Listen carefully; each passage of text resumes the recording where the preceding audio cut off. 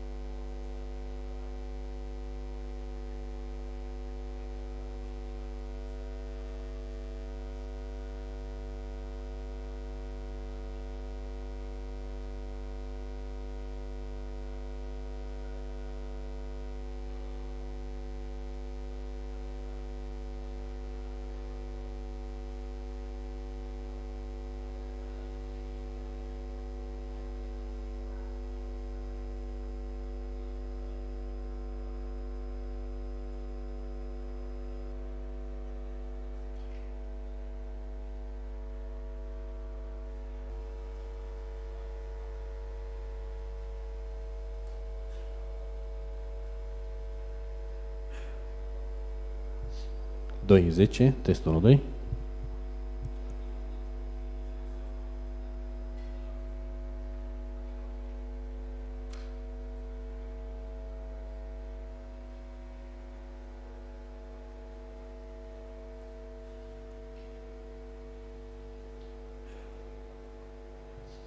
Doi, 10, test 1, 2.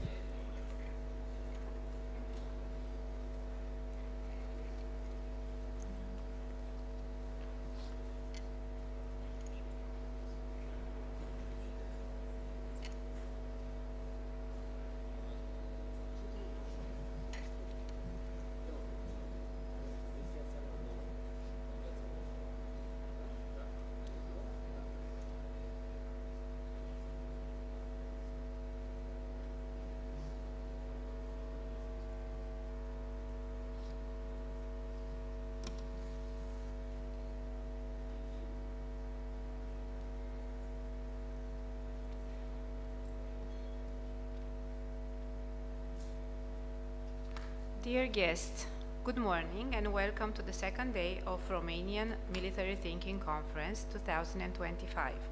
I am Captain Andreea Motoc, military journalist and your host for this event. Today we will have 4 debates, 1 round table, 3 academic panels, while the history section is divided into 2 parts. The topics for the debates scheduled today are as follows: consolidated national defense, civic resilience in times of crisis, bridging civil-military cooperation, industrial cooperation and innovation in the field of security and defense, multi-domain operations, adapting the armed forces to future conflicts. For the debates, we encourage the audience to ask questions during the Q&A sections. This being said, please allow me to move on to the first debate of the day. The first panel of the day focuses on the topic Consolidated National Defense and is coordinated by the Strategic Planning Directorate of the Defense Staff. The panel is moderated by Major General Dacian Tiberiu Șerban, Chief of the Strategic Planning Directorate of the Defense Staff. In August 2025, the Minister of National Defense appointed Major General Dacian Tiberiu Șerban as Chief of the Strategic Planning Directorate. Prior to this appointment, he held a wide range of positions at the tactical, operational, and strategic levels within the Romanian Armed Forces and NATO command structures, including serving as director of the NATO International Military Staff Cooperative Security Division. Major General Șerban has completed 3 combat deployments in Afghanistan in support of Operation Enduring Freedom and the International Security Assistance Force, ISAF. Dear sir, the floor is yours. Thank you very much. Good morning, everyone. Generals, distinguished guests, esteemed colleagues, it is my honor and privilege to moderate this panel on national consolidated defense within Romanian military thinking strategic studies conference. I would get it started by saying that in a thoroughly and intensively contested contemporary security environment in which the versatile nature of the interdependence between ends, ways, means, and threat risks vulnerability is the vector for the ever-changing character of the reality as we know it and perceive it, it becomes an existential necessity to adopt a whole of society approach. It is the only reasonable solutions in the endeavor to prevail against the uncertain and of threats and ultimately set the condition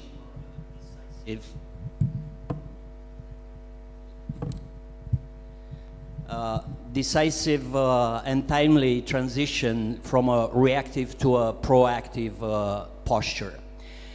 This panel delves into the depths of both deterrence and mitigation measures of full spectrum risks associated to systemic, procedural, and cognitive vulnerabilities spanned across a multifaceted societal and operational landscape. It aims at providing valuable and educated insights with respect to a whole of government and societal approach in preventing, disrupting, and ultimately render ineffective any adversarial threats posed by a variety of different actors with merging or competing interests in order to preserve the constitutional rights and liberties of society and simultaneously maintain the freedom of promoting and pursuing national interest in an allied, regional, or European context. The consolidated national defense concept is the focal point of this panel and will be addressed from different perspectives and associated concepts in order to highlight the most salient and critical related aspects. As part of the allied standardization and interoperability efforts, and as a direct consequence and influence over the national defense strategies of allied states and their subsequent force transformation requirements, the NATO warfighting capstone concept is also going to be addressed. So that the contemporary security environment demands a holistic approach to defense, one that integrates military, civil, economic, informational, and societal instruments of power into a single, coherent framework. Today, our distinguished speakers will debate on how Romania, within a national and allied context, could operationalize this vision through integrated defense mechanisms, layered resilience, credible influence, and power projection, and ultimately through partnerships with civil society that generate mutually beneficial effects. Panel's objective and our overall goal is to address challenges and, in the same time, identify actionable insights that enhance interoperability, interagency coherence, national, regional, and allied resilience that would enable successful implementation of the consolidated national defense concept. We will now open the panel with individual interventions where each panelist is kindly requested to express his point of view, thoughts on the matter. I would like to point out that each speaker will have a 5 to 7 minutes time frame to present his perspective. But before that, with your permission, I will now proceed to mention a few details about each speaker's background. Lieutenant General Dragoș Dumitru Iacob, Deputy Chief of Defense, Vice Chief of Defense, sorry. General's extensive command and staff experience spans tactical, operational, and strategic levels within both Romanian land forces and NATO structures. General has served as commander of the 15th Mechanized Brigade, Podunal, Chief of Training and Doctrine at the Defense Staff, commander of the 2nd Infantry Division, Jetica, and commander of the Multinational Corps, Southeast. For the past 2 years, has assumed the position of Deputy Chief of Defense. General has also participated in 2 mission tours in Afghanistan.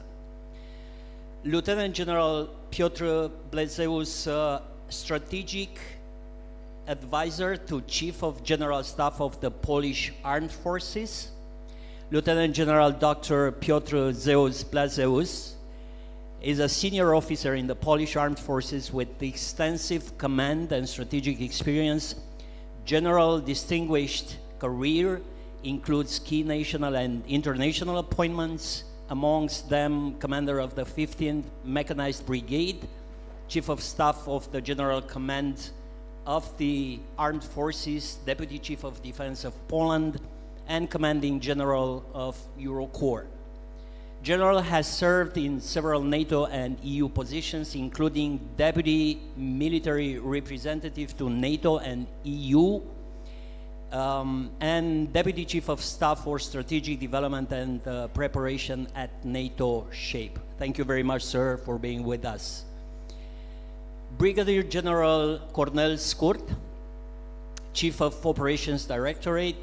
General has commanded the 812th Infantry Battalion Bistrița, the 81st Mechanized Brigade General Grigore Balan, and has held key staff positions within the 4th Infantry Division Gemina and the 2nd Infantry Brigade Rovine. General's international experience includes 2 deployments into Afghanistan as a part of ISAF missions, serving as both battalion commander and chief of staff. Colonel Sabina Gheru, Training and Modeling and Simulation Facilities Coordination Section Head from Doctrine and Training Directorate. During his career, Colonel held positions from tactical to strategic level, not only in the field of artillery, but also in logistic, cryptology, standardization, force planning, scenarios, concepts, and finally in training domain. Colonel has got 4 mission tours in Afghanistan and staff personnel in ISAF and Resolute Support Commands. In the last years, Colonel contributed to the development of Romanian Armed Forces Strategic Defense Review in 2020 and 2024, to the Romanian Army Doctrine, and to the Consolidated National Defense Concept, our subject today. Concluding the introduction of our panel speakers, I respectfully invite the Vice Chief of Romanian Defense, Lieutenant General Dragoș Dumitru Iacob, to open the panel by expressing his thoughts on consolidated national defense. Over to you, sir. Thank you very much, TB. Good morning, ladies and gentlemen. Great to see some of you again. Great to see you new faces. The first question that I would like to throw as a curveball, the baseball fans will know what that is why bother with high-level type of strategic concepts? And the answer is because the ever-changing nature, character of warfare. Because looking at what's happening, it's no longer a matter of power projection and settling things in a timely manner against a certain type of adversary, but it's how you sustain on a longer term the fight against a near-peer adversary. But before I go into some of the things that I would like to share with you regarding the consolidated national defense, I will tell you what is not the consolidated national defense. It is not the popular war of Clausewitz, although it has some resemblances, which I will shortly point out. If you remember, Clausewitz had one of his trinities, the government, the people, and the army, and all 3 of those points of the triangle, they play a role in the national, consolidated national defense. It also requires a political control. That's why you have the government on top of the triangle, which was pointed out by Clausewitz on the broader definition of war. It also it's defensive in nature, that it is called defense, and this is another common point. Where I don't think it goes beyond the popular war is the fact that it requires a tactical and operational depth to be ceded to the enemy, and it is performed mainly in the territory that is, let's say, ceded to the enemy because of an imbalance in the parties. What it is not the war of the entire people. The socialist concept that was adopted in the socialist Romanian starting with the early 70s.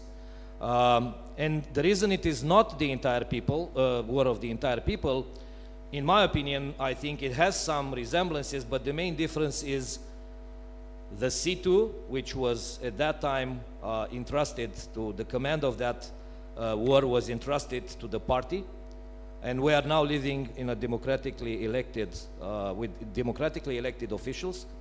And also, it required a centralized economy, and now the challenge is how you do that in a market economy, and how much you go back and centralize some of the economy to sustain the war effort.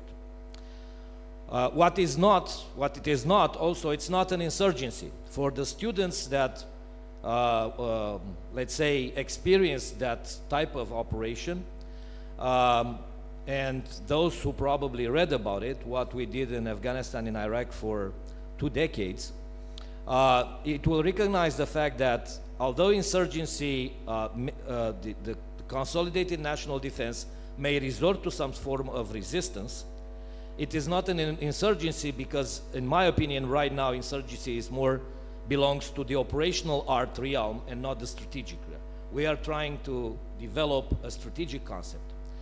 I know the other panelists, and thank you very much, Piotr, for being here and sharing with us how the Polish military sees that. What I think it is, and I go back to the consolidated word, is it has to be a whole of government approach. And I would ask you to perform an exercise of imagination and think of the Allied defense, the collective defense, and the national defense as two overlapping layers. On the bottom you have the national defense. You have the processes that cannot be devolved or entrusted to anyone because they are a matter of country sovereignty. And then you have the collective defense, the regional plans, the allied operation that is performed on Romanian soil. Definitely, what we are talking about is the national consolidated defense, which is linked with the allied defense, so you can synchronize and get the synergy necessary to defend. So I will stop here, and I'm looking forward to for questions from the audience. But I'm very much interested to hear also the points that my fellow panelists have. Thank you. Thank you very much, sir. Your input offers a very valuable angle on the topic, and considering what is not consolidated national defense, it is something what we have to consider further. Absolutely. I would now invite Lieutenant General Piotr Bladzeus to address the audience. Sir, the floor is yours. Thank you. Generals, I'm not sure if any admirals in the room. I don't see. Ladies and gentlemen, I would say that it all boils down to the preparation and practicing how the country will operate during the crisis and war. And the Ukraine is the best example. And one remark, keep in mind, I think in January, the war in Ukraine will surpass the duration of the Russian Great Patriotic War, okay? Keep that in mind. This shows also the weakness of Russia. Okay, think about it. Such a great, they consider themselves a superpower, and they are not able to take over Ukraine. So let's continue supporting the Ukrainians because they are doing a phenomenal job. But about Ukraine, look at them. Despite all the obstacles, the country still functions. The medical and social services are working. Banking system is working.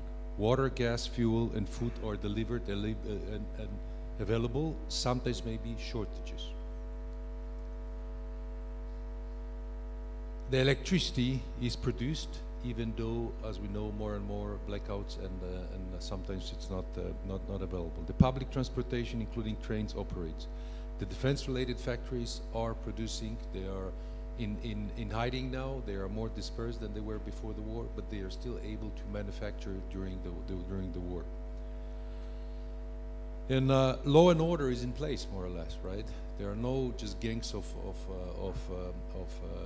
thieves and robbers running around around the country. The schools are operating. The humanitarian and military aid is from abroad is making it to Ukraine. The Russians are not able to stop it. The training of new soldiers and units, basically at least the partial reconstitution of the units is happening. Maybe not to the quality that you would like to, but it's ongoing. The government is working and fulfilling its tasks. So it's not really, you cannot say it's a failed state. It's actually a state at war. And that's something that we should observe and try to figure out, okay, how we gonna behave in such circumstances. Now, two questions that I want you to think about. One, are we ready and prepared to operate as a state, as an alliance in time of crisis and war? And I don't mean the military. I mean, again, this whole government and society together. And the other question that's even more complex and higher level is, is the European Union prepared to operate in time of crisis in Union? And what would be its role? Would it be just supporting the NATO, or it has something else in mind? And how it will operate, because Brussels will be also a target. Now, let me turn to my country efforts to be as prepared and as much as possible for the time of crisis and war. So we have a great advantage because our society feels and understands the threat and is aware of Russian behavior and atrocities in the past. It's still a vivid memory of how they behaved in Poland throughout the centuries. On the top of it, we have welcomed around 1.5 million Ukrainians who are living, working, studying in Poland. We get the first-hand tale of the stories of the Russian atrocities. And I'll give you one example that really surprised me. My wife is a teacher. She has Ukrainian kids in the Polish class. They are just being treated as any other students. So on the September 1st, when we celebrate the beginning of World War II, when we were first invaded by Germany, and remember, 17 September, according to the Ribbentrop-Molotov Pact, Russia also joined the Nazi effort to start and basically conduct World War II. But what happened there is, in Poland, the word for rocket is rakieta, similar to Russian a little bit, right? It means both in Polish the space, the ballistic missile, the space rocket, and the tennis rocket. So our Polish kids, when you ask, what do you mean when you, how do you understand the word rocket, right, rakieta? Well, the kids say, oh, space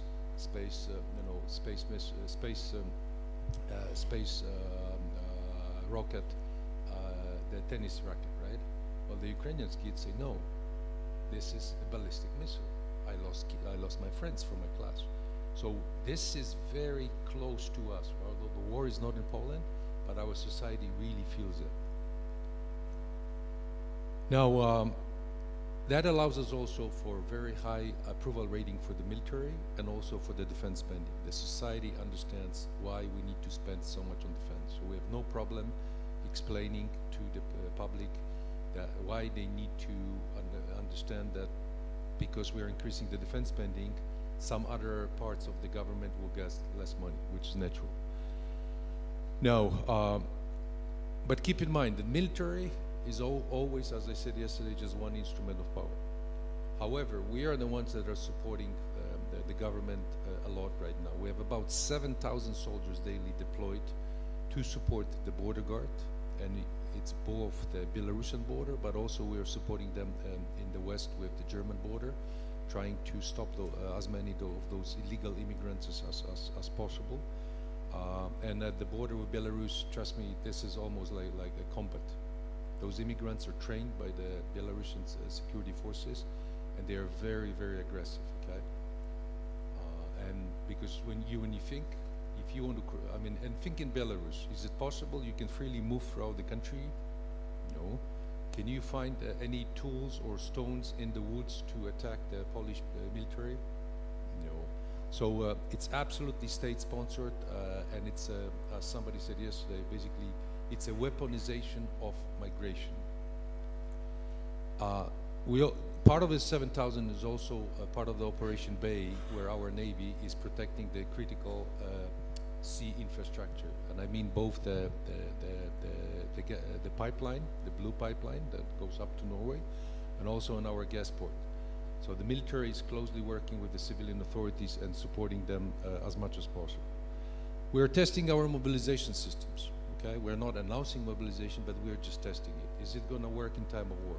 What's the best way to inform and send, this note to the citizen? Hey, you are being mobilized, and it boils down also to the digitization, because nowadays it would take too much time to send the paper, a letter, hey, you are being mobilized or something. So we are finding ways through our M-Obywatel, which is a great application that you can do a lot of your personal business with the government via internet. We are also thinking about doing this mobilizations the same ways. Now, we're also enhancing our reserves. We are, first of all, we introduced the so-called voluntary draft service.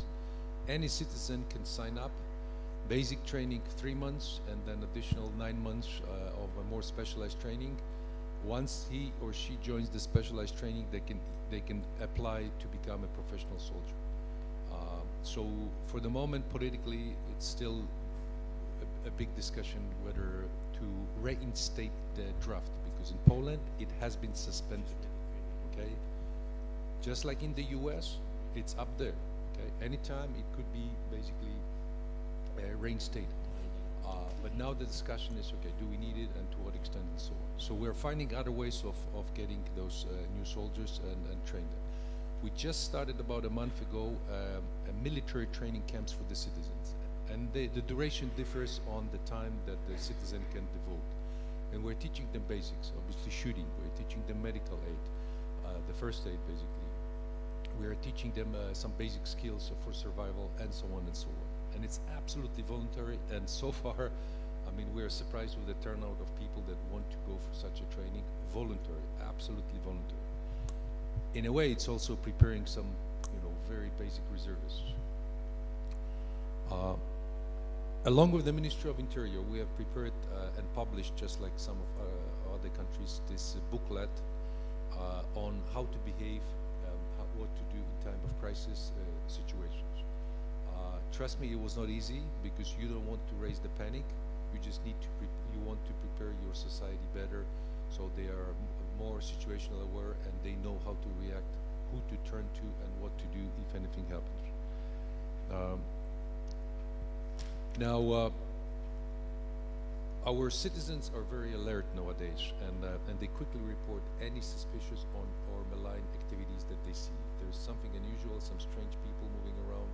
If somebody hangs on the railway, this remote tracking device, they immediately tell us that they found it and so on. So the awareness is there. Our territorial defense, as you know, a great success. At first, a lot of skepticism in Poland about creation, but now it turned out as a great success. They are picking up more and more tasks. They were designed also, and they are now practicing how to perform resistance, because those are the people from the particular part of the country. They know this country, this particular part of the country. They know every piece of wood. They know every terrain, every obstacle.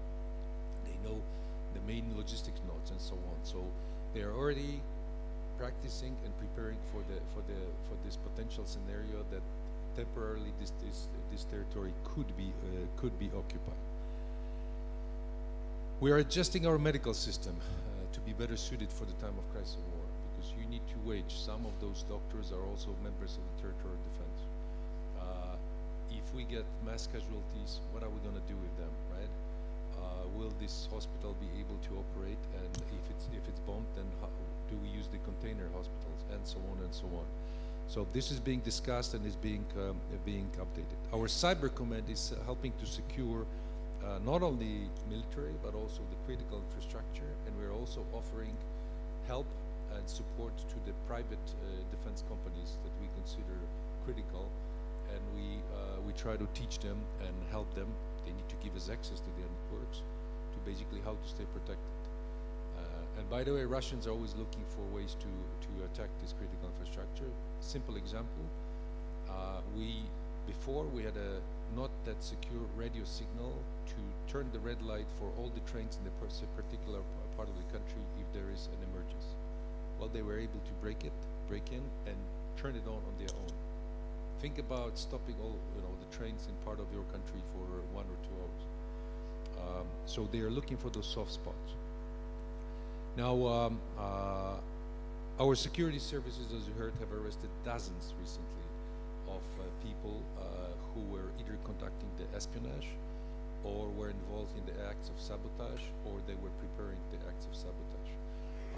So this is something that's ongoing, and our security services stay extremely busy. The point is always name them and blame them. Tell the society who caused this huge fire in this huge warehouse that caused such a big losses. Okay, simple. Apparently, disasters. Apparently, it was just a small drone that dropped some really flammable material into a certain part and started the fire. So think how long it takes to try to find who is responsible for that. And by the way, Russians are using a lot of proxies. They could be criminals, they could be disgruntled citizens, they could be citizens holding Ukrainian passport, right, officially. So they always find those people for different reasons. They are willing to perform such acts, sometimes not even understanding that they're working for Russia. What we also do, and I will be finishing now because I'm looking at you and you're already giving me signals, thank you. One is, the most important is to educate the society, educate the political leaders about what it means to operate in crisis and war, but also what it means if you want us to be effective and use our non-kinetic and kinetic systems in peacetime, what it means and what kind of authorities and risk they need to accept. So we are educating, we are conducting those tabletop exercises where we discuss, okay, in such a scenario, what do we do? And then open a little bit the eyes for the decision makers, for the local governments, okay, this is what would be expected of you. Also we conduct exercise. We have a large exercise every now it will be, I think, maybe 3 years, where we get involved all the local governments, okay, both the representatives of the central government and the local government, and they participate in the exercise. We play with them for real, and this is how we work out and iron out our procedures that we have in place to check them. And an important thing, always difficult, is to tell this particular head of the government, you need to personally participate in it, okay? Don't send somebody as a representative. Be in this exercise, see what it is, because you'll be better prepared and you will know how to drive your organization. And last example, you heard probably that Poland started this initiative, we call it Eastern Shield. Basically, it's not a next Maginot Line, as some people think. This is just a project to restrict the freedom of movement of the enemy, to reassure the local citizens, but also to increase our readiness and basically contribute to the deterrence. What it is basically for about 2.5 billion euros to be completed by 28. We are building elements of fortifications, and I stress elements, not the whole line. We are also preparing or designing the natural obstacles which could be used, and there are a number of those that once you identify and you prepare them, then it's much easier to execute it once you need it.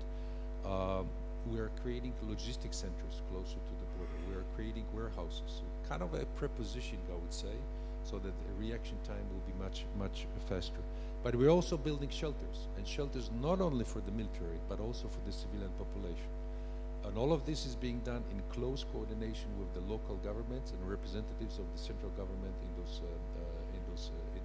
territories, because they need to be part of it. And think about all the issues, okay? Who is the landowner, okay? Can we really do it, okay? What regulations we have to follow? So it's not an easy, but this is a very good practical exercise to prepare as much as possible already in peacetime. So this system is designed to increase our detection capability.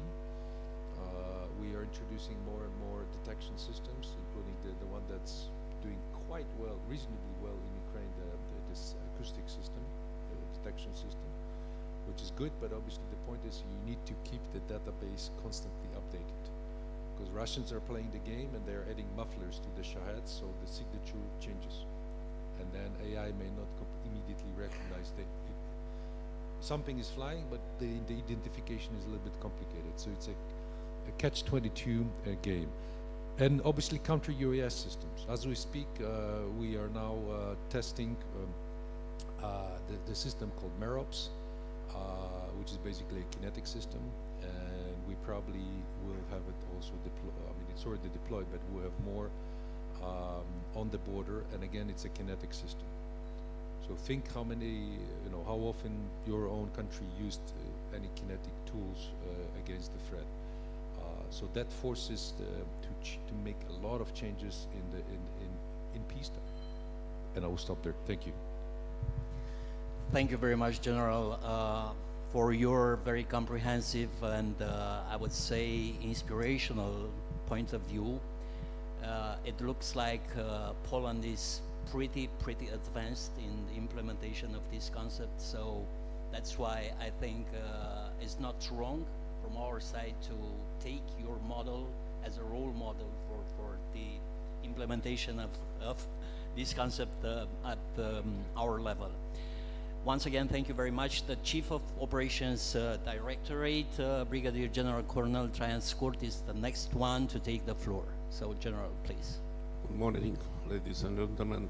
It's a little bit difficult to speak after the general because he tried to find all the interesting points in this concept, but I will try to focus just from the operational point of view about the consolidated national defense. We really need the national consolidated defense. I think that we need in 2 or 3 lines of effort. The first one is the governmental line of effort in order to educate and inform the population of the Romanian, in order to identify the main threats very close to the national borders. Secondly, focus to the military line of effort.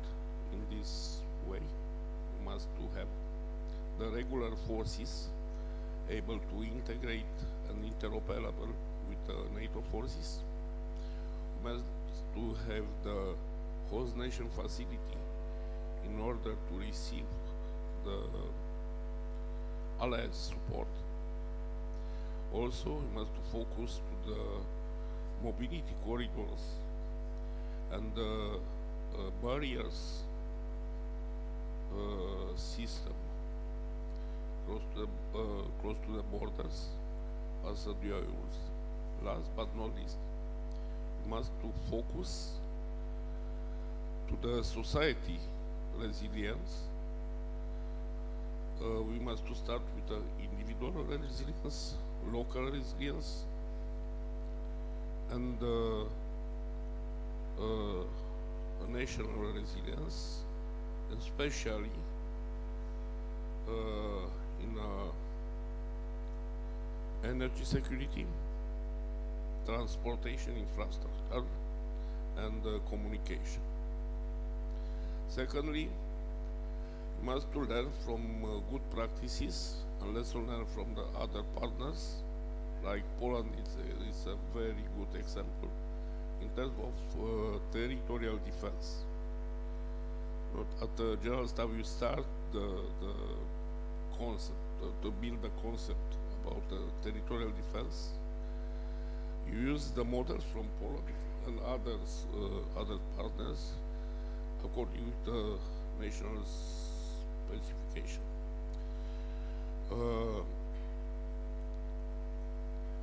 Last, but not least, we must to focus to our military education system in order to identify and focus the effort in order to identify the good practices and follow up the system of education in other countries which have a territorial defense system at a high level of development. Thank you. Thank you very much, General, for sharing with us your point of view. I put a little emphasis on the idea of being in need to develop the individual resilience. This is something we have to work on, definitely. But everything you have said is of great value. Now, Colonel Sabina Angheru is going to complete the topic with his expertise on the matter as he was actively involved in the development phase of the concept. So, Colonel, please have the Thank you, sir. floor. Good morning, ladies and gentlemen, distinguished guests. Consolidated national defense is not a theoretical concept anymore. It's a must,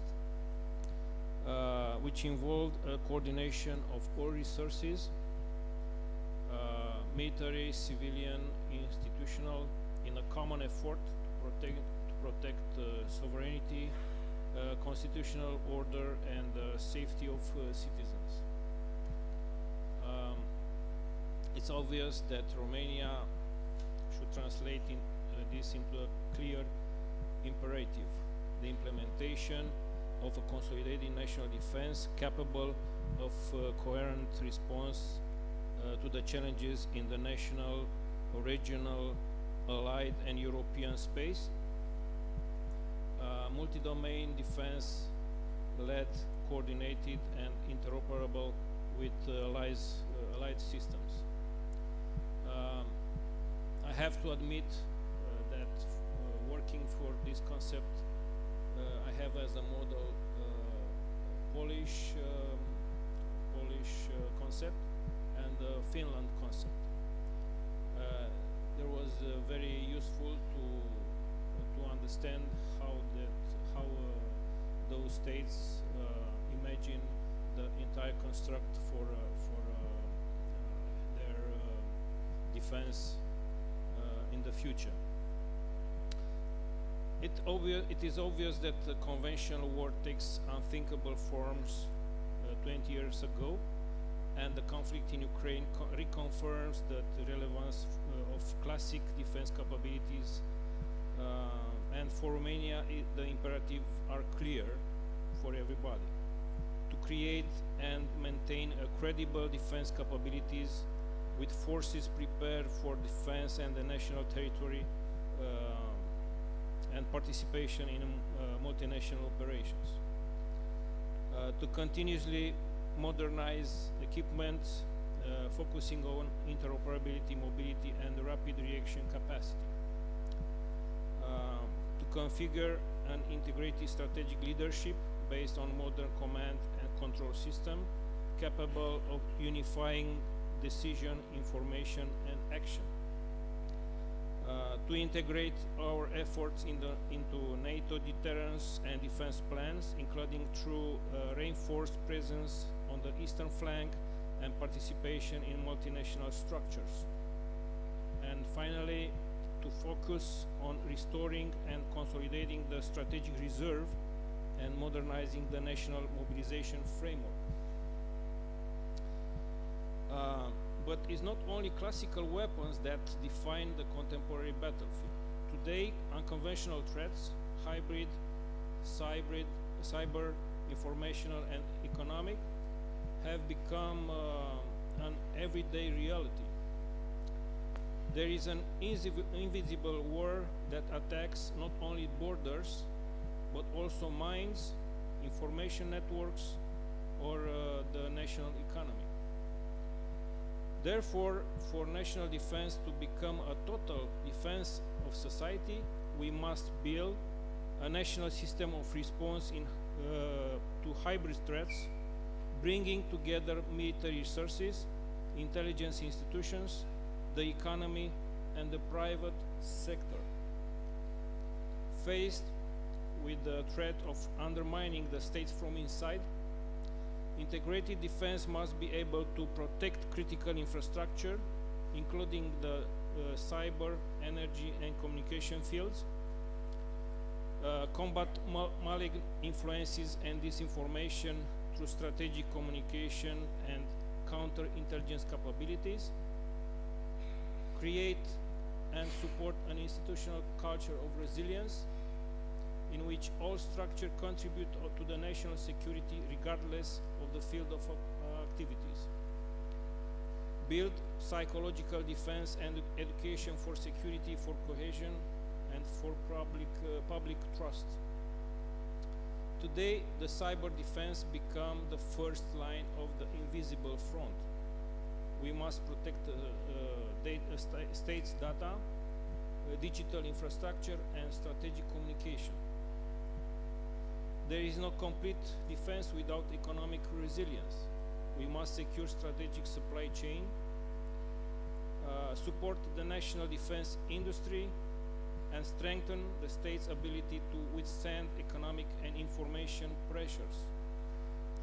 Finally, integrated national defense cannot be complete without effective management of civil emergencies. Human-made and natural disasters, pandemic or cyber attacks can affect population as severely as armed conflict. Therefore, an integrated civil-military command architecture is needed, based on coordination between Ministry of National Defense, the Ministry of Interior, the Department for Emergency Situations, intelligence services, and local authorities. Consolidated defense is not just about armies and institutions, but is about prepared citizens, informed communities, solidarity and responsibility. Civil society and the private sector must become active partners in this architecture. We must involve citizens through security education and organized volunteering. Romania has the resources, partners, and will to build a defense system adapted to the 21st century.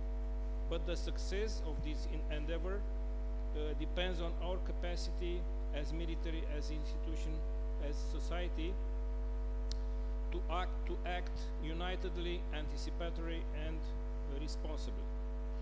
Faced with a strategic environment dominated by threats, integrated national defense represents the modern response of the mature state, which understands its role and responsibility.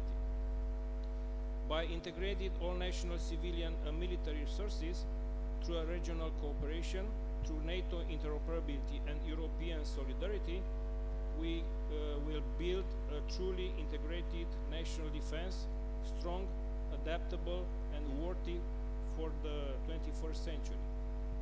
Thank you. Thank you very much, Colonel. We appreciate your insights very much. But now, with both yours, gentlemen, and audience permission, we will move on to the moderated discussion part of the panel, just to make sure we get the most out of your vast knowledge, understanding, and experience on the matter.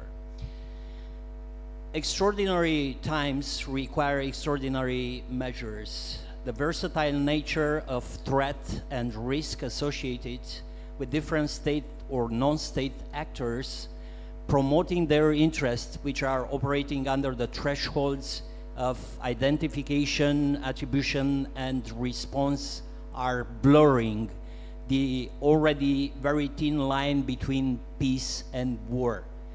The complexity of tactics, techniques, and procedures used to cover their identity, intentions, and desired end states requires a comprehensive and well-consolidated defense framework. A possible solution or a first step towards achieving integrity and unity of action would be a national consolidated defense. It has also been mentioned in strategic documents as a national responsibility to create the conditions that would allow us to transition from a reactive to a proactive posture in preventing, disrupting, deterring, countering, and ultimately mitigating the effects of this type of aggression. The relevance of the topic resides in a consolidated proposed set of approaches and governing principles, which selected and implemented on functionality, suitability, efficiency, and coherence basis will significantly contribute to an optimized integration, coordination, synchronization, and cooperation between state instruments of power, components, and society as a whole, resulting in a mutually benefiting effects context. With this being said, the dialogue will revolve around, but not limited to, integrated multi-domain interinstitutional defense, layered resilience, influence and power projection, and last but not least, mutually benefiting effects as a direct consequence of military and civil society cooperation. Starting with this point of our discussion, I would like to address my first question to the Romanian Vice Chief of Defense, Lieutenant General Dragoș Dumitru Iacob. So, sir, how does Romania's defense staff integrate non-military institutions into defense planning, and how important it is both for our military and civil society as well to have a shared understanding about the challenges posed by the dynamic of events on the security environment front? Please, sir. Thank you very much. Great question. Definitely the fact that we are not working on empty ground. Let's make it clear. The defense staff started to unwrap this concept after the first defense strategic defense review about 5 years ago. And that was the moment when we started to collectively think how we integrate the military instrument of power into the larger construct of national defense. One thing to be remembered is the fact, why the military? Why we think we should drive the process up to one point. And the answer is simple. It's written in the Romanian Constitution. The armed forces of Romania are entrusted with the guarantee of independence, sovereignty, and integrity of the territory of the Romanian state. We own the national defense plan. Therefore, if you really want to have a plan that can be applied and adjust, you need to plan not just the military, but also to drive the planning on some other places based on the military reaction to an aggression. And therefore, we started to think about how we can do that in an integrated manner. And there are some instruments that I can talk about and some which I cannot talk about. But one of the instruments is, once we revised the entire legislation and we identified the gaps or the places where you need to make changes, and that's a very important moment, because this is where you realize you go to the legislative power and you go and ask them to change the law. The recent example that I have is the amendment of the law which regards the preparedness of the population for wartime, which is now in the Senate for debate, and which will actually go and we will implement a system similar to the Polish one, where we will have the militaries, the voluntary service for military, for the soldiers, with the financial mechanism in place, but also with the training. So that will allow us to increase the reserves, is one point. So the legislative package, which is very important to be able to sustain the fight. Second is, okay, it's how we approach the regeneration of the forces. We as professional military, we know that you cannot rely on the forces indefinitely.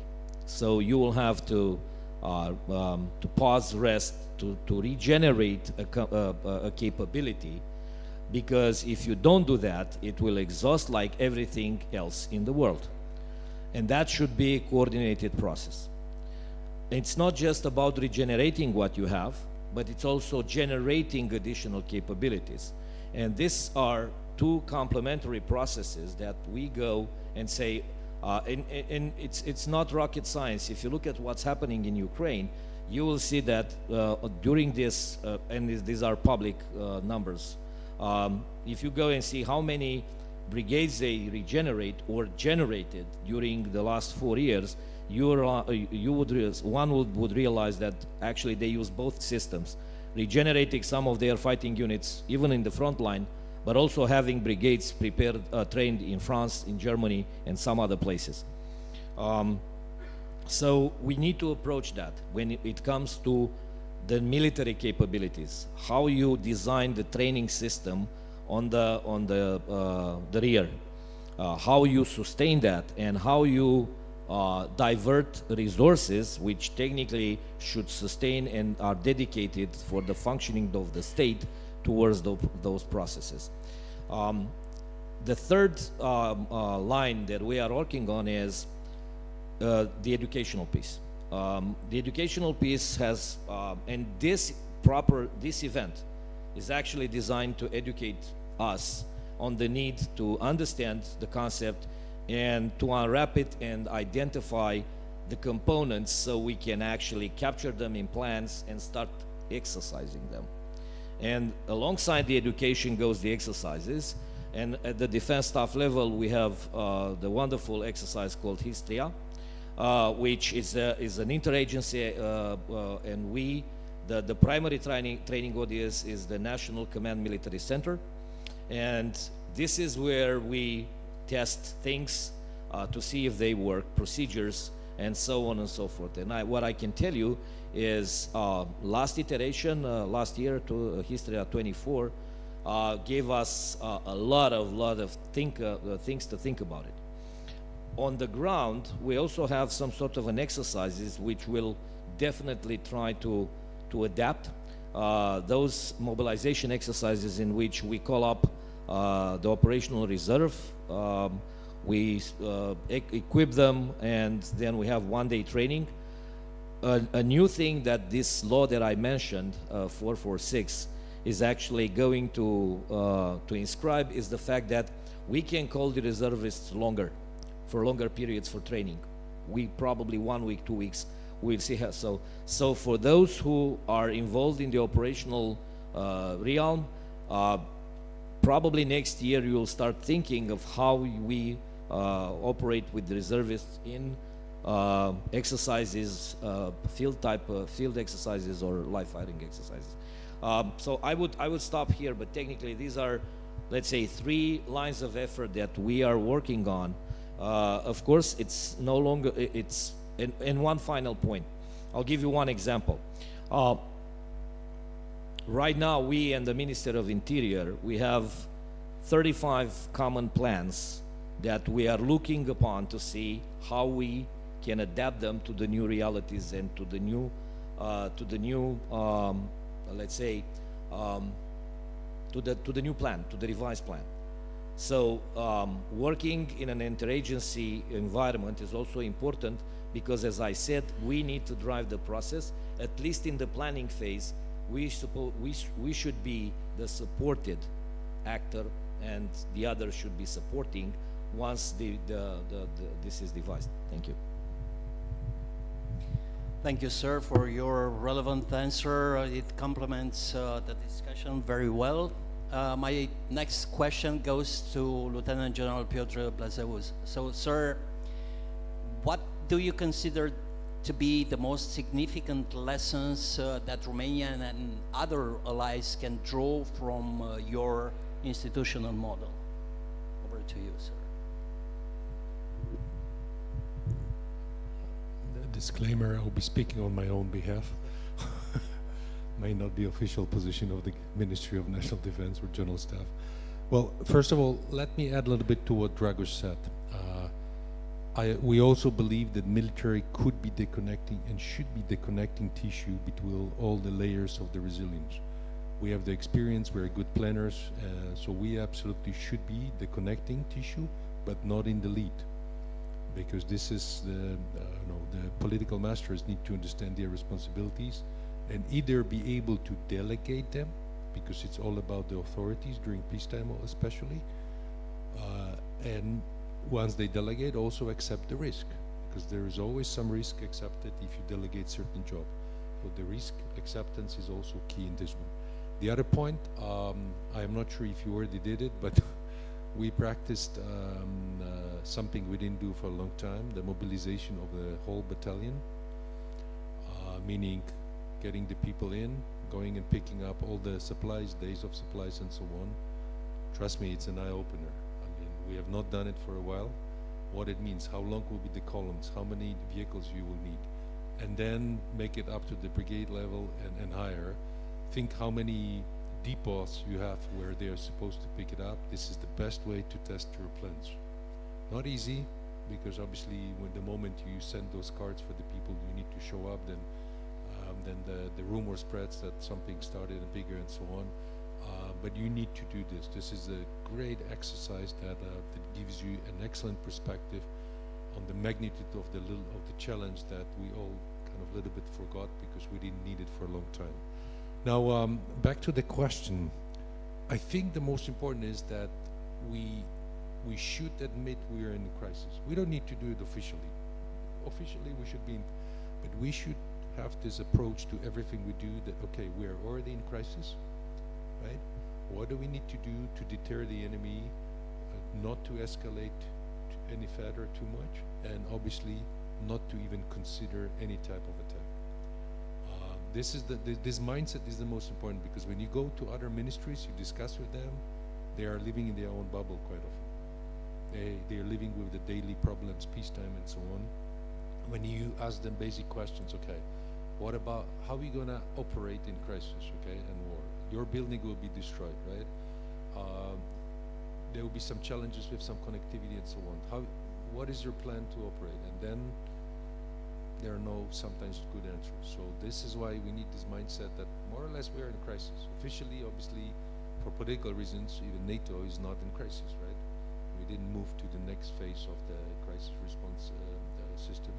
That's fine, but that doesn't preclude us for having this mindset while we prepare and we are preparing the deterrence and potentially defensive if required. We are, and the Colonel mentioned it, and we heard it many times during conference. We are in hybrid war right now as we speak, or warfare, whatever we call it. The Russians are operating under the threshold of Article 5, below the war, basically, and they're getting better and better. And you know, you probably experienced just as we did that our Blick system didn't work for quite a few hours. I think if you're, you know, especially for our U.S. friends, if there's no electricity, there's a blackout for a day, and your air conditioning is not working, your refrigerators are not working. Those are the basic things that I mentioned to you, this radio system to stop all the trains, right? And there are a lot of things. So what we all need to do is to try to analyze what are our weak spots, not only in the military but also in all the other parts of the government and society, where the enemy potentially can take advantage of us right now, because they are actively searching for those soft spots. They are looking for the themes that they can use to antagonize us between, for example, Poles and Ukrainians, between the allies and so on, right? There are some of our allies that immediately, if we are doing something a little bit more proactive, then Russia is threatening, and then the whole discussion about escalation is coming up. Is it escalatory? Come on, ladies and gentlemen. I mean, almost anything we do has some level of escalation, but if you manage it properly, then this is normal. And I'm just thinking if I have anything else, but one last point, ladies and gentlemen.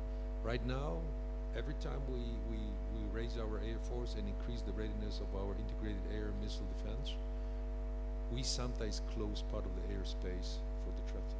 Okay, it's very inconvenient for the people flying on commercial landlines, for example, but they are redirected to some of the airports, or if it's not long, then they wait in the air. So this is something that the society needs to understand and start to be prepared for those, I call it inconveniences, because this is what we need. We need to have the clarity what's up there in the air, right? And try to limit the number of objects that are crossing the airspace at a certain altitude.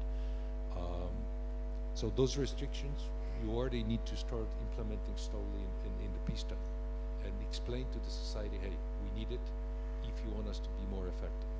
Thank you. Thank you, sir. A lot of value is found in your words and definitely will further reflect upon. My next question is oriented towards the operations side of the house. So, Brigadier General Skort, from operations perspective this time, what are the most significant fit-to-purpose actions oriented towards achieving the desired effects in consolidated civil-military cooperation on defense matters, please?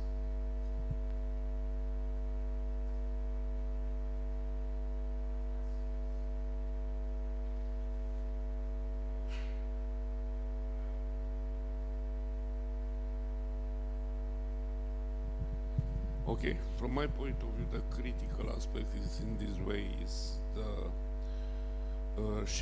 the common understanding about the threats, about the risk, and the measure in order to mitigate this risk from the high level risk to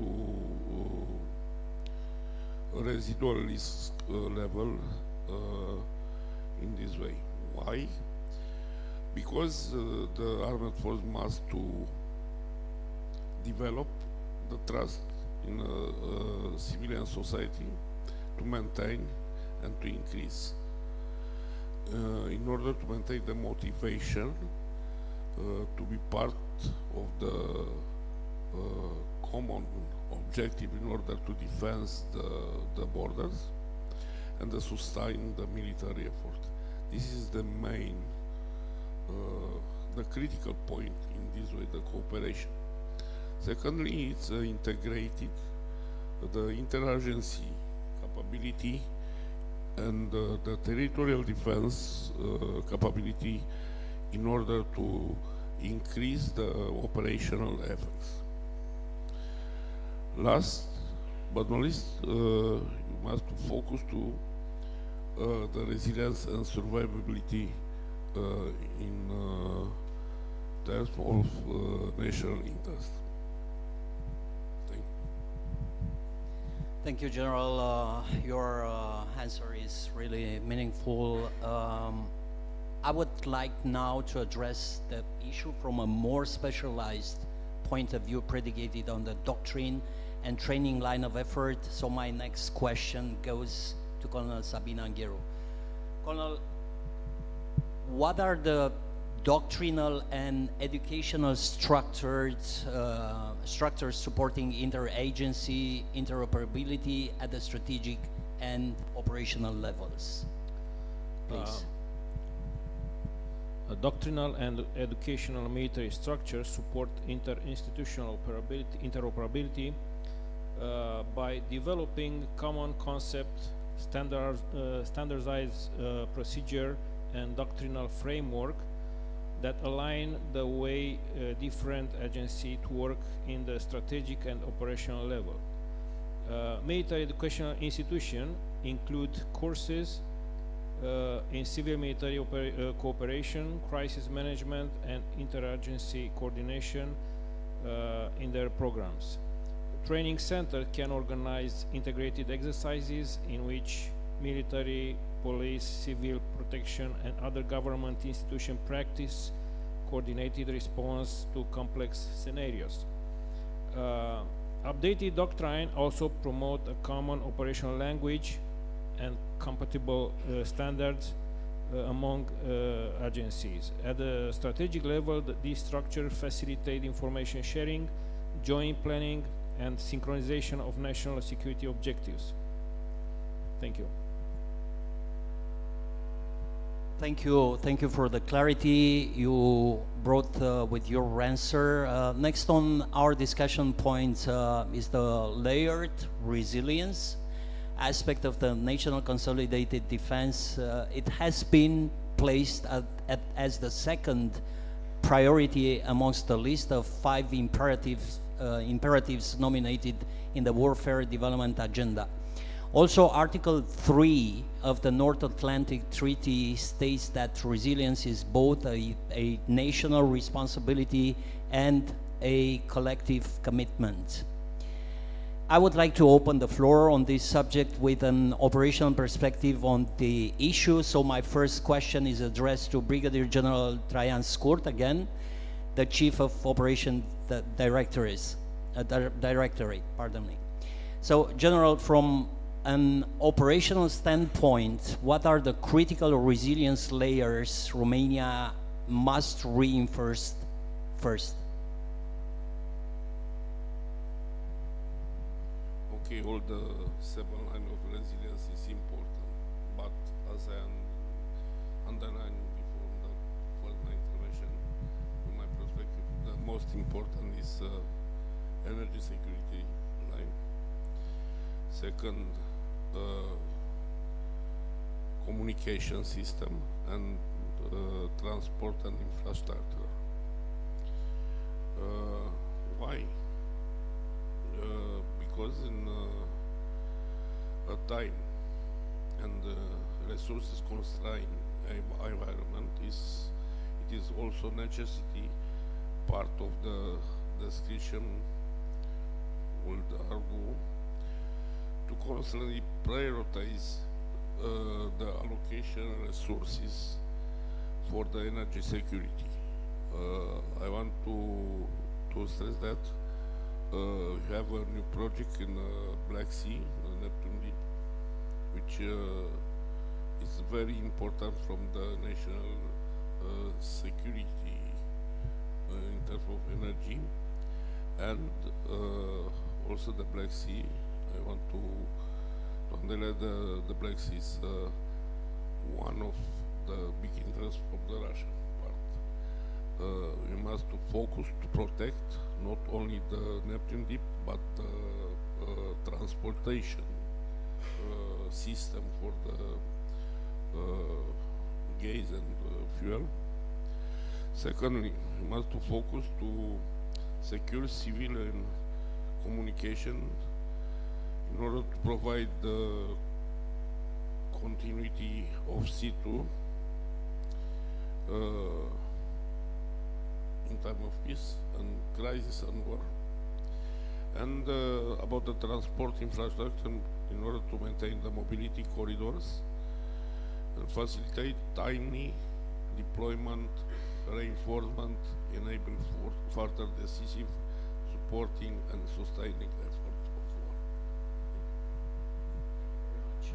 Can I jump in for a bit? Thank you. Of course, sir.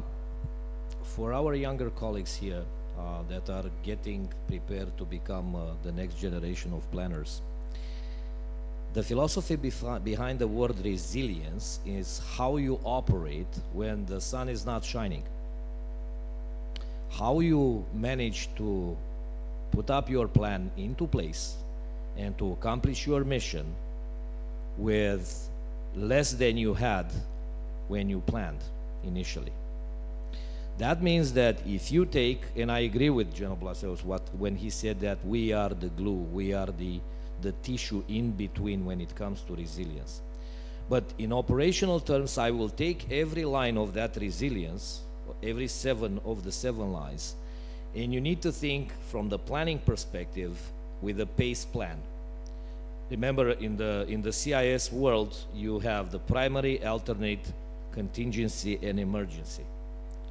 So if you go on that and you take the how you operate, if somebody takes the plug out of the socket, how you operate if your log fast is not is no longer available because you don't have power, how you operate in long hours when you're tired and miserable and you have not seen the shower for the last days. And this is what the people that are doing the fight and the people that are sustaining the fight are doing while you are planning. So I would suggest everybody to think of resilience as how you operate when the sun is not shining. Thank you. Well, thank you very much, Generals, for making the point so clear. Now, using the operational understanding, I would like to orient our discussion towards Colonel Sabin Angheru in order to get the doctrinal and training perspective. So, Colonel, how do you see best fit to test national resilience capacity, and what would be the most critical aspects related to it, please? Sir, first of all, the ability to achieve layer resilience at the national, regional, and allied levels depends primarily on effective coordination between security institution and the authorities for critical infrastructure. The second one is development of redundant capabilities, both technological and organizational, to ensure the continuity of vital functions in crisis situations. Early integration of civil and military planning strengthen resilience through coherent and complementary responses. Rapid exchange of information and joint risk assessments also contribute to the anticipation of management of threats. At the allied level, doctrinal and technical interoperability strengthens solidarity and the capacity for mutual support. Layer resilience is based on a mix of cooperation, redundancy, training, and continuous adaptability. Thank you very much, Colonel. And because we are rapidly approaching the final stage of our panel, I would like to address to you, General Sir, the next question. Having the Romanian military perspective, we would be very grateful to hear your perspective from Polish, let's say, experience on this topic regarding the resilience itself. Please, sir.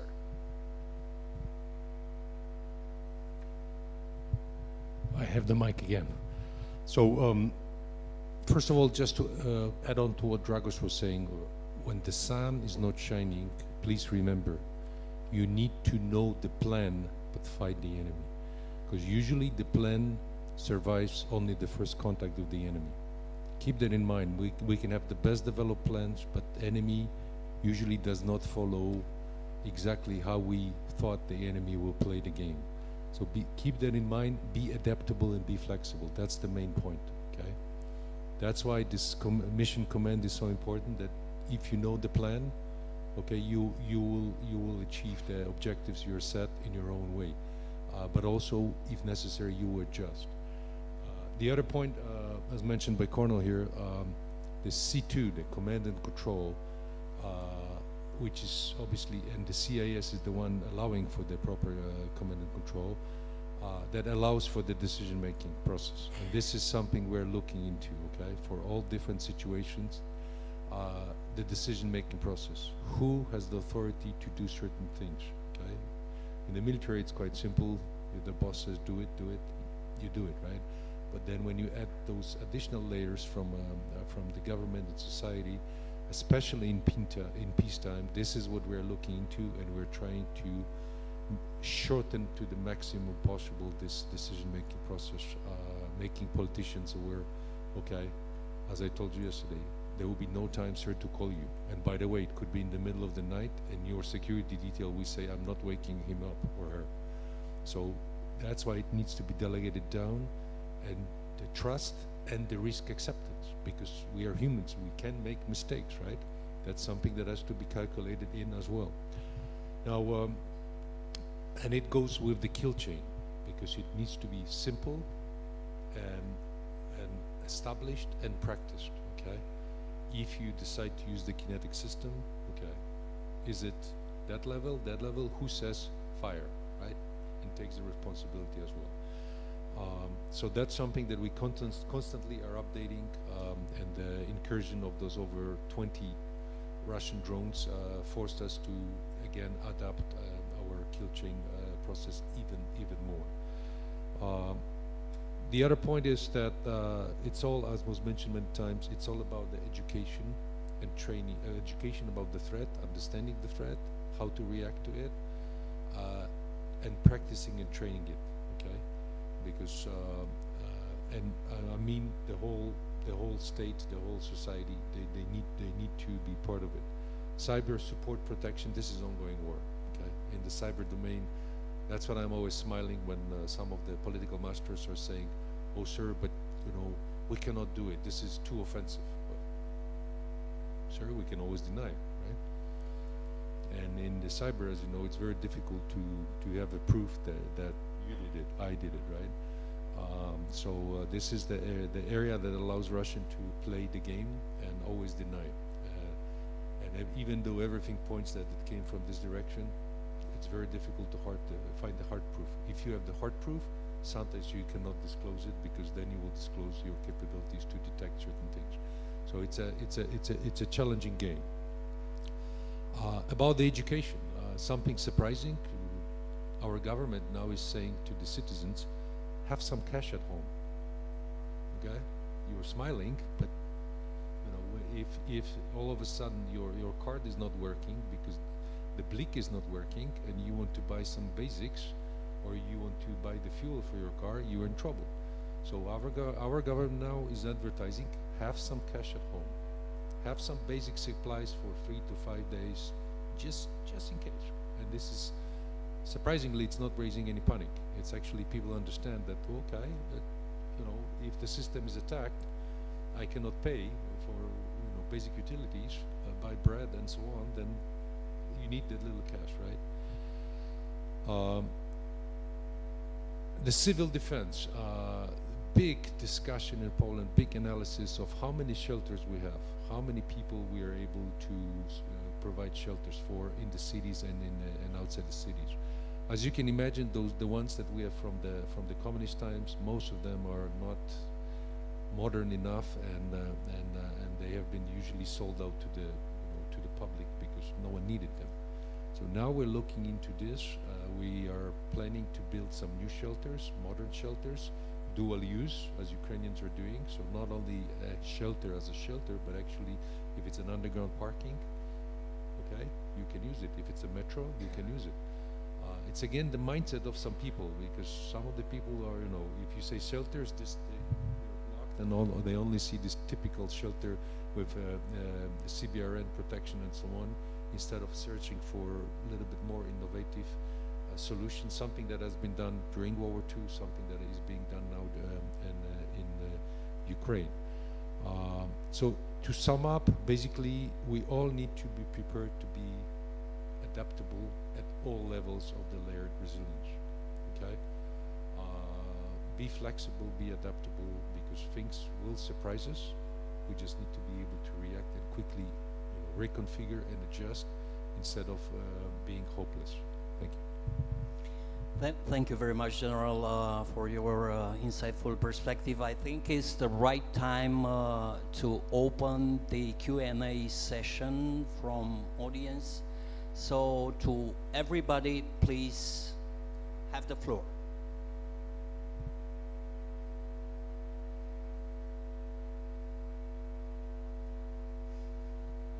Hello. Good morning, and thank you for making time for question from the audience. Later this month, on the 25th of November, will be the first conference in London, the Long War Conference. They started this conversation, and they discuss about the first battle bias, which in planning it's happening a lot, and the fragility of readiness. And in June this year, the head of the British Army introduced a new framework called 20-40-40. 20% for survivable critical equipment, but most importantly people. 40% for treatable, important systems, but we would like to keep, but we are also ready to lose. And consumable, like FPV drones, like loitering munitions and things like that. And I would very much like to know, of course we don't have enough time, but a short answer to this long war concept from the Romanian and the Polish perspective. Thank you.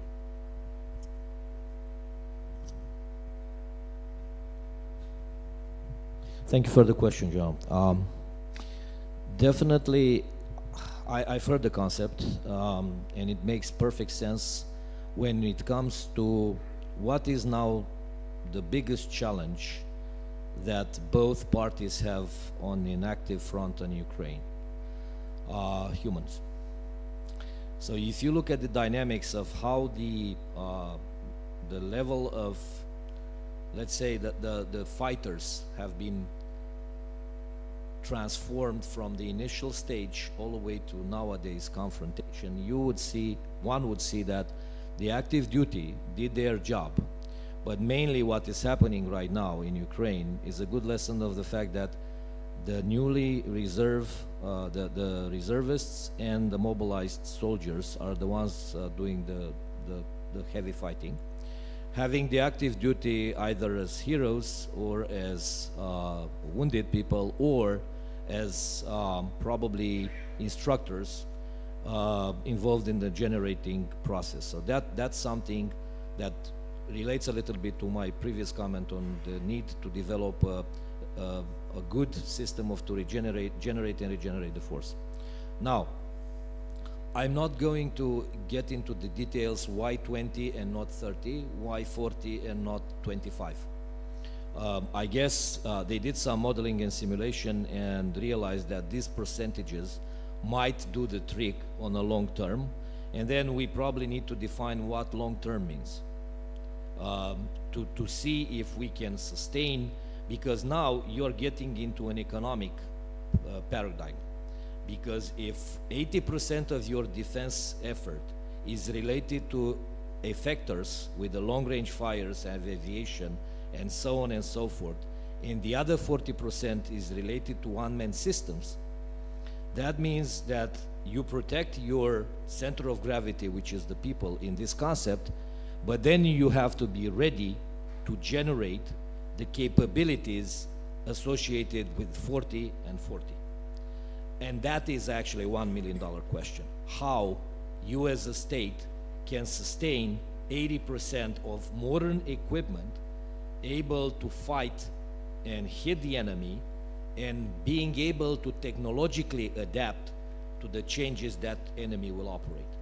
I'm looking forward to hear more about how the Brits are seeing that, but as my personal comments on this, I will rest here. I don't know if I answered your question. Paul, we can always count on you. Good question. So first of all, I would say that the quantification is always tricky, and whoever does it on a purpose. My gut feeling is that our British friends also did it for the purpose for justifying their budget and the need to increase the budget, showing that there are certain very expensive systems that they really need to have. But this is just my personal opinion. But again, I think it all boils down to adaptability. Numbers, okay, in peacetime are important because this is how you, if I may say, sell certain stuff to and justify why you need to buy certain stuff.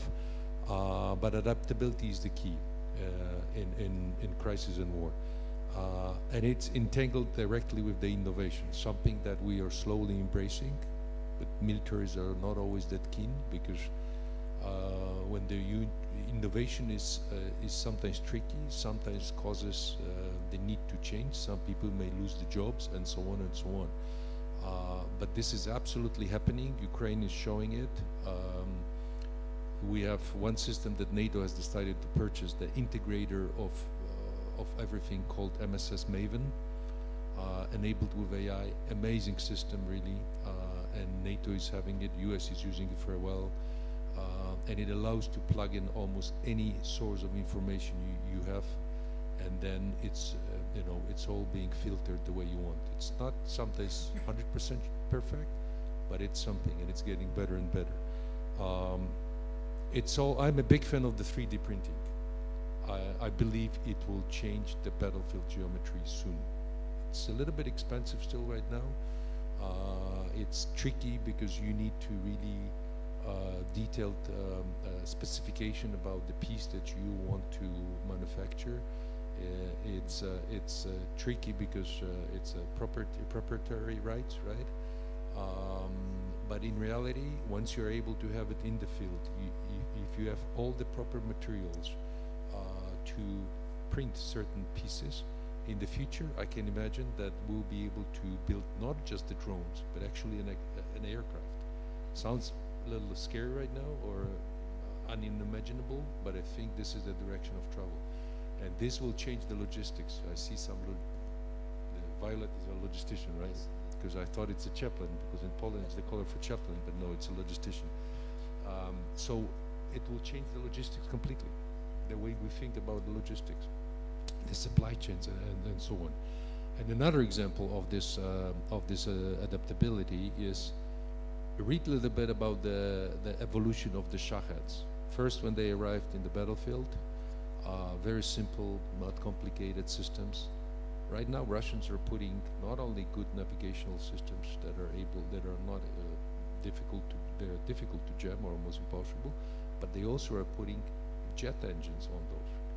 So this shows you how the adaptability is on the battlefield on both sides, and it's always the question who is faster to field certain changes, and it goes along. I'll go a little further on this one.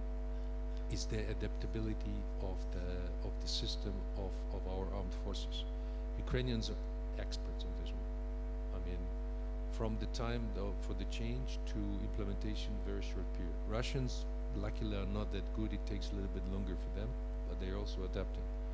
So in the future, in any crisis of war, this will be about the adaptability, our ability to adjust, change our TTPs, our systems, and basically how we conduct the war. Right now, as you know, in the middle there's 10 to 15 kilometer dead zone that no one really operates per se, and that zone may get even bigger and bigger. So that really changes, our military thinking about how the war will be conducted. But also keep in mind, the next war will not be like the war in Ukraine. So be careful on the lessons learned, lessons identified from that war. Thank you. Thank you very much, sir. And thank you very much for the question. I think there is room for one supplementary question, but right after that we have to conclude the panel in order not to compromise the rest and the timing of the conference. Please. Understood. Good morning, sir. I'm Major Givich from National University Defense. So seeing the Russian-Ukrainian war that has been going for almost 4 years, we notice that it brings a new dimension of conducting the fights. We see naval drones, the last one we see in our borders, that Russian destroy Ukrainian ship. We see a new type of drone rocket, Flamingo, which Ukraine used to achieve strategic goals. That means to incapacitate war economy in Russia. We see Shahed drones used widely by Russia against civil infrastructure, trying to influence them to not support the war. And we see for the first time in history soldiers that surrender to drones. In my opinion, the widespread use of the drones make Russia not to gain operational or strategic goals, or even tactical environment is very hard to achieve. Now, in compare with our neighbors, Ukraine is now the largest producer of the FPV drones. They produce more than 4 million drones per year. Now, my question is, in your opinion, sir, where is the place in our consolidated national defense, the implementation of this new technology, which are the drones? Or do we keep up with the new threats, or we should do more in order to implement it in our army? Thank you. Would you like, Major, to single out the person, the speakers, the speaker you want to take over the question? All right, I will take it. Please keep in mind that those technological innovations are changing the battlefield, but at the same time, unfortunately, mass still matters. Remember the Nazi Germany, right? They had those Wunderwaffe, really excellent equipment. It didn't change the tide of war that much because on the other side there was a huge mass, and they were not able to produce enough. But definitely, it's teaching us, like when you touch on drones, that the TB2s that we have, the Bayraktar, we need to continue updating them and changing, because they were successful at the beginning of the war. But then the Russian electronic warfare picked up, and they're not that effective anymore for the moment. You need to really make them more electronic warfare resistant. The Navy, very good example, and it's always fun to talk with the Navy personnel. Do we really need the Navy? And they get very upset. But it also it's showing that in war, not having the Navy, you can have such a strategic effect on the enemy's Navy. This is amazing. I mean, and really impressive that Ukrainians have been able to do it, and the Russian Navy, you know, they try to hide in, I think, in Novosibirsk, but still Ukrainians are able to reach them. The drones are also showing that the most important thing that we keep kind of forgetting, that when the war starts, take the fight to the territory of the enemy. Okay, this is this is classics, but we tend to forget it. And in some organizations, this is something for the moment, you know, difficult to consider because it's considered very offensive. But that's the case. When it starts, you can do a lot, and you should immediately start taking the fight to the territory of the enemy, as Ukrainians are doing. And this is causing serious problems for the Russian. It's not going to bring them to collapse, but it's really causing them some serious problems. The missile they are developing, excellent. This is, you know,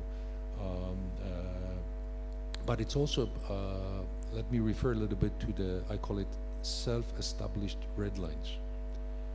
Think when the war started. First, tanks, no, we cannot give them tanks, okay? Then helicopters, we should not give them helicopters. Then you had the fighters. No, we should not give them the fighters. Then you had the long-range missiles. You cannot use them. You can use them only in certain parts and for certain purposes. Now it all changed. So we all passed those, I call it self-established red lines, and I think we'll pass even more. And this is showing that the earlier we realize that it's not escalatory in a way. I mean, the other side will be, you know, trying to show it's escalatory. You know, we rattle the nuclear saber and so on, but they're not going to use it.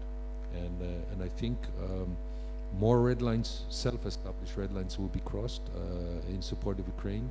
Some nations were, you know, lifted very quickly any restrictions on the use of the long-range weapons, and Ukrainians used them smartly. And shown some restraint and attacking mostly the military related targets.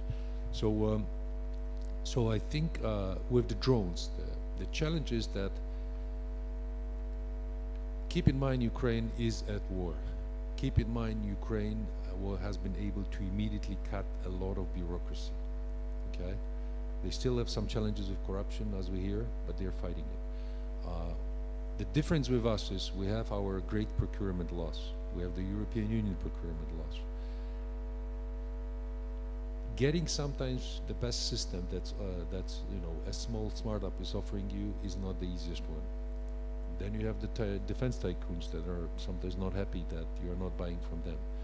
But the point is that with the innovation, you just like the Americans have done with those defense innovation units, and Army Future Command, which I think now is being transformed again. They've been able to find the ways to get those best systems that small companies have developed on board, use them, test them, and if they are working, we buy them. And there is a risk that you need to accept, because sometimes those small companies tell you we have the greatest system, but when you invest and the final product is not as good as they promised. But if you get one excellent system out of 10, I personally believe it's still worth the money. And the time is the most important, right? That those small companies can deliver usually much faster than the big ones. Big ones, usually it's a long-term project. We change our requirements, right? Constantly. Sometimes they are not able to meet one or two requirements, and it's an ongoing discussion, and the system is not available. So a combination of both is a balance between the two is perfect, because we need the scale of production, but also we need some innovations. And when I was the Eurocorps commander, I was pushing my staff to buy mini drones. They were telling me, sir, why do we need the mini drones? I said, we're not getting the capability. We are getting a mini capability so that we test it, we work on our procedures, and once we get the real one, we know how to plug it in. I also trained the operators for this MSS Maven, even though Eurocore doesn't have it yet, but they went and they tested it. I introduced the Starlink as an additional C2 system, the CIS system, to the Eurocore, even though the staff was resisting. And so when you, ladies and gentlemen, become the commanders, don't let the staff drive you, okay? They are your advisors, they will give you the best advice, but you will be the commander. You will be making the decision and taking the responsibility.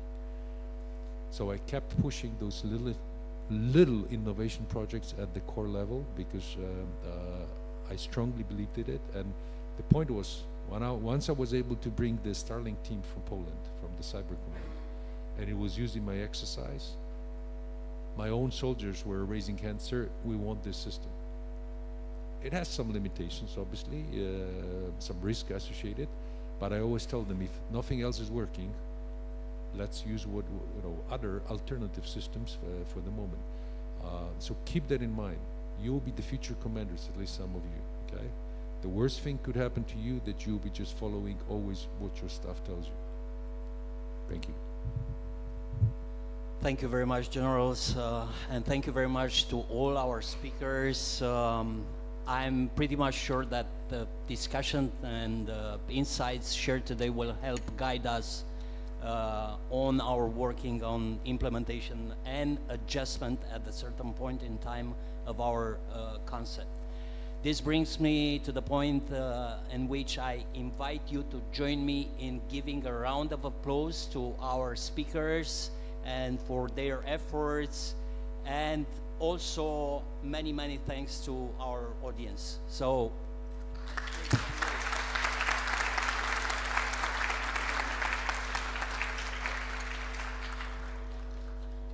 Thank you very much, gentlemen, for this truly engaging debate. That's why we are a little bit behind the schedule. So after a short break, we will return with the next panel starting in 15 minutes.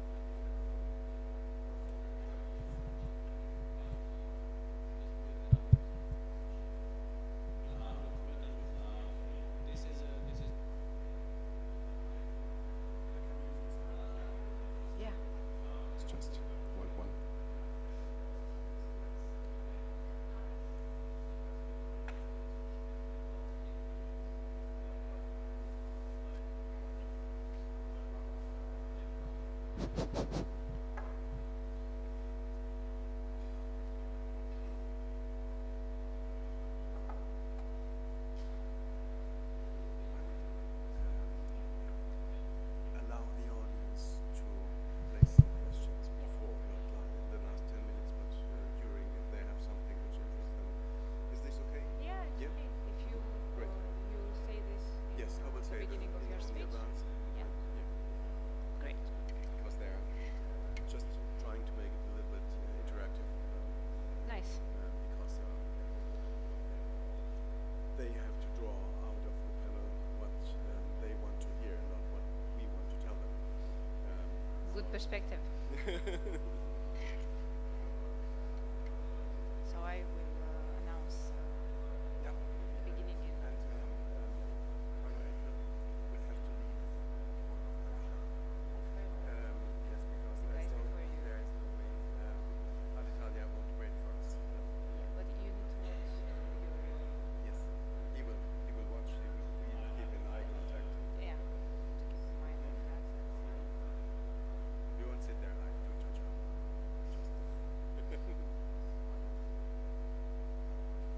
It's a nice place. The building is. I've never been here. Yesterday I was here. Oh. Yeah, it's very nice. History.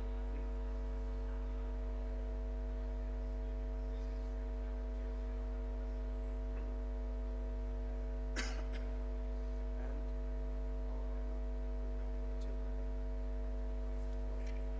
11:45.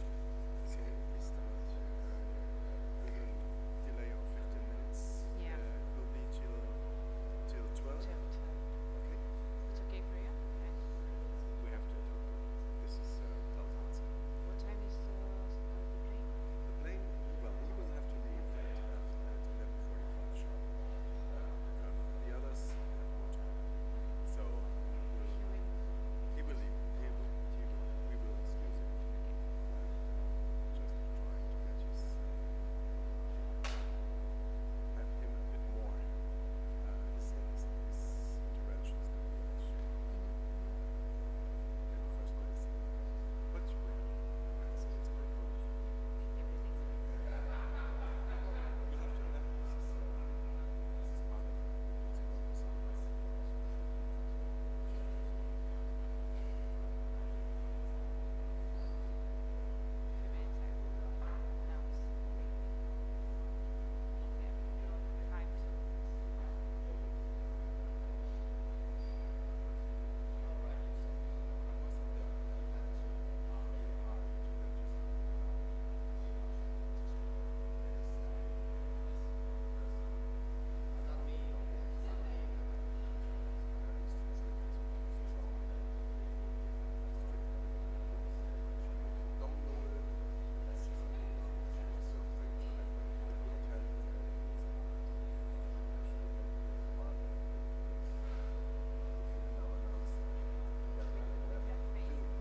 Use your strongest one.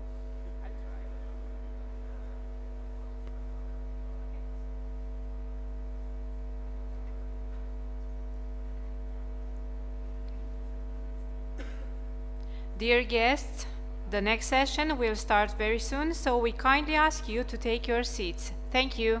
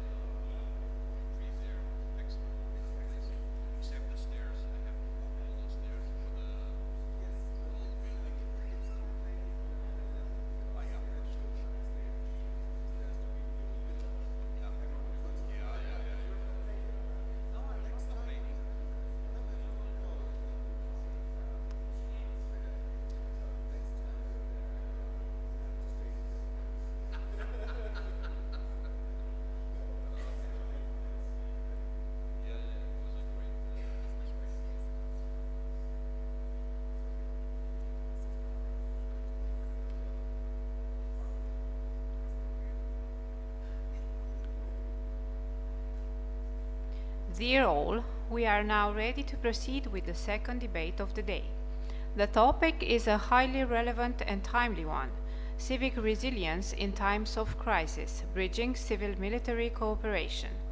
This debate is coordinated by the Konrad Adenauer Foundation and will be moderated by Mr. Stefan Hoffman, Director of the Konrad Adenauer Foundation, Romania. Mr. Stefan Hoffman was born in Ludwigshafen am Rhein in 1965. After studying political science and sociology in Heidelberg and Hamburg, he went to the University of Salamanca in Spain for a research stay. After obtaining his doctorate in 1998, University of Hamburg, he completed a newspaper traineeship at the Westfälischer Anzeiger in Hamm and worked as an editor for various newspapers in Germany and Spain. Hoffman joined the CAS in mid-2002. In 2003, he was assigned to the CAS in Mexico City, after which he became the foundation's country representative for Guatemala. Since December 2006, the father of two children has headed the Oldenburg Educational Center of the Konrad Adenauer Foundation, and from January 2011 to June 2025 was the CAS regional representative for Baden-Württemberg and head of the Political Education Forum Baden-Württemberg in Stuttgart. After completing preparations for his assignment abroad, he has been head of the Romania Country Project based in Bucharest since October 2025. Dear sir, the floor is yours. Thank you very much, and thank you very much for having a short break. We're a bit out of schedule, and I'm very happy to be allowed to moderate this panel.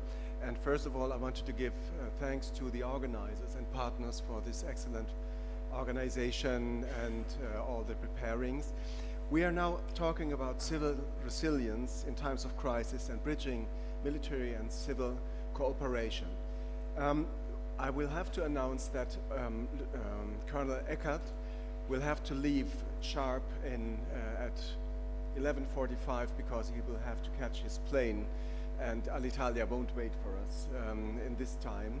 But we'll try to do our best, and the panel will go till 12 o'clock, more or less. I would like to introduce to our panel, first of all, Inga Samoshkaite. She is political scientist, think tanker, advisor now of the Defense Policy and Strategic Analysis Department at the Ministry of National Defense of the Republic of Lithuania. Thank you for being here, Inga. It's a pleasure to have you. Next on podium is Pekka Kaljuniemi from Finland. Maybe if you have a Twitter account, you know him because he is the founder of the Vatnik Soup project, which is intended to counter disinformation on the internet. It's Twitter-based, as we said. He's policy expert, researcher, and a creator, content creator focused on disinformation, foreign informational manipulation and interference, and cognitive warfare. Pekka, it's nice to have you here on the podium. Thanks for being here. Then it's Monika Zhitariuk from the Order of Appearance, communication consultant from Romania. She's trainer, mentor, and she's now working for the World Bank. She has been working with several NGOs, and she is here for the communicational part. Thank you for being here, Monika. And last but not least, I want to welcome Mr. Andreas and Colonel Lieutenant Ecker. I'm not so firm with military ranks. He is working at a special part of the German military, which is the planning of operations, the operational plan Germany. It is a reaction on Russians' aggression towards Ukraine, and we are trying to make much more intense our military and civic cooperation, and he is in the head of this department. Colonel Eckel, welcome here on the podium. It's great to have you here. Thank you. We wanted to start because I wanted to make just short introductions and to keep some kind of dialogue. First of all, I wanted to invite all of you, if you have a question, just make it not at the end, but lift your arms, and we try to integrate it here to our talks, so you can draw all the information and impulses you want to hear in this from this panel. To start, I wanted to start with a question for each panelist, and the first one will go to Inga Samoškaite. We're talking about Lithuania and the Baltics, and talking about civic and military cooperation. What has been addressed there? What has been achieved? What has not? What are your messages from the Baltics? So, good morning. So first of all, it's such a great pleasure to be here, and in the past 2 days, and we had and still having really fruitful discussions.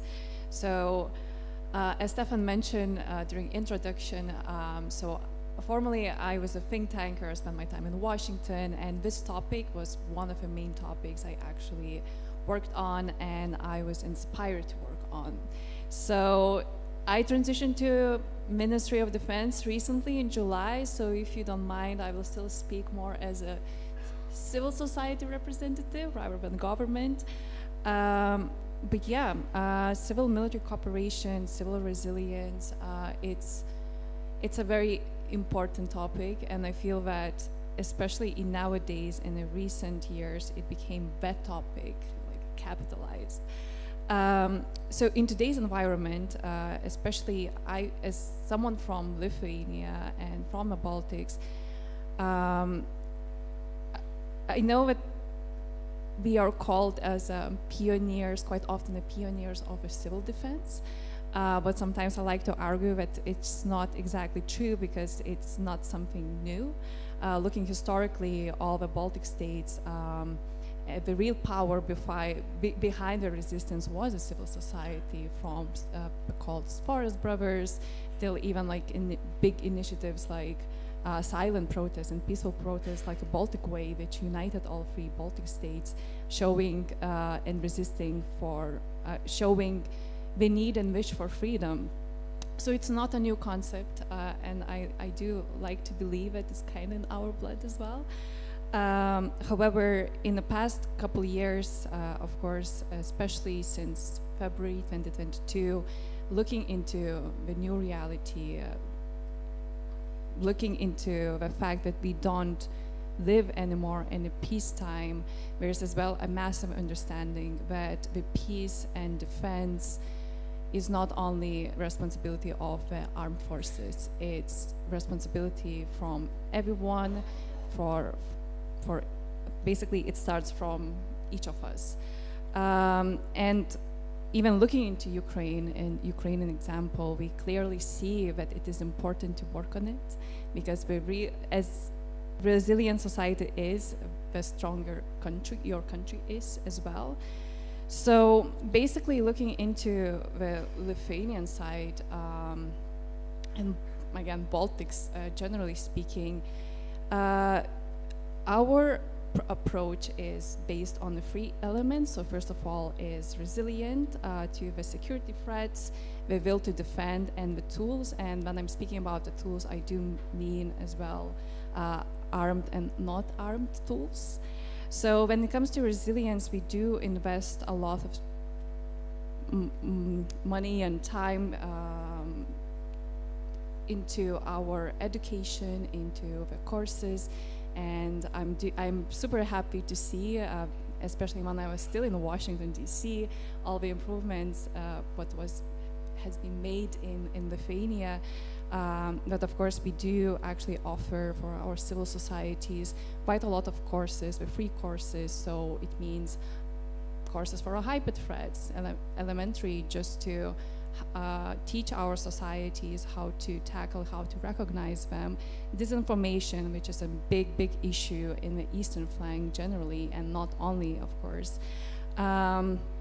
So we do invest into this communication, open and honest communication, teaching and educating our societies. So will of defense is of course one of probably the hardest tasks and hardest elements of the civil defense, generally speaking. because it's something that you have to work from very early ages when it comes to the civil society. So it means the education starts since school, in families, and you have to work into building the values and this spirit of a fighter, so to say, right? And of course, this is what we also paying big attention, and again, it's education, and including even the courses into the schools of national defense lessons. I remember when I was still in school, in Lithuania, my school was one of the only couple schools in Lithuania who had national defense lessons, where I actually had to go to our air battalion twice a week and train and to work with the soldiers. So probably that's why I'm also very invested into this civil-military cooperation and look into ways how to work together. And of course, when it comes to the tools, it's again, probably repeating myself, education is again the element we are paying attention to, but also we are trying to promote the military service as much as we can. And I have to say it that we have a good problem to have, because of course in the past few years, people are waiting in quite a big queues to actually join our voluntary forces, our rifleman union, who are basically these people who are between military and societies, and we do support our military forces on the different occasions. So, yes, I'm not sure if I answered your question now, just to bring this maybe overview, but I do feel and see the big difference in the Baltic states, and how the mindset of people are changing as well. People want to know what we can do for the security, how we can be involved, and what are the role, their role in defense on the day X during the crisis. And not only civil, when I mean civil society, I also talk about the industries and companies, private institutions, communities, so not only just like citizens. So yeah, so maybe that's it from me for now. Thank you very much for this introduction into the Baltics. Pekka Kaljuniemi, what are the threats, in your opinion, to civic military cooperation? We just heard it's the will of defense, which is important, and it's the mindset, and it seems that internet is used to be corrosive on this mindset in the Western societies. So how does it work? What is your vision of how do our adversaries act, and what can we do? Yeah, first of all, maybe start with the number from Finland. Finnish people are not very good at saying good things about our country, but I will try. Our will to defend our country is extremely high. It is over 80%, and at the same time, trust towards nationally funded media is over 80%. I see a connection there, but these numbers are really high compared to many other countries, and this is crucial. I think this is extremely crucial when it comes to collaboration between civil society and the military, and of course other domains too. But I think in order to kind of foster this collaboration between civil society and the military, you have to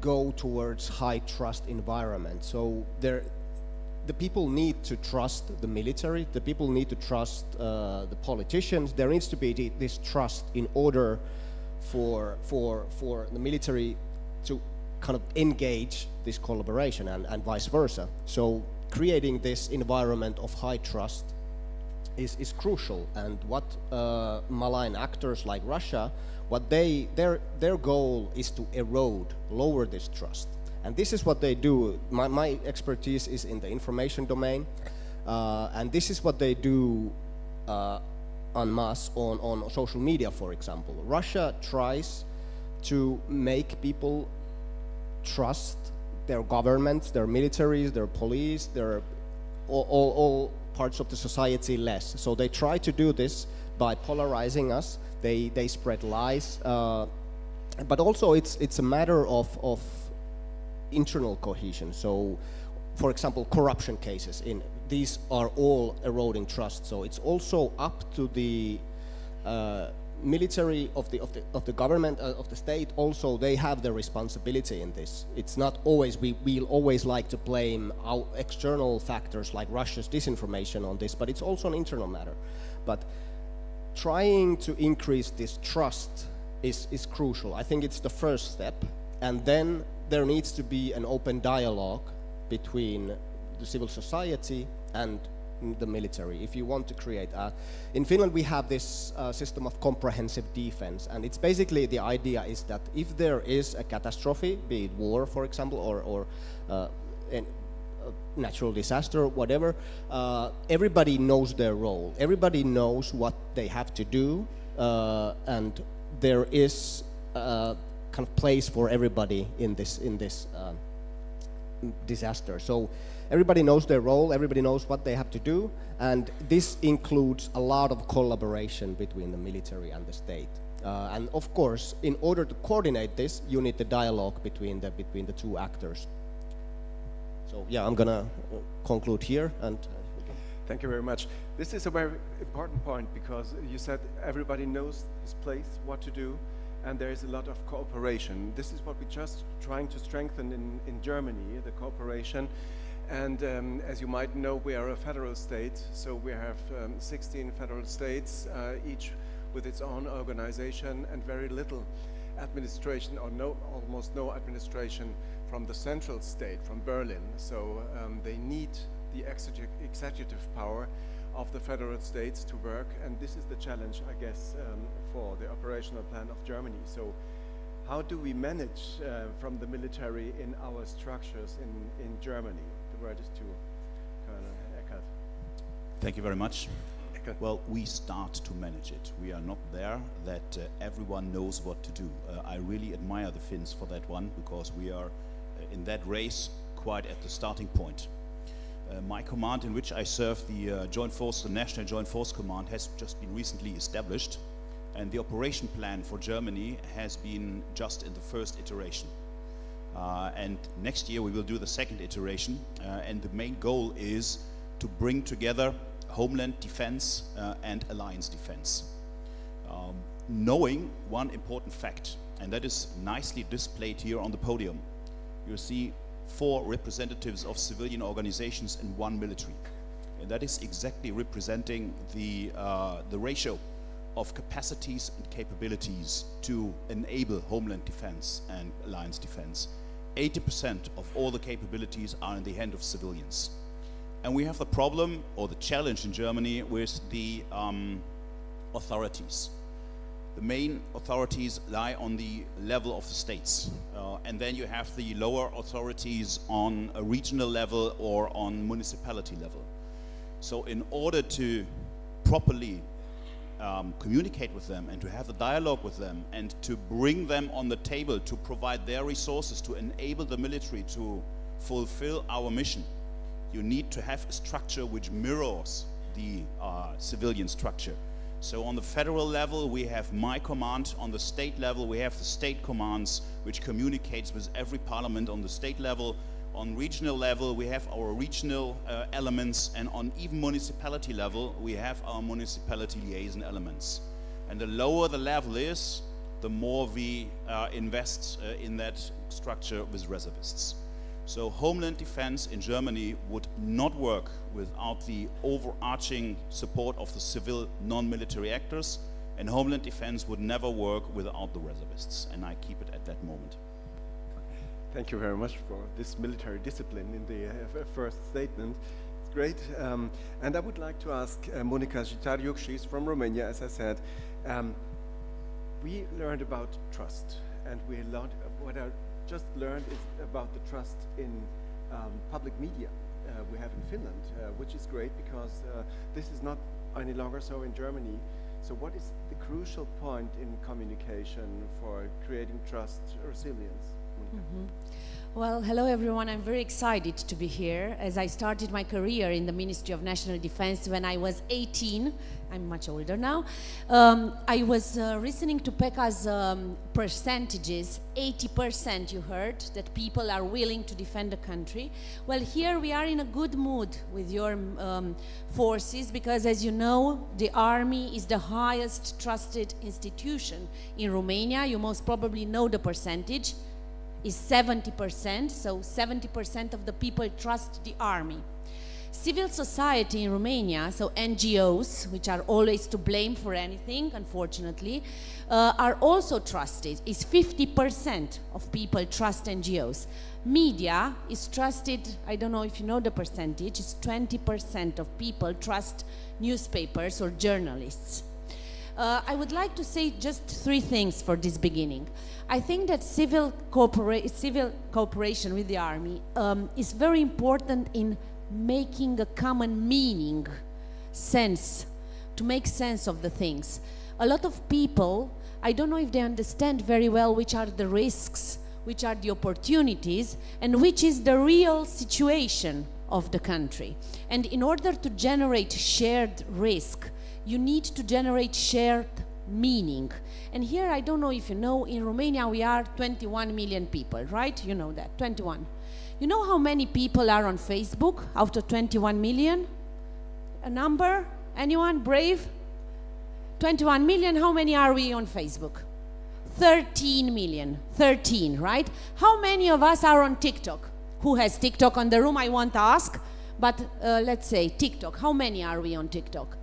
Out of the 21 million? 10? Right. Almost 10 million people are on TikTok, and on Instagram only 6 million, right? So TikTok, 10 million, half of the country is doing like this blindly on TikTok, dumping, right? 30 seconds. What can you say in 30 seconds? But there, they are starting to understand what's the thing with the country. They know how things are because an influencer told them exactly that the army is doing this and that, right? So meaning is done on TikTok. I think we can agree. For a large population, you would say maybe, oh, it's just Gen Z, the youngsters. The largest penetration on TikTok, so new accounts, are from people aged 50 and up. They are changing antenna tray with TikTok now. So it's a large penetration. So meaning is done on TikTok. And I will start just saying that in order to contribute to the narrative, we cannot do the narrative only in rooms like this. We need to go in the public sphere. No public opinion is done on the public sphere. So if it's TikTok or going on streets or going on schools or collaborating with NGOs, we need to go where meaning is done. And I prepared 3 things and 3 slides, because I'm a Tocilaro, about the fact that there are some best practices of how to make this meaning. And you know maybe this equation. How is trust done? How can you do trust? So trust is done by, there is an equation, a mathematical one, by credibility, right? By reliability, and you are very good on this, you do what you promise, right? And also on intimacy, which is not a word you usually hear in these rooms. It's how safe you feel in the army. And it's not about how safe you, the powerful people, feel. It's how safe women feel. I'm glad, and I want to salute all the women in the room. Hello, women in the room. You are 1 in 20, I think, 25. So how safe they feel. And not only about just befitting gender quota, about how they feel equally speaking to them, right? So how do Roma people feel in the army? Are there any Roma people? We are quite a difficult country in order to get everyone on board. But in war, I think we need everyone on board. So intimacy is about how safe you feel other people, feel. And self-orientation, I finished it, that is if the army really protects me. And here I think again you are doing great, because people trust that army protects them. And you know, NGOs are doing quite a good business in gaining more and more trust. And I have 3 examples. They are using a lot of stories. Storytelling is something we all want to do. You know, this is an example from a gala an NGO focusing on gender equality did. Not in the room, there were only ambassadors, politicians, a lot of stakeholders, important stakeholders, that were not listening to studies and speeches. They were listening to real stories about violence from real people, 5 minutes each story, but real people. I want to hear real people talking about defense a lot more. This one is about justice. Justice is also difficult, and these days under siege, under attack, right, about the credibility of the justice in Romania. They are also using stories. This is also an event, a narrative event, where judges, prosecutors, lawyers come and share real stories and real struggles, and it works magic, because we believe stories more than numbers. A lot, and the last thing is about how, I cannot swear in this room, but how we do with these algorithms, because they are actually eating the minds and hearts of people. And here I want to congratulate all the ex and current responsible of communication of the army, which are doing a lot of effort to go there and put some meaning. And here you only see the TikTok account of the army, but also a TikTok account of an influencer that you in the room most probably know. He works in the army, right? You see how many followers does the army have? 510? How many followers does the influencer have? More. People trust people more than institutions, and I work a lot with companies, for instance, and companies have armies of influencers. They train. I give you an example of a big bank, very big bank, 8,000 employees. They have 500 managers, simple employees, trained about how to deliver the narrative of the bank in social media. They get the training, they get the messages. It's very organized. It's like an army, but they contribute to the meaning. So we cannot go there and fight the oceans of disinformation only by official information. We need all the help we need, and the help it's you. And I think being more open and courageous is important in taming these algorithms. Also, and I finish with this, Stefan, I can talk a lot about this. I love communication so much, and I hope we'll meet again.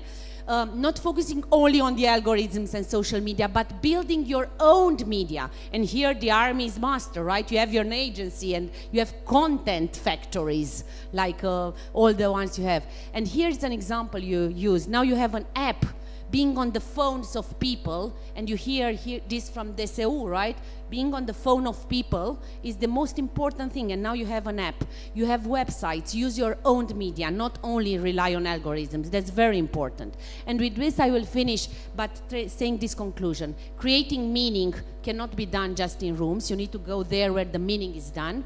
Getting help, because the institution cannot do it alone. Even you have the best people, you will never have the resources and the stories. And the third thing, do not rely only on algorithms, but on narratives and stories and people, because they can go further and convince that flesh and blood need also drones and armed tools, but humans are crucial, and humans love stories.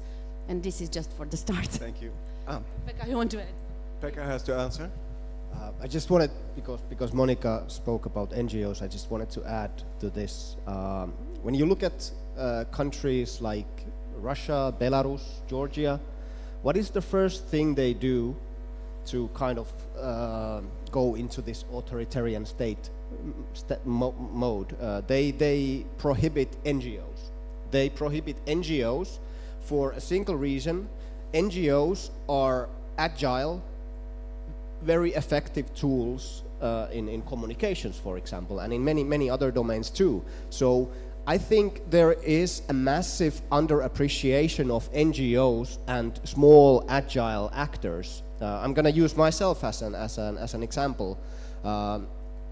Okay, first of all, how many of you know about Vatnik Soup? Maybe raise your hand if you've heard. Just a few. All right. Maybe you tell us what's all about. It's a project I started out of passion. It's a passion, my passion project I started in 2022, October, and it sheds light on Russian propagandists or pro-Kremlin propagandists and their narratives, so how they operate in the information space.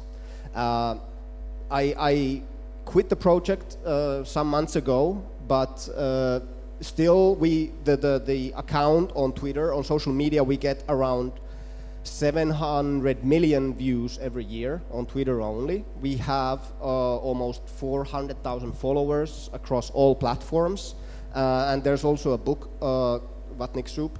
So this is a passion project started by one person that has grown into an actual I don't know, operation that has an impact. So this is why NGOs and small scale operations shouldn't be underestimated. They are extremely effective, especially when they are passion projects. So people often get passionate about things. For me, it was Russian disinformation. For others, it could be something else. But these are extremely effective tools. Yes, Inga. And if I just can add, so I remember before, when I was still on civil society side, I used to actually go and work with the governments quite a lot and knock to the doors and explaining them the problems. And this NGO's approach, why it is important as well. I remember in the several occasions I invited some of them, different ministries in Lithuania, just to, when you discuss your action plans, invite NGOs, invite, I don't know, influencers, people, because then we actually realized that they did half of the points you have in your action plan, like to do as like the government, right? So you also have to utilize the NGOs, the people around you, the societies to work together. So it's the same comes to the military and civil society, especially in communication, because communication in this geopolitical environment is very, very sensitive. And I'm trying always to imagine in the years ahead when all the AI and everything is improving, how we together, people in this room and outside this room, will work together to tackle this, because it's going to be a major issue. So. Thank you very much. And Colonel Ecker. NGOs are a vital part and an important part of within the huge group of the non-military actors. What we are focusing on in my command is things have changed since 2022. So we are actively engaging companies, commerce. We are actively engaging big companies, small companies, municipalities, associations, etc. with the O-Plan Germany, with the need of the military to get them on board to enable us. But we have two more key messages for them. And one key message is, don't wait for us to receive guidance. Think about your resilience by yourself. Individually, it has been already mentioned, think about what you do when you have 72 hours, no electricity, no food, all the bank accounts are not working, etc. And the same applies for the industry, the same applies for the commerce, the same applies for the municipalities and the hospitals. And that is what we convey them. Start thinking about that now. Speak about redundancies, think about stocks, think about ways of communication, think about how you communicate with your workers, with your employees when your cell phones are not working. So that is something where we have changed our pattern, because communication cannot be just received. You have to deliver communication. And you can do that via your official platform, you can do that via official announcements, or you go to the municipality, or you ask for an invitation to speak on a conference with industry and commerce, and there you convey your message. So therefore, the activation of the communication towards the civilian non-military actors is vital for the building up of resilience. Thank you very much. We're talking about communication. Communication must be coherent when it comes from the authorities or NGOs with the content.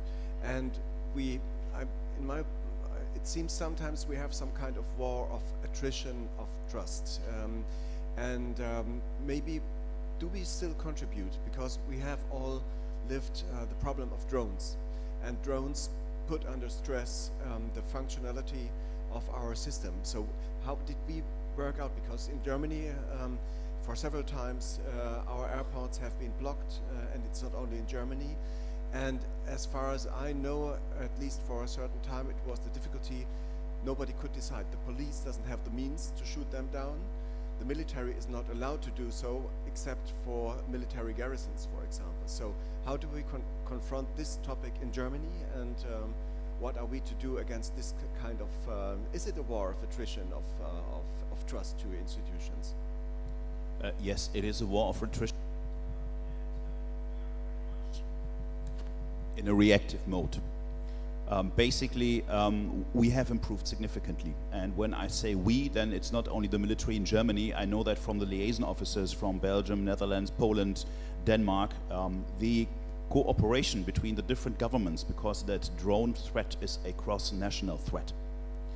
And the sabotage is a cross-national threat. So what we need to do is domestically to bring all players at the table, and to bring cross-national, all the actors, all the other nations at one table, and we're doing that. But we have started to do that. So we are reacting on that threat. We try to improve day by day. However, we are a little bit, I would say, behind the power curve. And the problem is, when you are our opponent, you can, when you invest enough effort, identify the weak spots, and without obeying to any rule or order or law, you can tweak that weak spot and try to weaken the resilience, try to weaken the coherence, try to weaken the trust. What we have to do is we have to obey the laws. And that means in peacetime and crisis, I don't know how it is in your countries, but in many European countries it's pretty much the same. In peacetime and crisis, security is in the hand of the police. And in Germany it's even more difficult, because the police is not owned by the nation, it is owned by the state. And that makes it complicated. But as complicated as it is, you have to do that painful endeavor to get everyone on the table. And we are getting better on it day by day. However, our enemy is very agile and very fast. So my suspicion is we do not have too much time to prepare everything. And that means that the actors themselves, the airport themselves, the airline themselves, the passengers themselves have to think about a plan B, have to be resilient, have to be in a good communication to find out what they can do. It's a question of communication as well. We lived in Romania that we had drones entering Romanian airspace a couple of weeks ago, and now some parts dropping. The weather was bad, so there was no measures to be taken. How would you see, Monica, has been the information, the communication from institutions in Romania, and what would you suggest, what could we do? It's just Romania is, because we lived it, it happens everywhere, so it's more than anything a general rule. I will be very, very brief in this. I know there are in this room people that can talk much better about this, like I look at Mr. Spunu, for instance, or people that really coordinated and were there when the decisions were made. What do we say? Who says it? And as you know, this is a major thing about coordination and courage and who takes the part. So I don't feel like I'm entitled to talk about and analyze things, because usually they are much more complicated than can be seen. What I would like only to add, building on what Colonel Andreas Eckel said, it's about preparation, preparation, preparation. And I work a lot with public institutions as well. Like, for instance, you most probably know Apele Române, for instance. You know, they are taking care of the floods and all this. And what they did, and what's very good, was a big project called inundații.ro, where they put all the information about floods. They also did guides about how companies should prepare if they are in fragile situations and so on. So what I think that is very, very important is to prepare all the instruments you have by collaborating, okay, NGOs, and I'm very glad we took the stand for them, but also about companies and other institutions, or getting inspiration for those that do preparation well. If we like them or not, they are doing it well, like the Ministry of Interior with the DSU and Fi Pregătit app and so on, where you have everything you need to get ready, because reality, as some politician said, this is reality, and we need to get ready for it. So, in my opinion, about drones, we need to talk more about it. We need to normalize the conversation. We need to listen to experts that actually were in these war rooms and took decisions. And I think that, yes, we need more courage in speaking publicly, because what we hide, it's something that will hit us more. That's all from my side. We hide kills trust. There's the problem. But these attacks we suffer, aren't they some kind of triggering avalanches on Twitter or especially on TikTok? And what could we do to defend, really? Because Vatnik Soup is one account. I don't know how many followers, but we can't force 10 million Facebook accounters of Romania to share as well information of Vatnik Soup. So can there be an institutional response as well, for example, against bot farms? Yes. The answer is yes. I'm done. No. I think the problem, if we go back to the drone issue, is that it's a communicational nightmare. It's very difficult to communicate this unless you take action, unless you take actual kinetic action. It seems the response will always seem weak. For example, what happened in Denmark is they made a statement that they won't shoot down the drones because they are afraid of civilian casualties, and this makes sense. But it still seems like weakness because we are being invaded, we are being attacked, and it seems like we are doing nothing about it. Even though there's probably a good plan, and the preparation is a fantastic way to, like, how to communicate this when it happens, because it will happen again. This is the new normal, we have to understand this. But sometimes you also have to show strength. I think this is something crucial, and I'm going to take an example again from Finland. There was a Shadow Fleet vessel that broke a cable between Estonia and Finland. Eagle S was the name of the vessel, and the Finnish authorities took the vessel to the Finnish water and boarded the ship. And this was generally seen as a show of strength, and it was very effective. It gave Finland a reputation as a country that can show strength, even though the end result was a bit sad. That there was, like, in the courts, but at the time it seemed like a strong move. And this is something that you sometimes have to do in order to gain the trust of the general population, because you cannot always show weakness, you cannot always just react.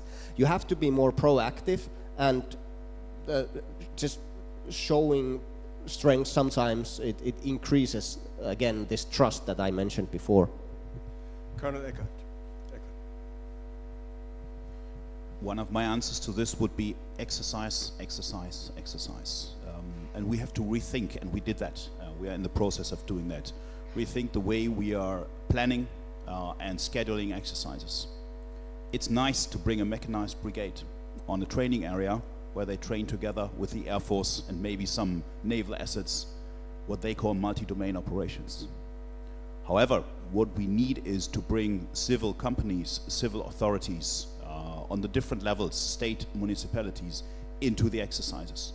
We need to bring the fire brigade into the exercise. We need to bring the police into the exercises. And that creates not only that people know what to do, I'm coming back to the Finnish model, everyone knows what to do. That creates trust as well. When the population, when the civil actors, when the companies, the commerce, the industry sees that they are incorporated in the exercises, and it's a tricky thing, confidentiality, etc., red networks, it's a challenge. But just recently there was a major exercise in 2 German ports, in Bremerhaven and Hamburg, and the primary training audience was not the military. The primary training audience was the port authority. The primary training audience was Airbus Industries, and the military was supporting. And I think that creates a lot of trust, and that creates and contributes to the fact that everyone knows what to do. This has to do with the contact of the armed forces with any kind, every level of the civil society. We just learned that Poland will introduce some kind of weekend training for everybody in Poland. And what we have in Germany is what is called Info-DEFAG. It's a training for multiplicators, and so you will go for 1 week to the military and see them from inside. Is there something, and I would like to abuse a little bit more of Colonel Eckel, because he will have to start within 9 minutes sharp. Do you think we could do more? And we lived at schools, for example, that teachers or directors of schools wouldn't allow officials of the army to get in there. Is there something we can do, and is there something in the official communication of the military that can change the position and to make more trust by meeting each other? The military has not been a part of the daily life of our citizens in the last 30 years. It got less and less. Military got invisible by getting smaller and smaller, by making the conscript system dormant, like in many other countries. We disappeared from the family table. We disappeared from the evening discussions. We disappeared from the pub discussions. We disappeared from the daily life. Now, as we have the new threats since 2022, we are seriously discussing to reactivate the conscript system. And just this week, some serious decisions had been made by our political leaders to go in that direction. And I think that would be one of those tools that brings the military needs, the military topics, security and defense, back on the agenda of the families, of the small groups, of the pub discussion in the evening. But beside that, we do a lot. We are on media. We bring our young officers into the schools to brief about security and defense politics, but that's not enough. When you want to reach the people, then you need to go to them and get them back into the armed forces. And just the last question to you, Colonel, is everybody seems to try to invent the wheel again and again. How do you see international cooperation with the operational plan in Germany? Are you very in tune with NATO and the other European states? That is one of the success stories of my recently established command, is that the cross-border cooperation with our neighbors has improved significantly. So we have liaison parties from all our neighboring countries residing in our command, and we can directly speak to our neighboring countries. So from that moment where Denmark and from that moment where Belgium requested German military support to counter a specific drone threat, it took 12 hours before a German team was at the spot. It took 24 hours before the first German counter-drone measures were at the spot to support their military, to support their civil authorities. But before I leave, I would like to make one important statement. We spoke a lot about investments and money and resources. If I would have €3 to spend, then I would spend €1 for the refitting of the armed forces and €2 for civil defense. Because what we have forgotten is civil defense measures, civil defense materials, civil defense infrastructure, civil defense personnel. So if I really would have a wish before I go to sleep, to our political leadership, strengthen civil defense and integrate military defense and civil defense in a comprehensive defense. Many countries start to revitalize that, but that is utmost important. And again, €3, 2 for the civil defense, 1 for the military. This is out of the mouth of a German military. This is great. Thank you, Colonel Eckel. And well, you will have to leave any time, so in 5 minutes, just stay here. And but we talked about trust to institutions is built by reliable action and strong symbols, as we learned from Pekka Kaljuniemi. In a very small country, or in very small countries like the Baltics, how can you give strong messages in this situation? What is there a strategic planning in communication as well, or what do you do? So I think that the colleagues already covered a lot when it comes to communication, and open and sincere communication is the key to probably everything. And you know, and when we had this discussion about the drones as well entering orbit, meteorological balloons in recent Lithuanian cases, it's so important to work on this communication and to work with as well with your media colleagues. I'm going to use example of what I really liked, what actually our colleagues from Latvia is actually doing. They do have as well, and we do that in Lithuania, we do have meetings with the media representatives as well, explaining them things, talking with them how to communicate properly. So I think that the key answer, it is the communication. And of course, the strategy matters. And I know that what I see from public space, every single time our official armed forces, for example, Facebook page, any official social media page, communicates about the situation, people feel much more calmer, because it's military who communicates with them, explains things, what are happening. The language we use, it's very simple. Don't afraid, don't be scared. We are here. We are ready. We have our allies. There's nothing to worry about. So our communication as well, I feel it's very much improving. However, one of the challenges which I think we are already facing and which we will face is a fatigue of a geopolitical situation. And I'm not sure how, and I'm pretty sure that a lot of countries already meet with challenges, because when the events after events we are coming and we see the drones in Lithuania, when we have drones in Romania, we have drones even in Germany and Denmark, when we have meteorological balloons which really paralyze Lithuanian airport a few times per week, and it frustrates citizens, it frustrates everyone.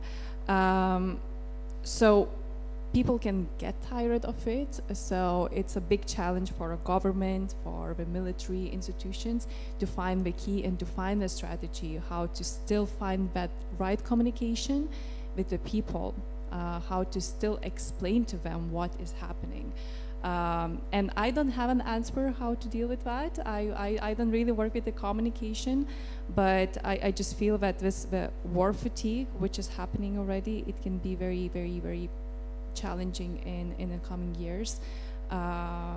So the strategy, of course, we do have it, and probably it is mainly explaining on the right time for people what is happening around. And I really want to use what Colonel Eckel said, exercise as well. Just wanted to actually add on that point, because we do have as well our mobilization exercises. So it as well involves our civil society organizations and military and public security institutions, including police and our border guards, so, and including communication as well, the strategies, how to see, how to communicate, and etc. I want to use this moment for two things. First of all, give thanks to Colonel Eckel for being here, because he has to catch his plane. Thank you very much. And have a good journey, and it was great having you here. We'll stay in contact. And I want to ask you again, please, if you have any questions, if you're very, very well entertained, it's okay. But if there's a question, please ask it. Please take the microphone, because everybody could possibly understand. Yes, my name is Major Kira, Multinational Division Southeast. What I would like to know, so every one of the panelists talked about the personnel in which want to defend, but actually what our enemy is doing very well is affecting our will and behavior to fight. I'm not talking only about military personnel, that's not necessarily the case, I'm talking about civilians. In this context, how do we as military personnel counter that messaging without crossing that line into expressing political opinions, which in Romania right now, that line is very, very thin. how do we do that without becoming the strategic soldier, as in one tactical mistake has strategic effects? And how do we do it at general staff level? Who should deliver those messages? Who should design those messages? And what would be the proper means to deliver those messages? Thank you. Thank you very much. Becca, starting. Recently, I've been talking about the importance of patriotism. I sometimes talk about positive nationalism, because I also think there's toxic nationalism, which is like xenophobia and so on, but there's a lot of positive nationalist ideas that you can use to promote unity.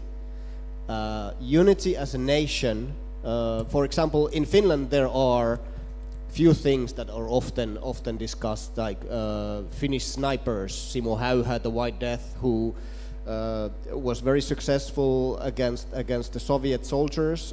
We have a lot of these like myths and stories, and I think they are often underused. I think we have to talk about, as a Romanian state, you need to talk about what makes Romania so great country to live in. You have to create this atmosphere of positivity, and you can do this by selecting interesting and immersive stories from history. You can talk about your national heroes and so on. I think this is something you can use to create this unity within your state in Romania, and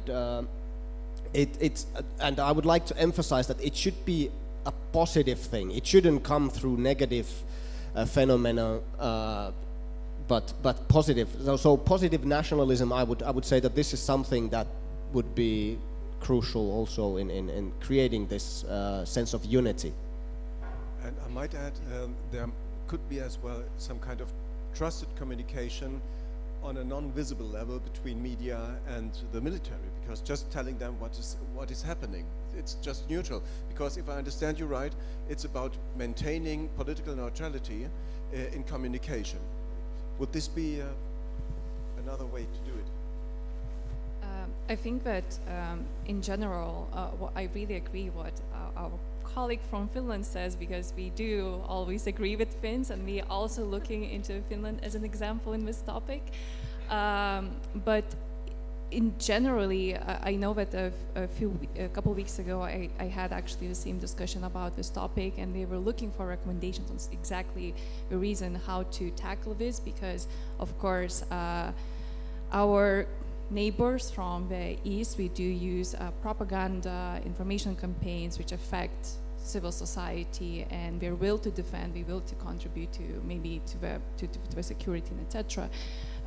So I know that when it comes to the communication, what really works is as well to, maybe I'm trying to now to pick the right words, but demolish maybe this elitism that, for example, that we see examples in other European countries when some of the leaders are joining in the military, and just again share the stories, share that everyone is kind of joining and doing this, and it's a normal part maybe of our lives and the duties, but also of course the communication. I'm always, and I'm talking probably from my previous experiences more as a civil society person from civil society institutions, I always appreciated every single moment you get to sit down at the military, to hear military perspectives, to hear the problems, and to discuss how to communicate it in the best way.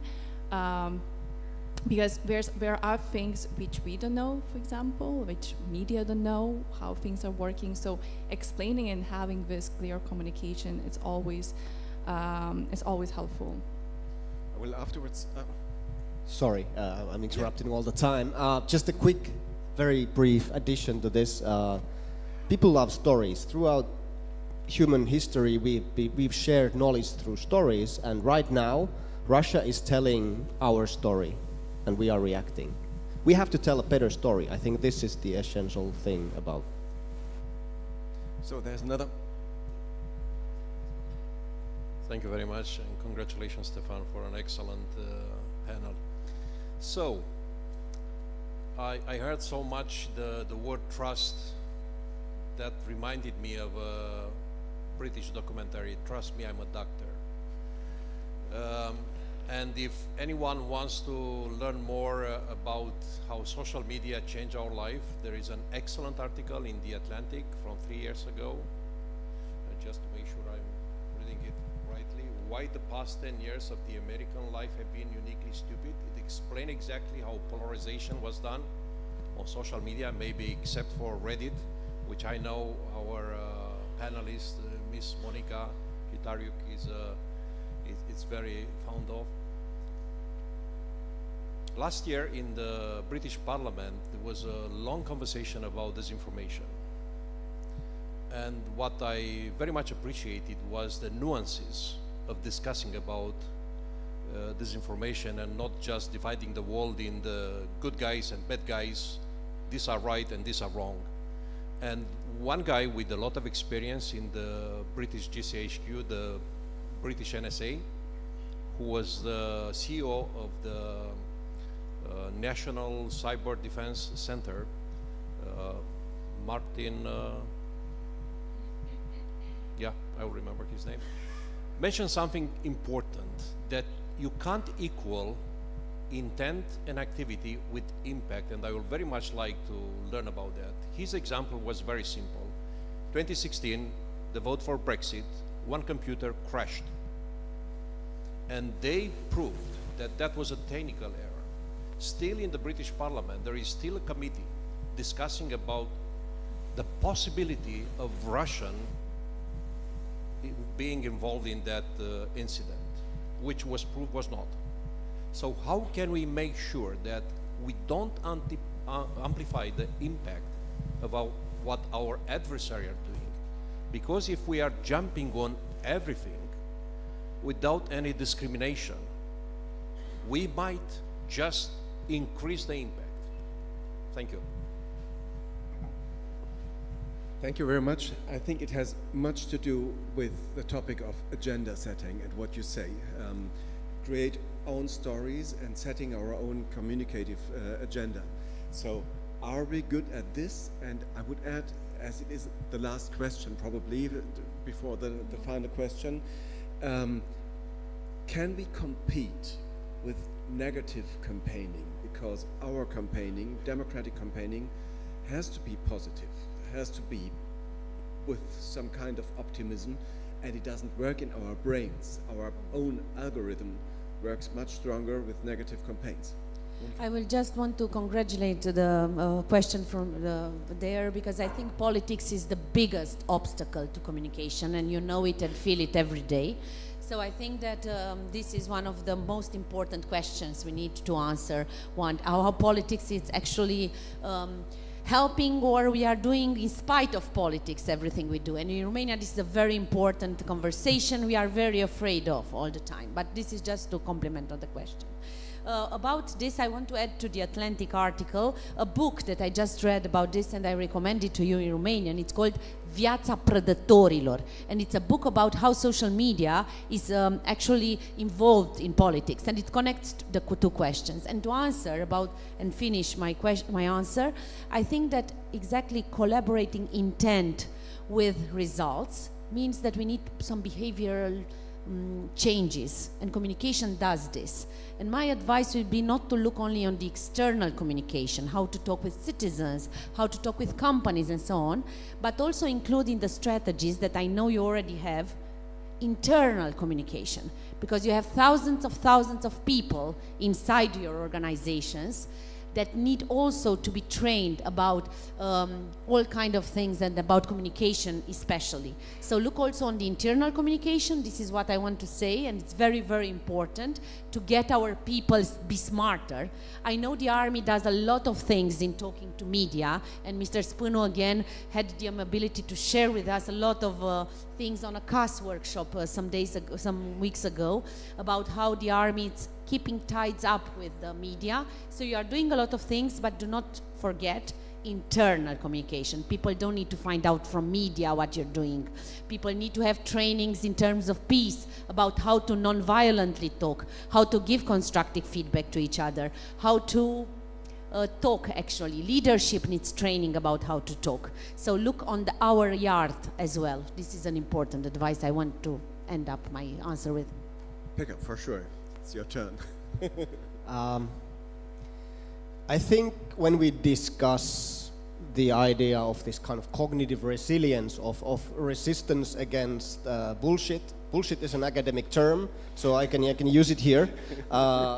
Let's say coming from Russia, for example. I think the discussion is too much focusing on what can we do now, because a lot of this stuff should have been done 20, 30 years ago. There's this saying that the best time to plant an apple tree was 30 years ago. The second best time is today.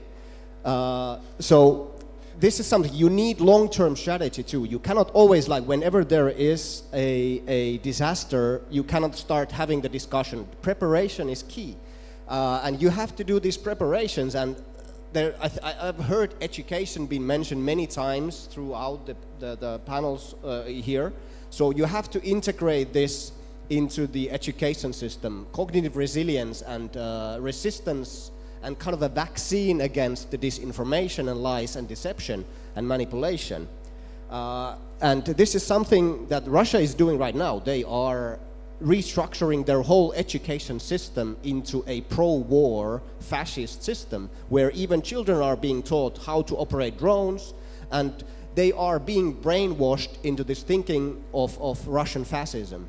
And this system should not similar system should be done in Western countries, but a system that supports critical thinking and media literacy, and also show the strength of liberal democracy against authoritarianism, because I don't think many people want to live in an authoritarian state. So again, we need to tell the stories, but we have to prepare for future too. So now we already have to think about 20 years from now. So how will our children, what will their cognitive resistance, cognitive resilience be against disinformation, deception, manipulation? And this is something that should be done starting today. Thank you very much. My impression is that just talking about narratives, that Russians are seeding and feeding our societies with the topics which most would separate us. So is this as well in the Baltics? They do it even with the population and differing between Russians and non-Russians. So how do we work with this in the Baltics and Lithuania? Oh yes, that is an issue and that's a problem, and I think that all countries, but especially Eastern flank, are very much targeted to disinformation campaigns because, of course, of proximity, how close we are to our Eastern neighbors again. But I wanted to first to fill in on this preparation element, because yes, there are a lot of things which we are discussing now we needed to start it many years ago, and not today. It's like yesterday's tasks, right? And one of the preparation elements is as well, again, preparations and strategic analysis and thinking. And I like to say play the games, and by that I mean look into potential scenarios and try to realize them with civil society, with military, with the government institutions, because actually I know what our panel is called civil-military cooperation, but government is as well the third word I want to always to add, because it's super important. Because whenever you discuss the scenarios, especially also communication under different circumstances, under different scenarios, you can notice the gaps, and then you can look for ways how to approach it. When it comes to the Baltics and disinformation, yes, it's there. We see it, we feel it. It affects our society, sadly. How to tackle it, I really don't know. I have a great colleagues who work with communication. I believe we still don't have an answer, and honestly, informational domain is one of the most scariest domains for me, looking how it evolves and how the disinformation and propaganda from Russian side is evolving, how stronger it is. It's even harder to detect it now from a civil society perspective. And how to stop it, it's hard to say. Because I always say it's like, of course, like a virus. Because what I notice as a problem in the Baltics, and especially, for example, in Lithuania, there are a lot of like Facebook groups with 1,000 people in them who actually share some kind of, I don't know, influencer who actually speaks about and spreads Russian narratives or Russian propaganda. And you know what happens in social media. If one shares, then it's another share, another share, another share, and we have a conspiracy theory, and we have a problem as a country to how to tackle it. So unfortunately, I don't have an answer to that because it is one of the health question and one of the problems. And I think that's not going to disappear anytime soon, and it's going to evolve even more in years. We have very strong competence over there from the coffee break. So the last question with a bag for a very short answer. What should we have to get done within 1 year? One concrete advice. There is a quote saying that the army of good will win if they organize as well as the army of good. And one concrete thing would be to give people tools to share our stories. An extremist party in Romania, they have an app. You know that party, right? So they have an app where you can download stories, videos, everything, and you can just share them. I want to have a platform, I don't know if InfoRadar is this platform or a platform, where me, if I want to help the narrative as a citizen, I can download content and share it directly. So first, get organized. That's very important, and give people tools. I think this is a very concrete advice we can do tomorrow. And maybe we can win, or if not, at least we can get more help, because we need all the help we can get. And in the digital world, Romanians are very, very good. Pick up.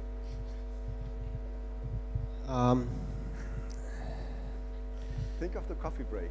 So yeah, so there was this decision that part of the NATO funds can be used for infrastructure projects. Was it 1.5%? I don't wanna say something that's not true, but maybe look into whether part of this funding could be used for a collaboration between military and the civil society, because as Colonel Eckel said, it's a crucial part, and he even put a lion's share of funding. He would put lion's share of this funding into this collaboration, and maybe this would be the key, because in Italy they're building bridges with this money, so maybe part of this funding could be used for this collaboration. Platform funding? I think that everything can start with the one step is communication at a meeting, have NGOs, have a civil society at the table, talk with them, discuss with them, include them in your exercises wherever it's possible, and in order to work together. It's an easy steps, you just have to make it happen, like make it.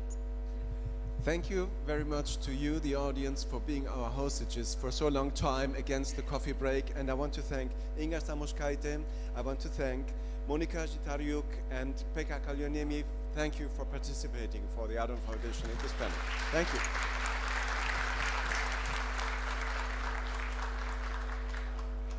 Ladies and gentlemen, thank you very much for this insightful and engaging debate.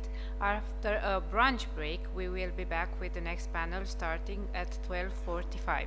So in 45 minutes, be back. Thank you.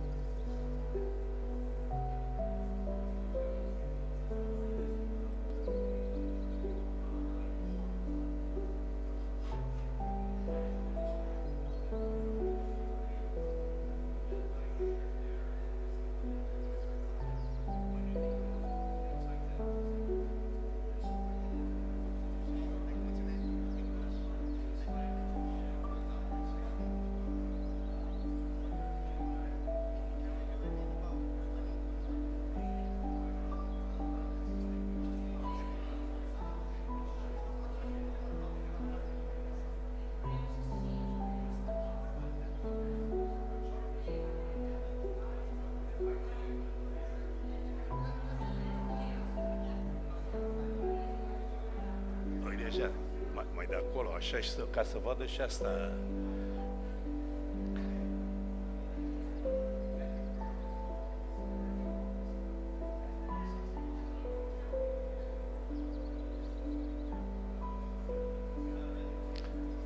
Și cu asta, da.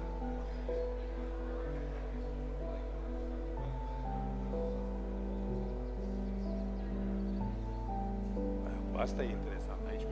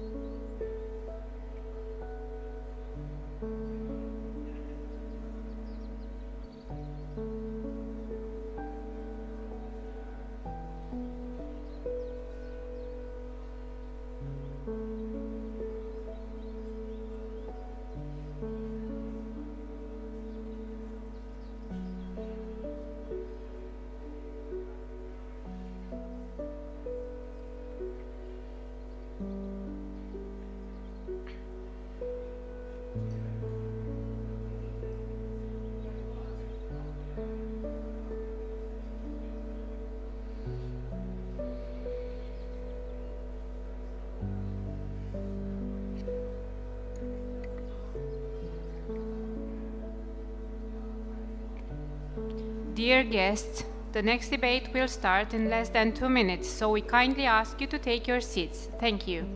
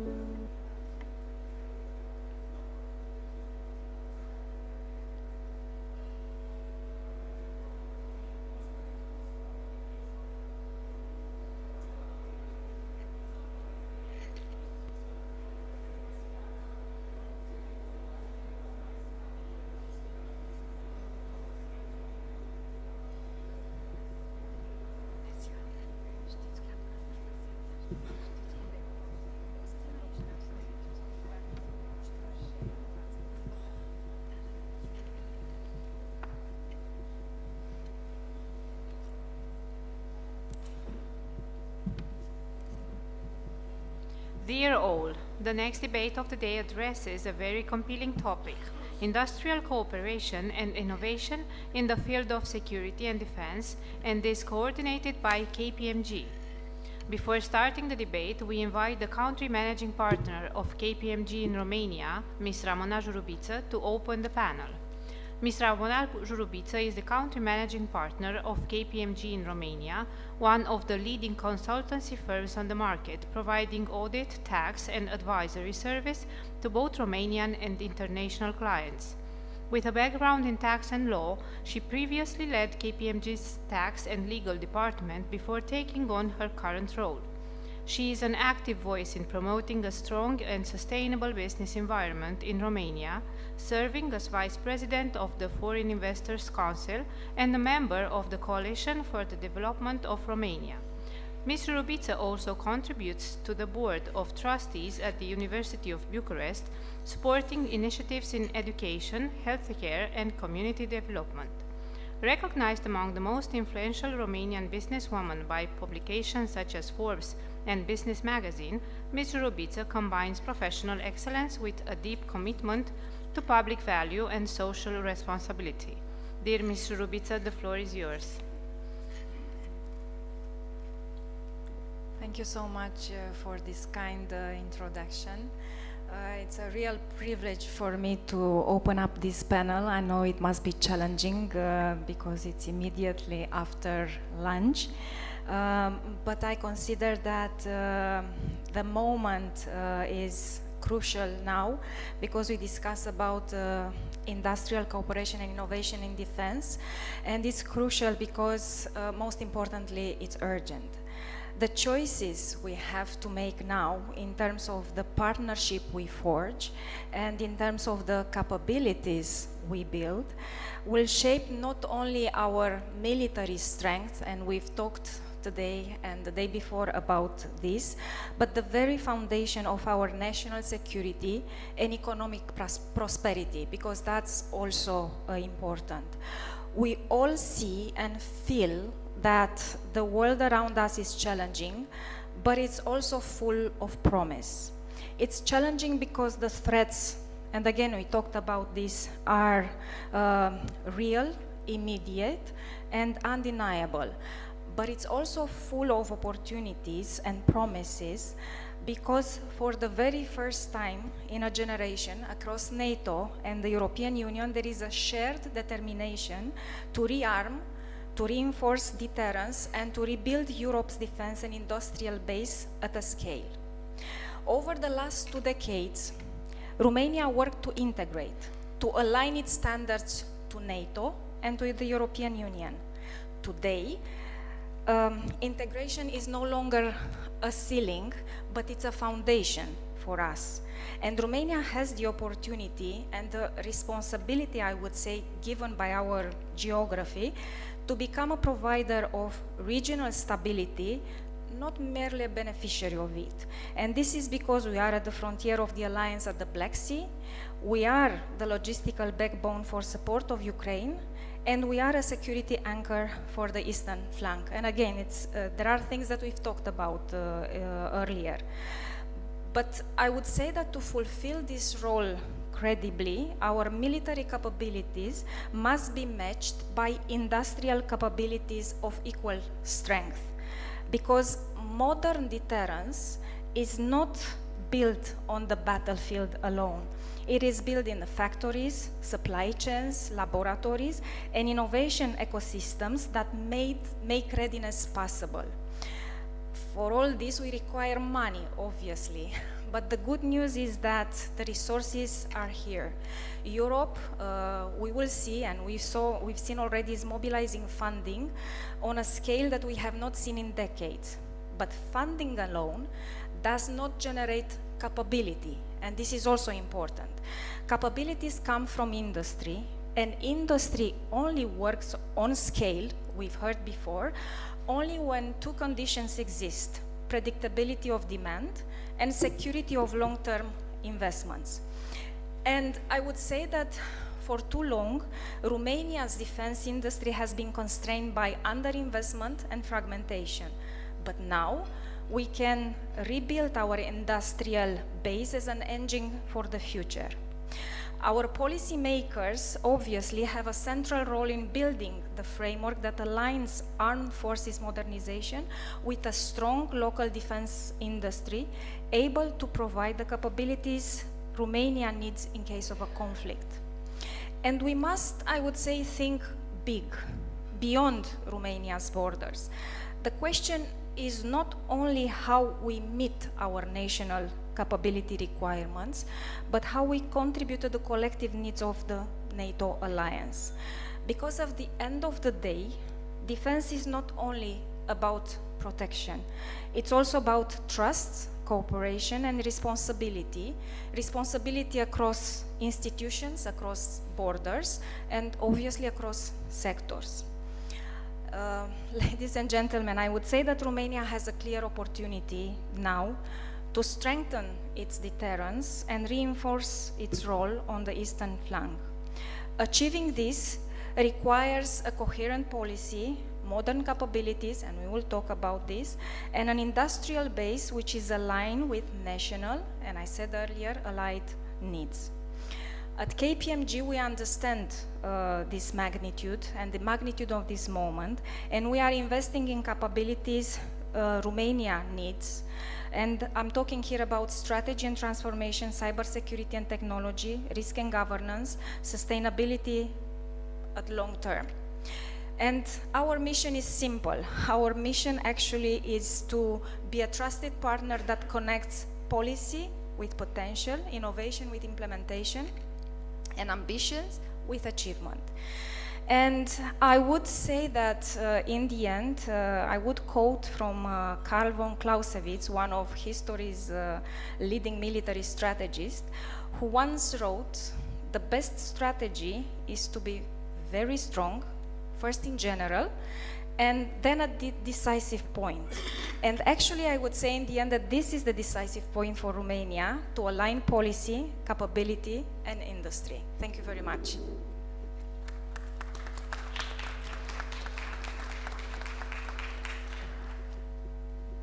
Thank you very much, Ms. Rubica, for the perspectives you have just shared with us.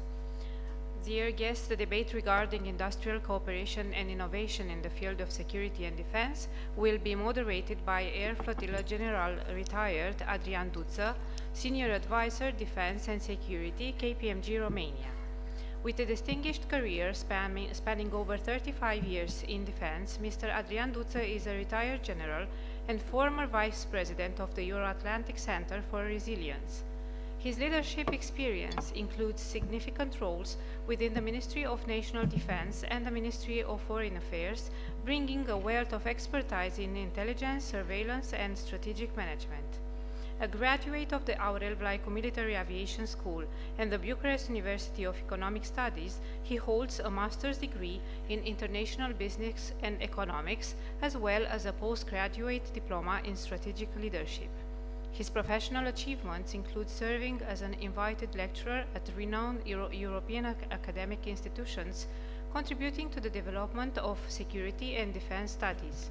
As a pilot of the MiG-21 Lancer and C-27 Spartan, and as a defense intelligence officer, Mr. Duță has been deployed in multiple international missions, including Afghanistan, Greece, and Portugal. He has been decorated with several NATO and national distinctions, including the St. George's Cross Class First, awarded by Portugal. Dear sir, please proceed with the debate.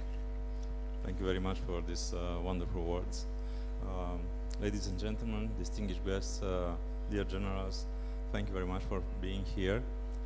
And many thanks to the organizers for the opportunity to bring our opinion about the industrial cooperation and innovation here. And my intention was to bring around the table experts from different countries to have a rich debate on this topic. This panel aims to explore the role of industrial cooperation and innovation in strengthening defense capabilities at national, European, and NATO levels, bringing together experts active in Central and Eastern Europe, Germany, and East Asia. The discussion will offer a comparative perspective on the dynamics of the defense industry across strategic regions. A central point of the debate will be the European development and financing mechanisms dedicated to supporting small and medium-sized enterprises in the defense and security sector, including access to banking, finance, and integration into strategic partnerships. A special attention will be granted to Ukraine's wartime experience that has become a powerful testament to industrial resilience and innovation under extreme pressure. Through strategic cooperation and rapid adaptation, Ukraine has transformed its defense industrial base from a Soviet-era legacy into NATO interoperable ecosystem. Key innovations such as widespread use of unmanned aerial system, real-time telemaintenance for frontline equipment, and agile electronic warfare solutions have not only enhanced battlefield effectiveness but also reshaped global defense practices. The panel will also address opportunities for interregional collaboration with a focus on industrial cooperation between the European Union and Japan in the field of defense. The main objective is to facilitate a focused dialogue between the private sector and the relevant institutions to identify best practices and contribute to shaping strategic directions for the sustainable and competitive development of the defense industrial ecosystem. For the beginning, I will ask the speakers to present their perspective of the region regarding the industrial cooperation in national, European, and NATO context. Also, industrial cooperation and innovation in wartime conditions in Ukraine, European funding programs for companies in the defense sector, and also defense industrial cooperation between Japan and the EU. I will start with our colleague from Germany, Mr. Stefan Hefter. Allowed me to say a few words about his career. Stefan Hefter is an experienced consulting partner with over 20 years of expertise in the defense sector. He has in-depth industry knowledge and an extensive network within the German and European defense. He joined KPMG in January 2022 as head of defense in the public sector consulting division. Previously, he was partner at ABM Global Business Services, where he led this digitization in the defense and intelligence sector. Stefan holds a master's degree in physics from Heinrich Heine University Düsseldorf and started his career as a senior consultant at Lotus Development GmbH. He has led numerous significant projects, including the development of a digitization platform for armored ground vehicles and the introduction of a high security solution for mobile devices in the German armed forces. Stefan is married and father of the 3 children. Stefan, the floor is yours. Yes, thank you very much, and thank you for allowing me to share my perspective and a little bit of the German perspective. So first of all, about industrial cooperation. Let me highlight that on 2 examples. Number one, where we are also involved, is the Lynx program for Hungary, the Lynx vehicle and infantry fighting vehicle from Rheinmetall. And the primary tool for industrial cooperation there is a form of a joint venture. What has happened? The joint venture was conceived, and now Rheinmetall has the most modern plant to construct these vehicles in Hungary. I can't pronounce the name of the town. And that's the most modern in the whole portfolio. It's working very well. It's delivering the vehicles. So joint ventures between industrial partners seem to be something that works very well. Let me look at the other side of the spectrum.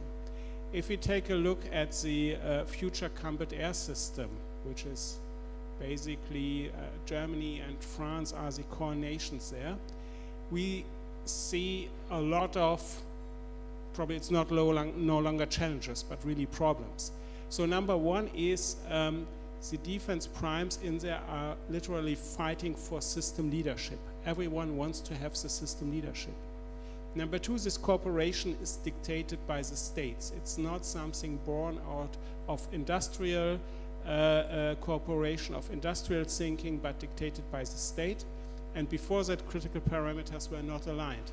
So if we compare these two, yes, joint ventures, cooperation between somehow equals works very well. On the other hand, strategic programs dictated by the state are something that is not working very well. So my perspective on industrial cooperation. Thank you very much, Stefan. Now the floor goes to Tudor Alexandru Grecu, but before that I would like to mention that Tudor is a partner, head of advisory, KPMG in Romania and Moldova, and CE head of defense.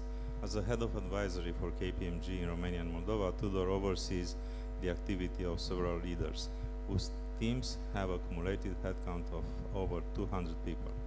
KPMG advisory includes consulting and deal advisory departments, which deliver services in areas such as cybersecurity, technology, valuations, transaction services, and restructuring. And there are also outsourcing with sectors such as financial services, energy, or defense, among others. As CE head of defense, Tudor has made a significant contribution in relation to the development and the implementation of our strategy and activities within the wider EMA region, given the complexity of the current geopolitical context for the CE region. He is working towards consolidating the defense teams and capabilities to deliver high-quality services to public and private sector and contribute towards increasing embedded resilience at a firm level. Tudor, the floor is yours. Thank you, Adrian. Distinguished audience, first of all, together with Adrian, I feel as a host for my colleagues that were, there to join us in this panel, and we have here our KPMG colleagues from Germany. Stefan already presented, from Poland, Ukraine, and Japan. This is quite a large reach, and maybe anecdotal to a certain extent. KPMG is not a corporation, a network, so we understand interoperability by nature. It exists in our lives. It's not military interoperability, but it works as conceptually similar. Now, on the specific topic of industrial cooperation and technological cooperation. To me, this is in fact the key that policymakers, together with decision makers and together with actually all players in this game, will need to use and have to use to find this maximum function, whereby while clearly targeting to achieve military objective of acquisitions, training, repair centers and training centers, this is clearly need to be achieved, but the maximum function needs to look at the secondary effect that this type of investment will have in the larger economy. And by that I'm referring to those economic players that already exist in defense, or they qualify as conversion factor for candidates, for the primes, and will collaborate in the next period with them to localize the production, to localize Romania's capacity to repair, to do overhaul, to train. Otherwise said, they will represent the ecosystem that will provide us a localized solution for a long-term use of whatever type of solutions we as a country eventually decide to acquire. Now, fortunately, the industrial cooperation, technological cooperation is already regulated. There is a proper institution that takes care of that. Of course, there are always, difficulties when you start doing it, and there are question marks. But I think we started. We are very well equipped as a country. I was happy to hear yesterday from a government official that SAFE will also, the spending out of SAFE that Romania plans to do will also be done with this fundamental in mind, that whatever contracts we sign, they need to generate for Romania either localization of production or assembly or transfer of technology. And I'm saying luckily, and I'm happy, because otherwise SAFE does not have this as a prerequisite, as opposed to normal acquisitions. So maybe a slightly different view, but I think it's a view that relates to how European countries are to collaborate from now on, and we don't start equal in terms of industrial base. We don't start equal in many terms, but in some of them we are better. So I'll give the floor back to Adrian. Thank you very much, Tudor. You're right. It's a very complex situation, and we hope to find new ideas for the future. Now it's time to talk about Japan, the Japanese experience in industrial cooperation. And we have here with us Mr. Cristian Vlad, who spent a lot of his life in Japan. He's a partner and core member of KPMG Strategy and Transformation team in Japan, focusing on cross-border initiatives, culture integration, global advantage, leadership development, organizational architecture, and social impact. Mr. Vlad worked as a business consultant at multiple consulting firms and enterprises before joining KPMG in 2024. He started his career at a major Japanese automobile company, where he worked in Formula One marketing, global talent operations, and corporate value creation. He has worked for several companies, providing advisory services to clients from various industries, ranging from automotive to technology and financial services in the areas of strategy, leadership, and digital transformation. In particular, he has deep knowledge in innovation management, product and service development, transformation, corporate governance, communications, engagement, and global talent management. Christian, the floor is yours. Thank you very much. I could already see a couple of faces wondering who was going to be the Japanese person in the room. That was me, not necessarily Japanese, but I've spent most of my adult life living and working in Japan. And since we were talking earlier about innovation and transfer of technology, one thing that comes to mind about Japan is that, historically speaking, a lot of innovation, as we all know, has been sitting at the assembly line in the factory, in manufacturing, in IT. And most recently, we've seen a lot of push for innovation across industries. And while saying that, I'm seeing a bit of a convergence of industries. IT going with manufacturing, manufacturing going with finance, and so on. And in terms of defense, we do have a lot of restrictions, as we all know, in Japan for exporting defense technology. We need parliamentary approval for any defense equipment transferred to any other country. In recent years, that has happened. We have seen quite a series of approvals for transferring defense equipment, and we hope to see a lot of opportunities for collaborations with countries in Central Eastern Europe, and especially with Romania moving forward between major defense and IT companies and our local needs. Thank you very much. I'll pass the microphone back to... Thank you, Christian. Now, I'm very happy to have here with us our colleague from Ukraine, Bogdan Shishkovsky. Bogdan is an experienced advocate, attorney at law, and director in legal services KPMG Law Ukraine, with more than 10 years of practice in corporate law and mergers and acquisitions, dispute resolution, and regulatory matters. Bogdan has proven track record of advising in numerous complex transactions and projects, including legal due diligence, pre- and post-acquisition support, and restructuring initiatives across Ukraine and international markets. His expertise extends to cross-border and domestic litigation, data privacy, and competition law. Bogdan has provided support to companies in the defense industry, working with major defense companies in the EU, as well as fast-growing Ukrainian defense technology companies. He has advised these clients to expand their operations and conduct business both within Ukraine and abroad. Bogdan holds a Master of Law degree from Taras Shevchenko National University of Kiev. He's a solicitor from England and Wales, and an attorney at law in Ukraine.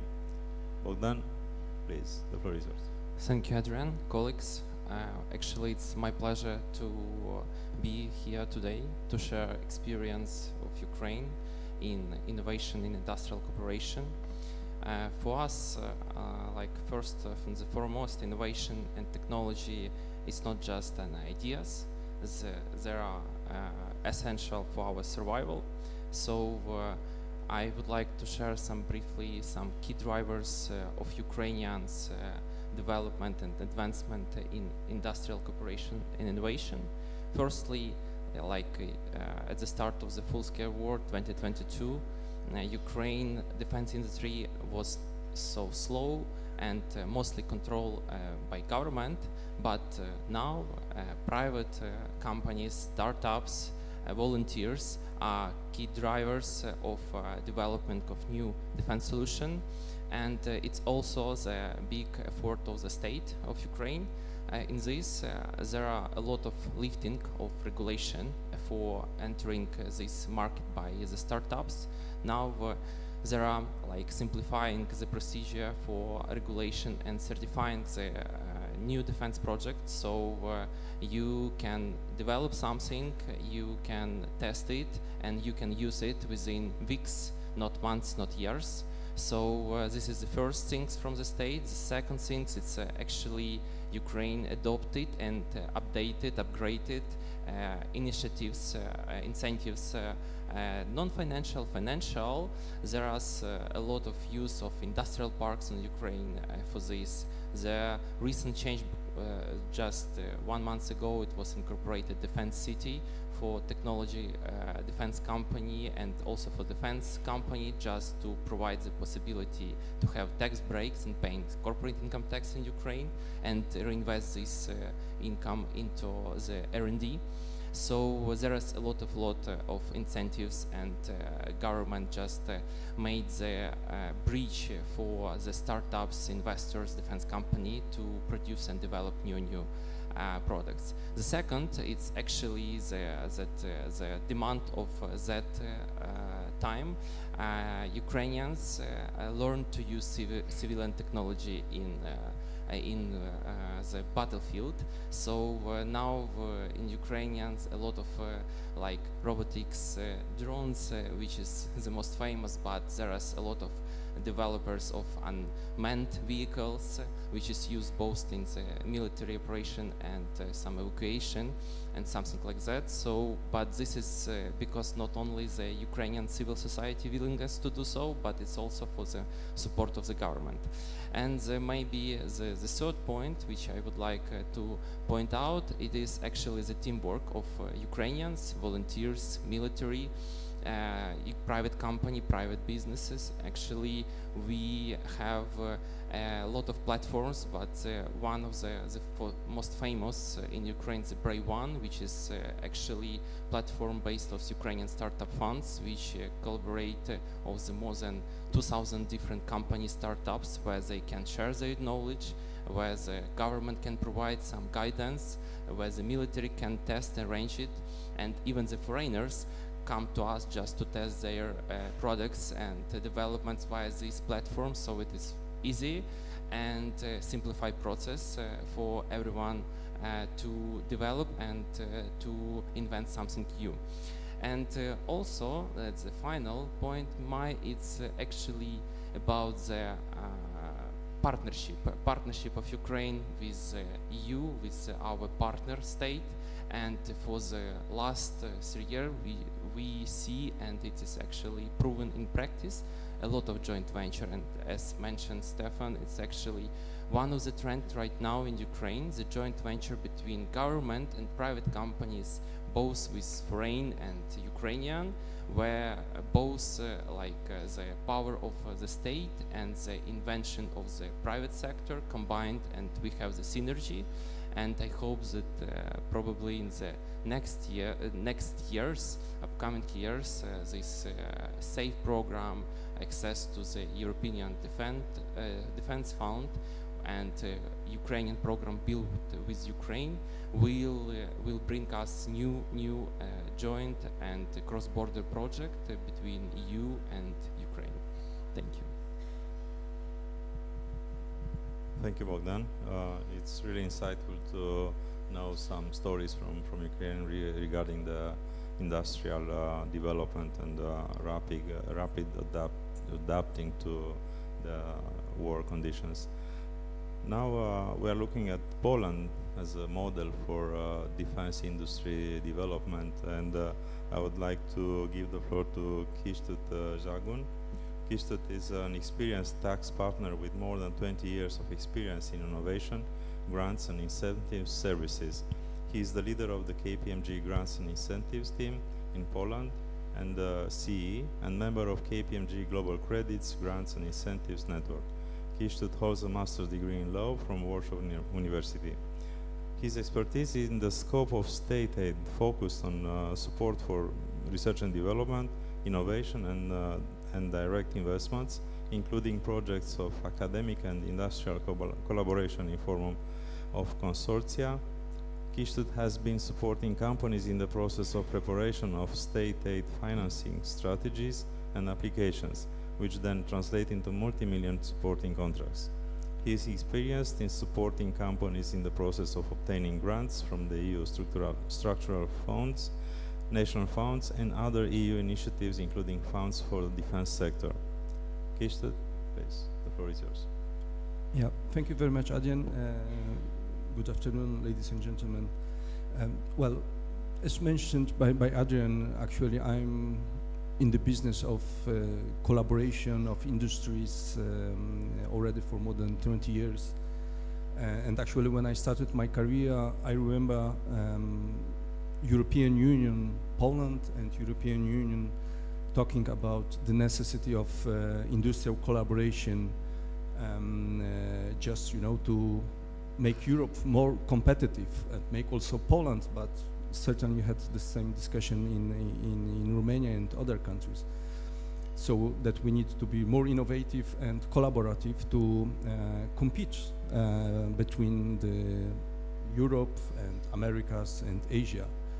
By that time, even in 2014, when the war started, it was a discussion, merely a discussion with some ideas how to strengthen this cooperation and boost innovativeness among European industries.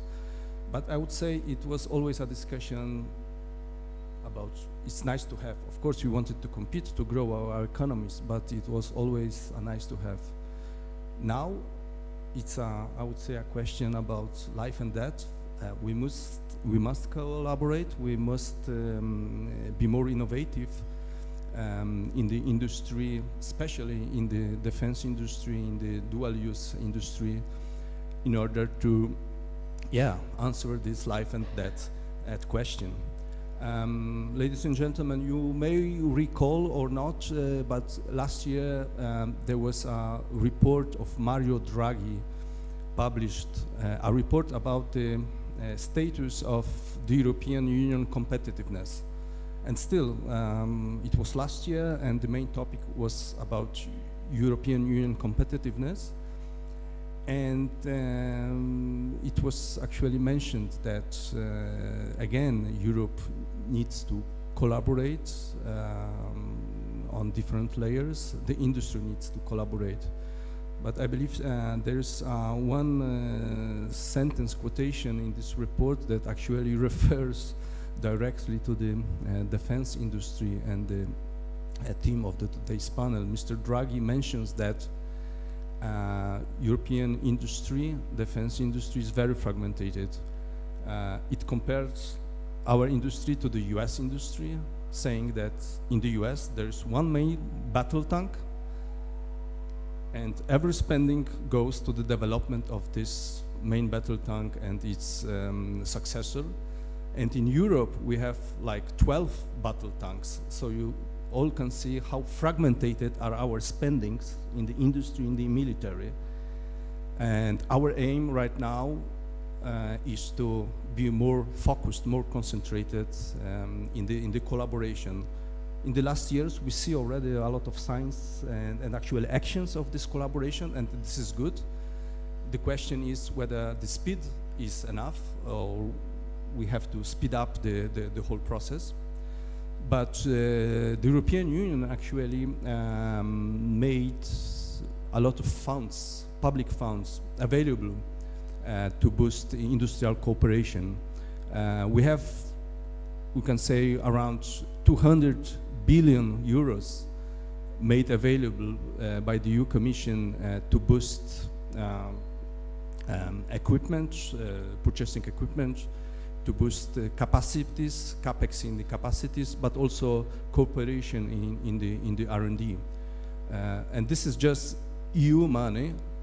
On top of that, you should count local funding from countries, and also, of course, the private sector, banking,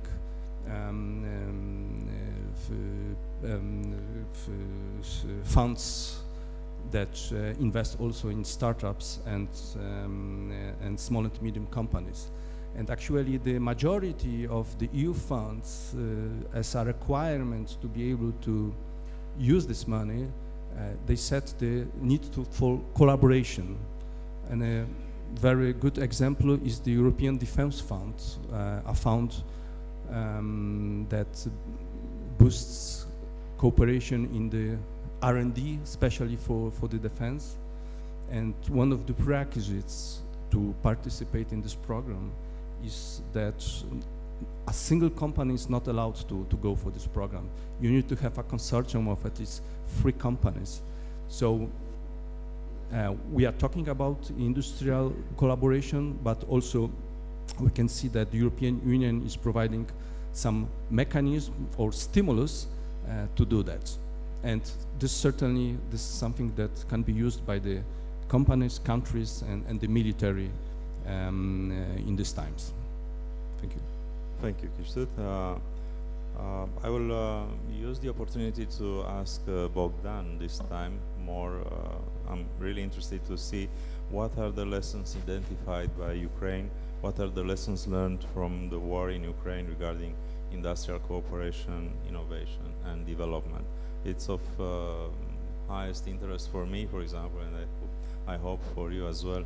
How is possible to develop in such a pace when you are in extreme pressure from war?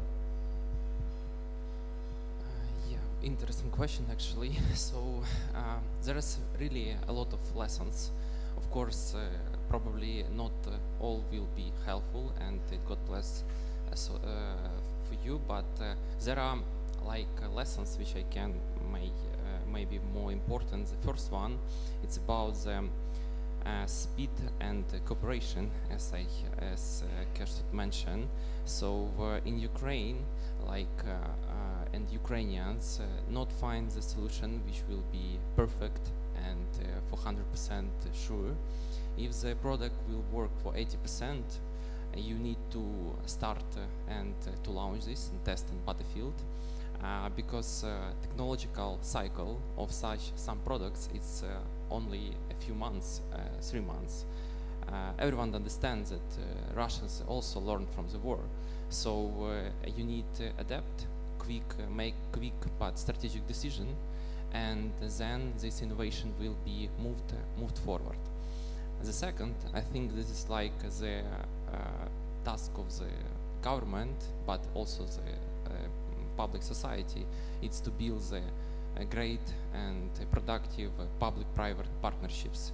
So the task of the government to build the ecosystems, to provide the possibility, to provide some incentives and motivation, but for the task from everyone in the country, in Ukraine, everyone trying to find the solution, how to help it from our own perspective.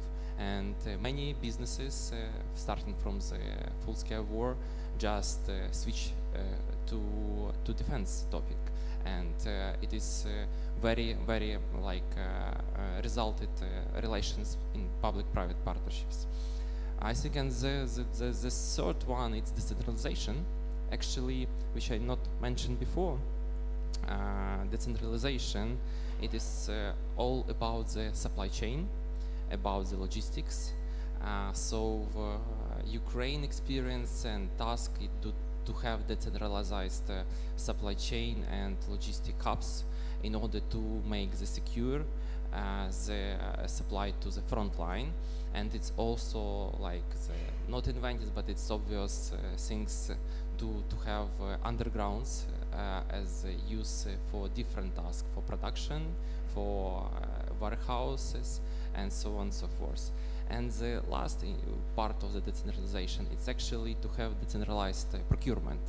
In Ukraine, it's very enhanced because Ukraine is a big country and a lot of decision, but at the same time decision on the front line with the specific military units should be take quick, and specific soldier need now some drones or equipment or something else.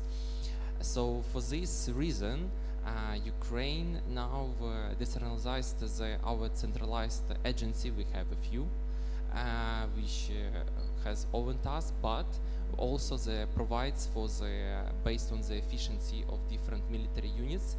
Each military unit can buy defense products directly for the local suppliers, and it is based also the program on the efficiency on the battlefield. The most efficient military units can buy more defense products. So it is like the motivation and at the same time some freedom of making decision and to ensure the specific military units have enough resources to defend and combat the Russians. So this is like a few lessons from Ukraine. Thank you, Bogdan. Now I go back to Kishtet Zagun. We are looking at Poland as a role model, let's say. Poland succeed to make very good investment in defense, and it seems that the dialogue between the state entities and all the program is going well, seeing from outside. What's your opinion about the dialogue between state entities and private companies? And I mean not only the primes, not only the big companies that seems to have a good dialogue with the governments, but also the SMEs and all the other private companies. Is there something for them? Do they have access to financing mechanisms? Please develop as you wish. Yeah, I believe Poland had to learn very quickly how to adapt to the current situation.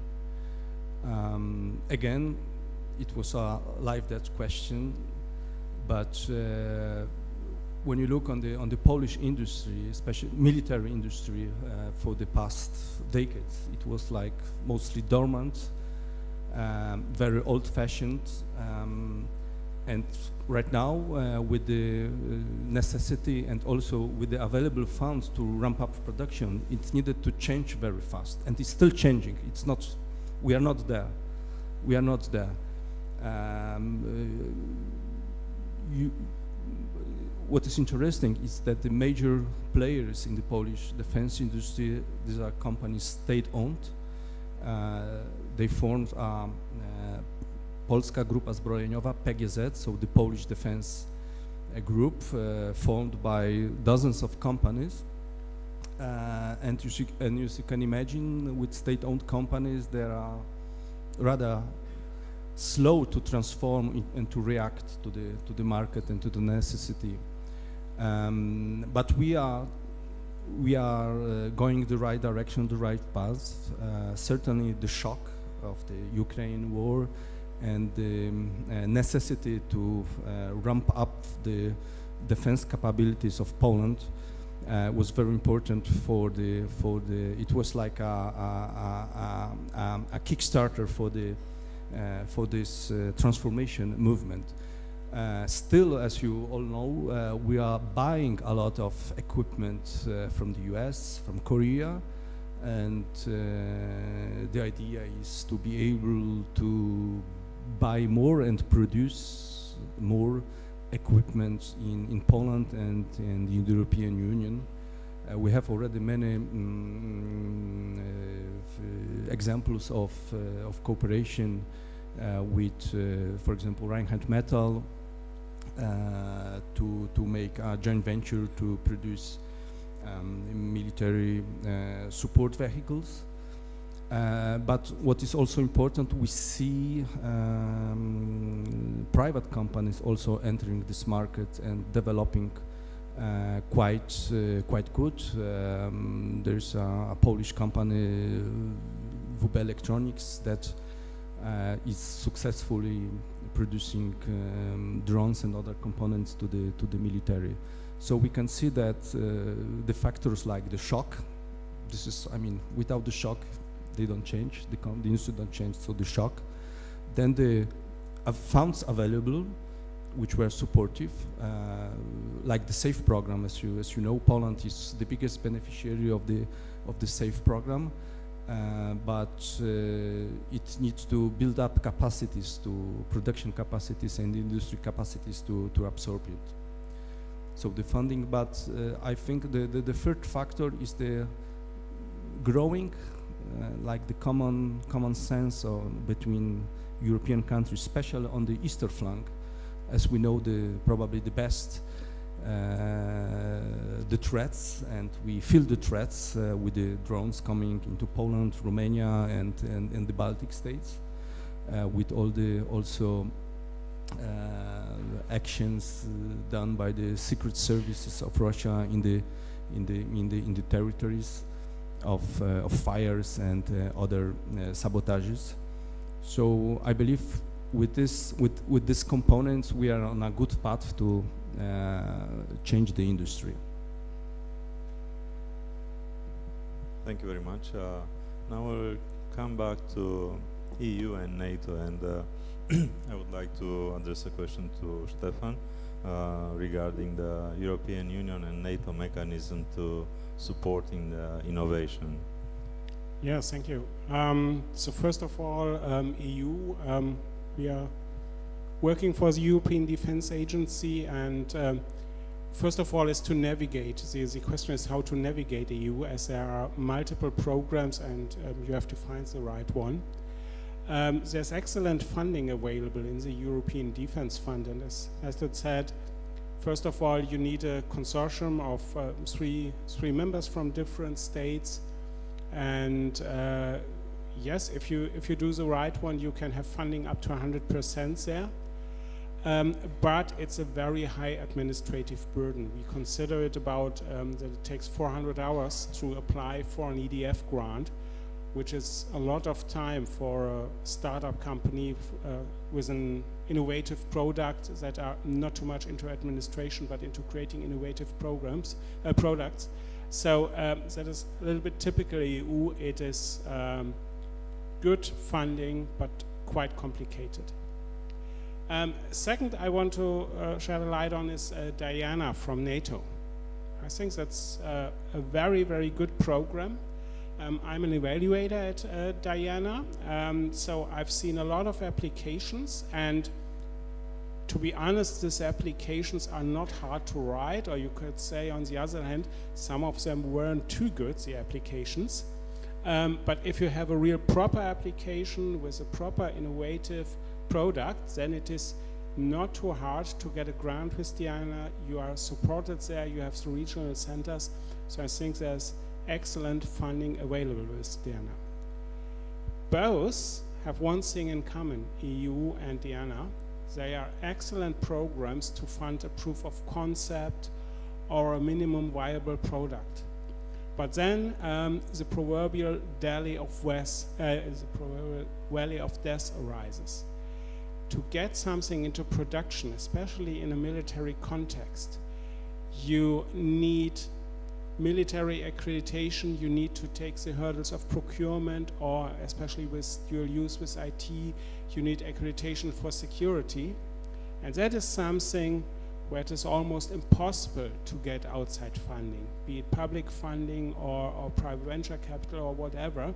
So this is really killing most of the innovations, this valley of death, and that is something I would say there needs something to be done to help innovative companies through this phase to get products out into production. Thank you, Stefan. Really interesting to see what it's really killing the innovation.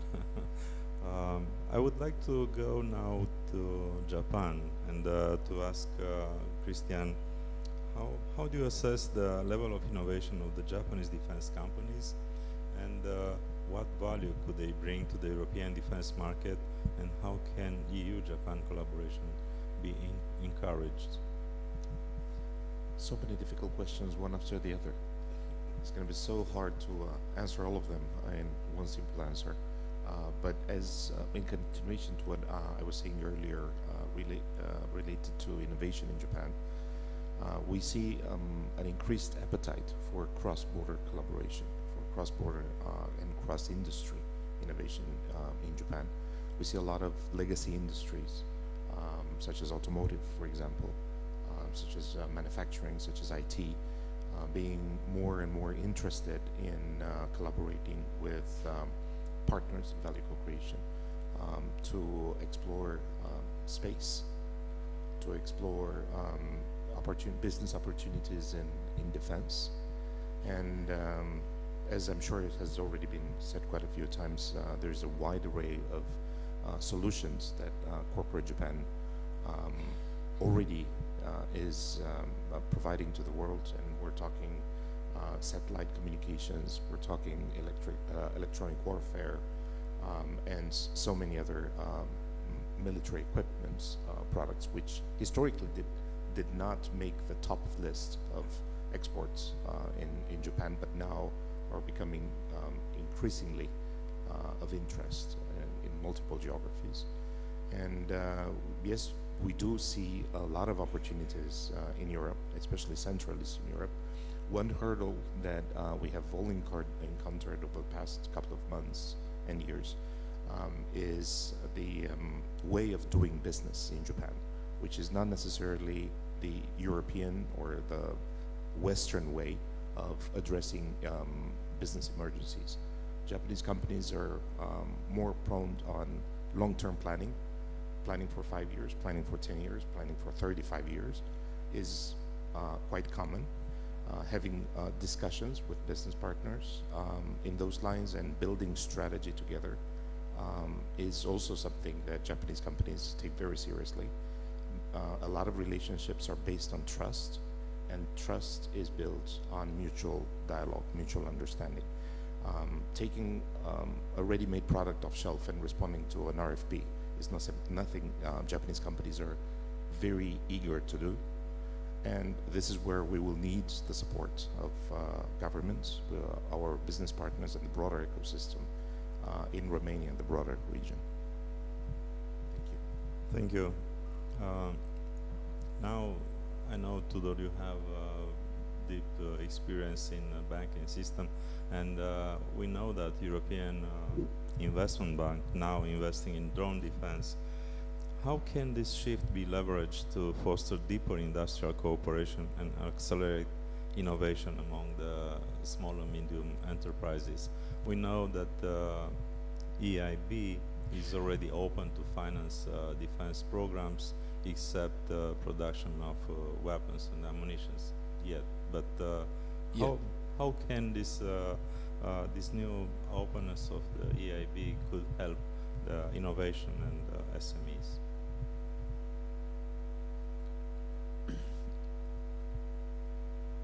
Well, the question is somehow related to EIB. I think the larger question is what we need more, considering that we have the opportunity, and when I say the opportunity is the political stance taken by Europe, that Europe needs to build deterrence, the budgetary allocation, and the additional financial instruments. EIB is one of them, is actually making safe, adding leverage to safe and making it more operational. And actually EIB will connect the banking system, the classical commercial banking system, to the industrial base, and of course to the end user, which is the Ministry of Defense, the armed forces, for the military part, or for the critical infrastructure, both civilian and military use. But if the question is what we need, I think we need what we needed in every aspect of our economic life for that to develop. It's called capitalism. Capitalism generates progress, not on its own, but through the entrepreneurs, through the larger businesses, through us as individuals taking risk, putting passion and ambition in a field. So I think the simple answer is that probably what we need, in addition to the fact that we have an opportunity, we already have financing, it's for the policymakers and governmental authorities to reconsider whether there are bureaucratic bottlenecks, which can be solved, because some of them should never be solved because they are part of a proper system. And what I hear in Romania, but what I heard also in Warsaw, in the Warsaw Security Conference, is that more communication between public and private, and when I say private, I refer to private organization, like in this case, Romarm to me is private. So let's say discussion between public and industrial base, the communication seems to be an area where definitely we can still improve. And to go now even deeper into our case in Romania, I think what we miss, and when I say we I refer to the entire country, because we have a collective intelligence and wisdom. If we want to maximize the effect of this investment in deterrence in the industrial capacity of Romania, then we should be able to know what is the industrial capacity of Romania. Because if you want to set, you know, a North Star and to say what I would like is for us to be able to produce ammunition, there are a few questions. Do we have the powder? Do we have the ability to weld or to mold? Mai avem turnătorii în limba română, da? These are simple, straightforward questions that start from understanding where you are.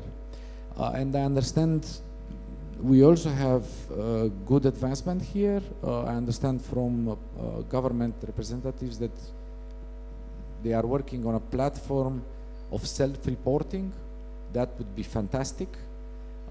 As of now, and anecdotal, the companies that we met and are, you know, collaborating with primes, for example, in mechanical, in large mechanics, when we ask them, but how do you end up working with X, Y, I don't know, Hanwha, Rheinmetall or whatever, the answer was by a recommendation from another company, not from the government, because they don't know that we could do this topic. So this is, you know, these are layers of knowledge and of competence that we need to close pretty fast as a country, and they will provide a basis for us to accelerate. And last but not least, we also have reasons to, you know, to be very positive about innovation in Romania. I'm personally very happy about the AI Factory project that sits with the Polytechnical University of Bucharest, and actually with the network of polytechnical universities in Romania. And this will be, this is now the first national network for artificial intelligence. A fundamental evolution for our ability to, you know, to cope with what we considered 2 years ago to be the next step, and what today is our actual life, artificial intelligence. Thank you, Tudor. As we still have a few minutes, I would like to switch to the audience and invite you to ask questions. Okay.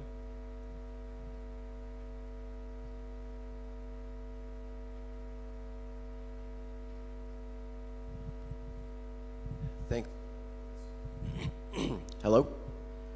Very much for this conversation. I'm the naval attaché from the U.S. Here in Bucharest, and last week I got to attend the NATO Industry Forum here, and there we got a brief on Baltic Sentry and NATO Task Force X. Just to provide brief background, in 2024, in response to a Shadow Fleet vessel dragging anchor in the Baltics to damage some undersea infrastructure, NATO and Baltic leadership got motivated to stand up an unmanned task force, Task Force X, to monitor the AOR. So they put out a call to industry looking for companies that could deliver unmanned surface, subsurface, and air assets They got 70 plus companies responded. After initial review, they whittled that down to 28, and they ended up with 9 companies and 28 different systems. They launched Baltic Sentry in January 2025, and within 6 months, they had developed an entire unmanned fleet. My question to the panel is, would a similar kind of program be possible in the Black Sea, potentially through NATO or through Task Group MCM Black Sea, recognizing that there's a hot war going on to the north, recognizing things like the Montreux Conventions? Do you think there would be any legal hurdles to trying to replicate such an effort? Yeah, thank you very much. Very good question. I don't know if I have the answer. It's of course a difference, and we can see all of us the difference between the approach in the Baltic Sea and the Black Sea. And I hope that from now on the situation will be different, and I'm happy to see here people from the Navy, and I hope that all the initiatives will be put in place, and we will work on them in order to develop the same level of capacity also in the Black Sea, because the need it's real, and we have to bring the companies to give all the support for these programs. I can estimate, but I don't have a concrete answer for this question. My takeaway is that the countries bordering Black Sea, Turkey, Bulgaria, Romania, can benefit of a mountain that was already climbed by Ukraine. The IPs and technological advancement obtained by Ukraine in real battlefield, including maritime,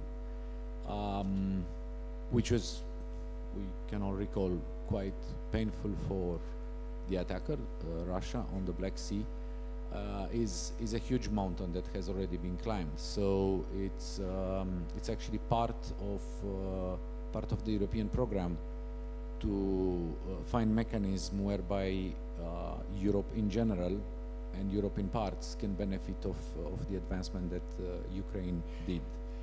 Localizing it in Romania, I understand that we already have, as of a few days ago, a program whereby such a mechanism has been put in place. Romanian industrial base takes over a number of IPs in unmanned vehicles and pays in return not cash but in production of drones that are shipped back to Ukraine, except for a part that are retained in Romania for training our armed forces. Now, that being said,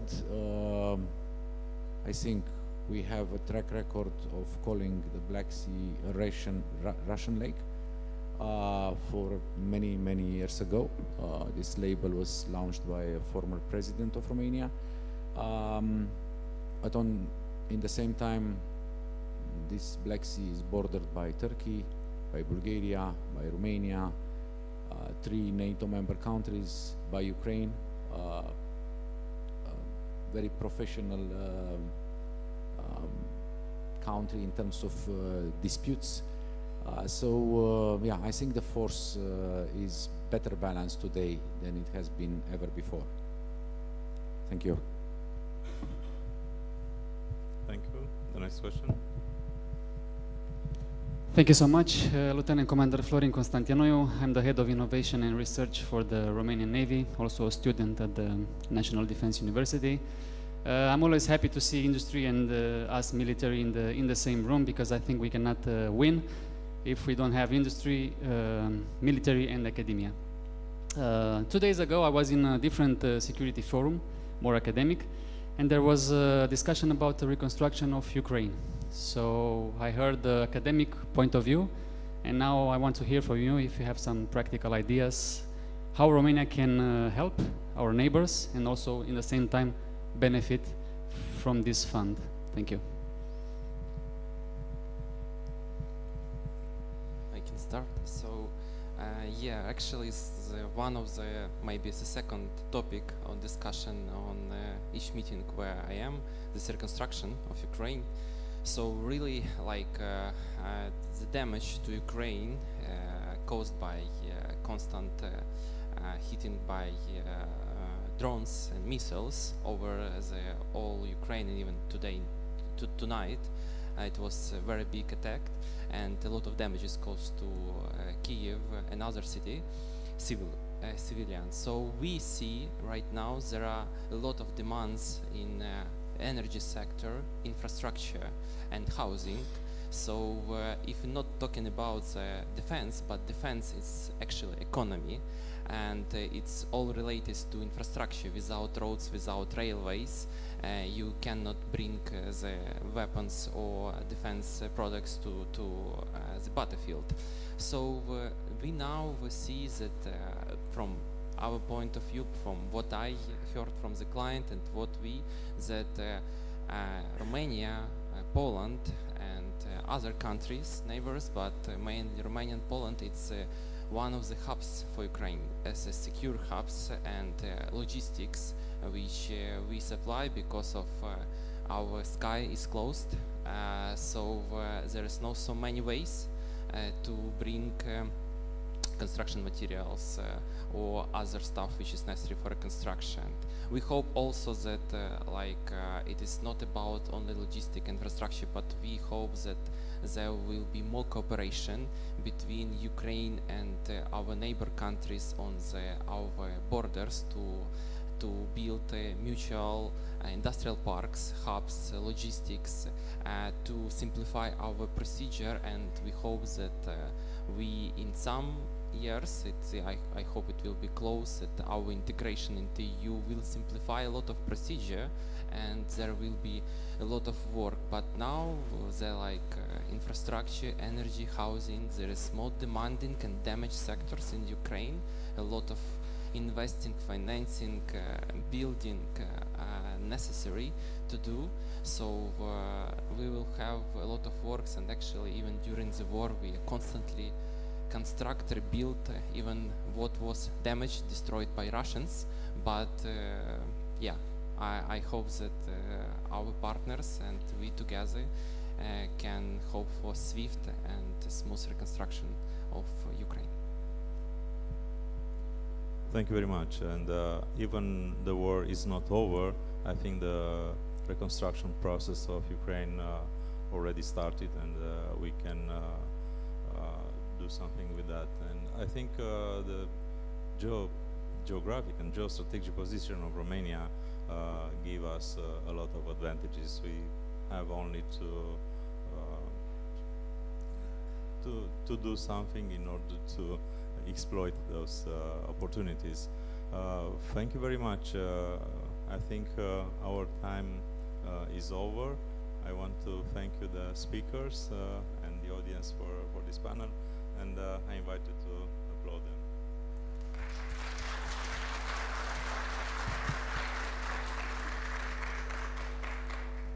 Gentlemen, thank you very much for this very interesting debate. After a short break, we'll please be back in 15 minutes.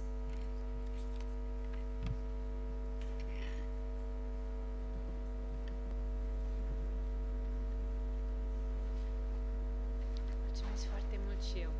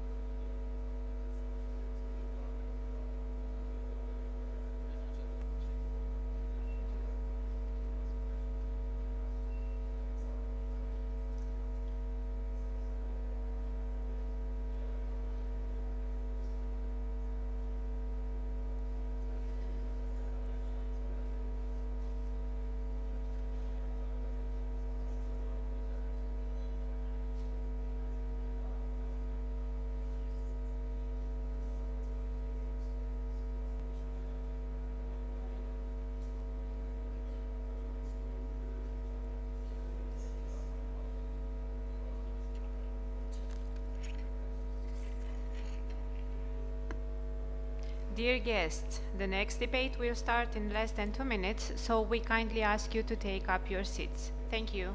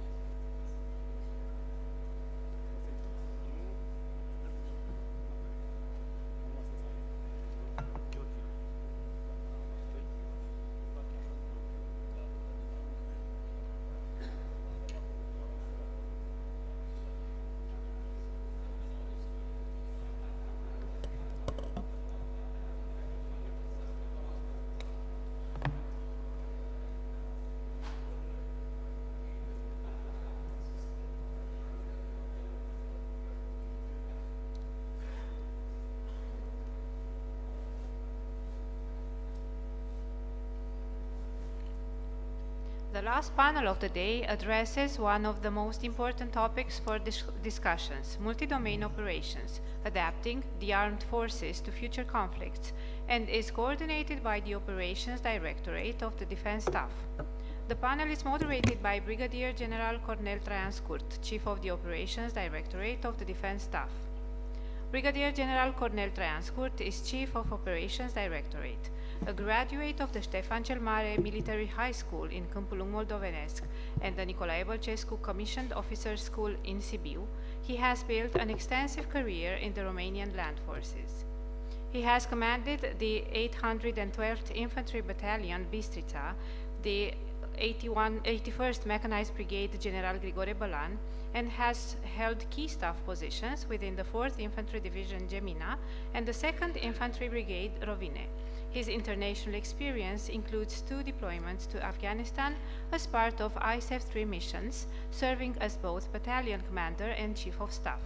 Brigadier General Scurt holds 2 master's degrees and has completed PhD studies in international relations and European studies at Babeș-Bolyai University. He has received multiple national and NATO distinctions. Dear sir, the floor is yours.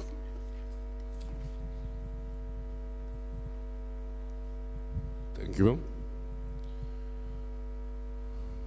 Ladies and gentlemen, distinguished guests, it's my honor and privilege to moderate this panel on multi-domain operation, adapting the armed forces to future conflict.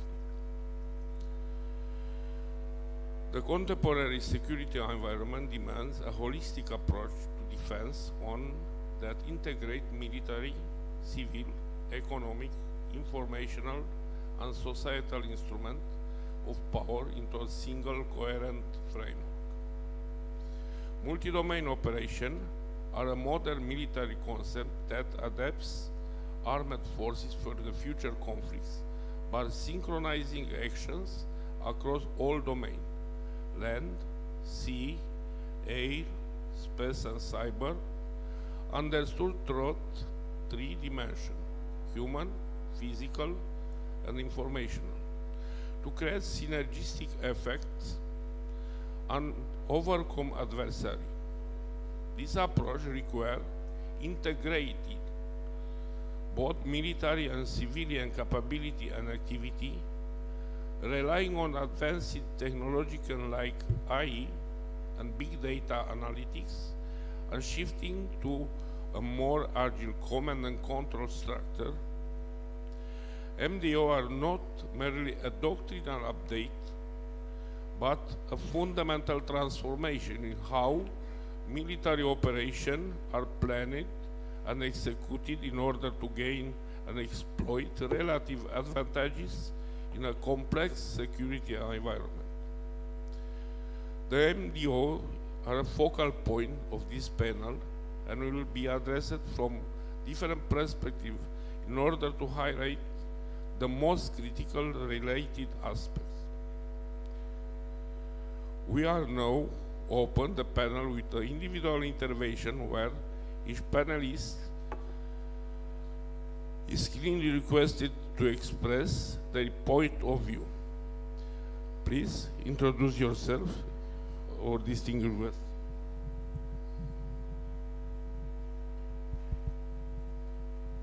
Good afternoon. It's very difficult to close up such a successful couple of days session. I'm Brigadier General Florescu. I'm commander of the Land Component Command. My previous position, Deputy Operation and Training for Land Forces Staff, 18 ISR Brigade Commander, former Special Forces Battalion Commander, Deputy Operation of Training for the SOFCOM, and so on. I'm honored to open this panel again. I guess it's something very difficult to chew, especially because it's the last.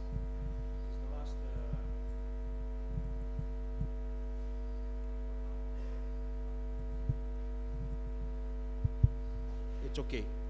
So, having the opportunity to open the panel, I would like to highlight. I will try to define the concept of multi-domain operation, because we could speak about multi-domain operation at the crossroad between the security environment, transformation, and the technology development.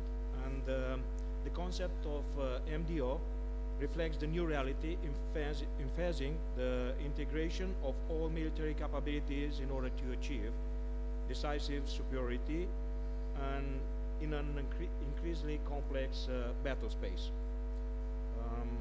MDO are coordinated and simultaneous action carry on across all domain of warfare with the purpose of creating convergence effect on adversary. They involve the integrated employment of land, naval, air, cyberspace forces, as well cooperation with civilian entities, governmental institutions, and international allies.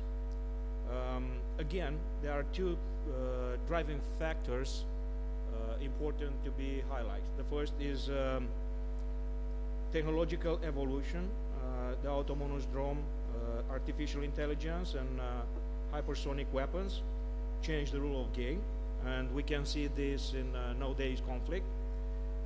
The cyber and information environment, cyber attacks, data manipulation, and psychological warfare are becoming weapons as powerful as the conventional ammunition.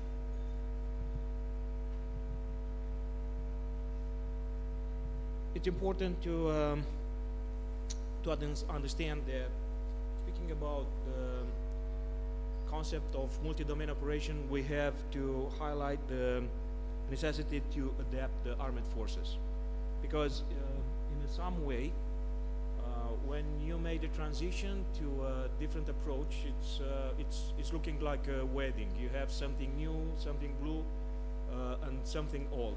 And mainly when you are highly constrained about the budgetary issue, and you have to understand the timing in creating new capabilities, you have to play with, sometimes you have to play with what you already have on hand, and to look forward, to not take the time of my colleague panelists. I will say that the most important thing when we are talking about the MDO, is the fact MDO is not just a bunch of new technology get together, but it's also a transformation in the mindset, and it's about achieving the synergy in the resources you already have. Because fight tonight and use the army you have are not concept that you could simply dismiss. Thank you very much. Thank you, General, for your very much valuable insight of the matter. General Minskia, the floor is yours. Thank you. Good afternoon. I'm Air Force General Miski. I'm commander of Air Force Component Command. I'm glad to be here. My previous position was Deputy for Operation and Training inside the Romanian Air Force Headquarters, also the Air Base Commander, 95th Air Base Commander, and let's say that I'm a helicopter pilot in this moment, more than 2,500 hours on this all type of helicopter in Romanian Air Force. And also I had two missions abroad of our country, in Bosnia and Herzegovina and Mali. My colleague already defined very well what is about the multi-domain operation, and I will tell you what the Air Force can do in this domain. So we are aware that we have platforms and vectors which are able to product effect in all these domains. I mean, we can act in a cyber domain if we want it. We are able also to produce effect in land domain, maritime domain, even in space domain. So it's very important to achieve the degrees of air control in order to provide the full liberty for maneuver from the ground forces, naval forces, and so on. For that, it's very important to work together and also integrate, to be integrated, because we are able to fight far away from our position. You know, we can go to the, let's say, heart of the enemy, and we can product effect. But just together, integrated, and also plan together with the land forces, cyber domain, electronic warfare, and so on, we are able to product effect at operational level and also strategic level. By alone, it's very hard. Maybe at tactical level, or sometimes with a big luck, we are able to provide effect at strategic level alone. And I know that in Yugoslavia, for example, it said that the Air Forces won the war by itself, but from my perspective, it's impossible today to be, let's say, winner in a war, in a modern conflict by alone. Just together, and in all domain, with acting in all domain, we are capable to reach our strategical objectives. And also, it's very important to know from the Air Force perspective that even you are capable to act by alone with our planes, it's very important to have a very good devices in order to control our own airspace, because all of that other forces act in the same space. So from us, from fratricide point of view, is very important to have electronic and procedure in order to control all air assets and also ground forces which can act in the air domain. So that's all from my perspective in this moment. Thank you very much. Thank you, General. Nicolae, the floor is yours. Thank you very much, General. Good afternoon, everyone. Glad to be here. I love to say that speaking about the Romanian Naval Forces, we are a little bit ahead in terms of multi-domain operations, taking into consideration long experience in the maritime domain awareness, working together with our strategic partner, United States of America, in terms that have a very clear maritime picture here in the Black Sea, with a very large palette of radars to monitorize the merchant traffic, in the same time to keep an eye on the Russia Black Sea fleet, to have all palette of information regarding the Black Sea submarine environment, from the anti-submarine warfare and mine warfare, and in the same time to put on the list our priority in terms of modernizing Romanian naval forces, and most important, to bring within our Navy as many as we can operate unmanned system. If we look at current situation in the Black Sea, and I want to highlight at least the first 3 months of the war. After 24 hours, Ukraine lost almost entire navy, and after 3 months, beginning with the sunk of the flagship Moskva, after another 2 months, again Ukraine without any navy succeeded to bring Russia Black Sea fleet from Navy base of Sevastopol and to deny access in the northwest part of the Black Sea. I want to take advantage of this moment and to give an answer to Commander Dargan speaking about the Task Force ACE in the Baltic. You know about this very successful security construct under the coordination of the headquarters of transformation of NATO. All the partners put together the autonomous system in the Black Sea with different phases, but the most important is the last one, with their level of ambition that at the end of June next year to have this capability able to act in the Black Sea in the most important to be extended to in the Baltics and to be extended in the Black Sea with huge advantages from the security of the Black Sea. I would say in terms of empowered alliance presence here in the Black Sea, if we look at the Montreux Convention, we can bring unmanned system in the Black Sea. In the same time, it's a good opportunity for Romania to support this initiative in order to have all the things they need to can operate with this capability in the Black Sea. And again, we have in mind from the next year with Romanian Navy exercise OPEX ADT, which is going to take place at the end of the May 2020, to bring here all the, let's say, companies which want to take part in the exercise, and let's say to be the first step in developing in this Task Force X here in the Black Sea. Thank you, Amiral.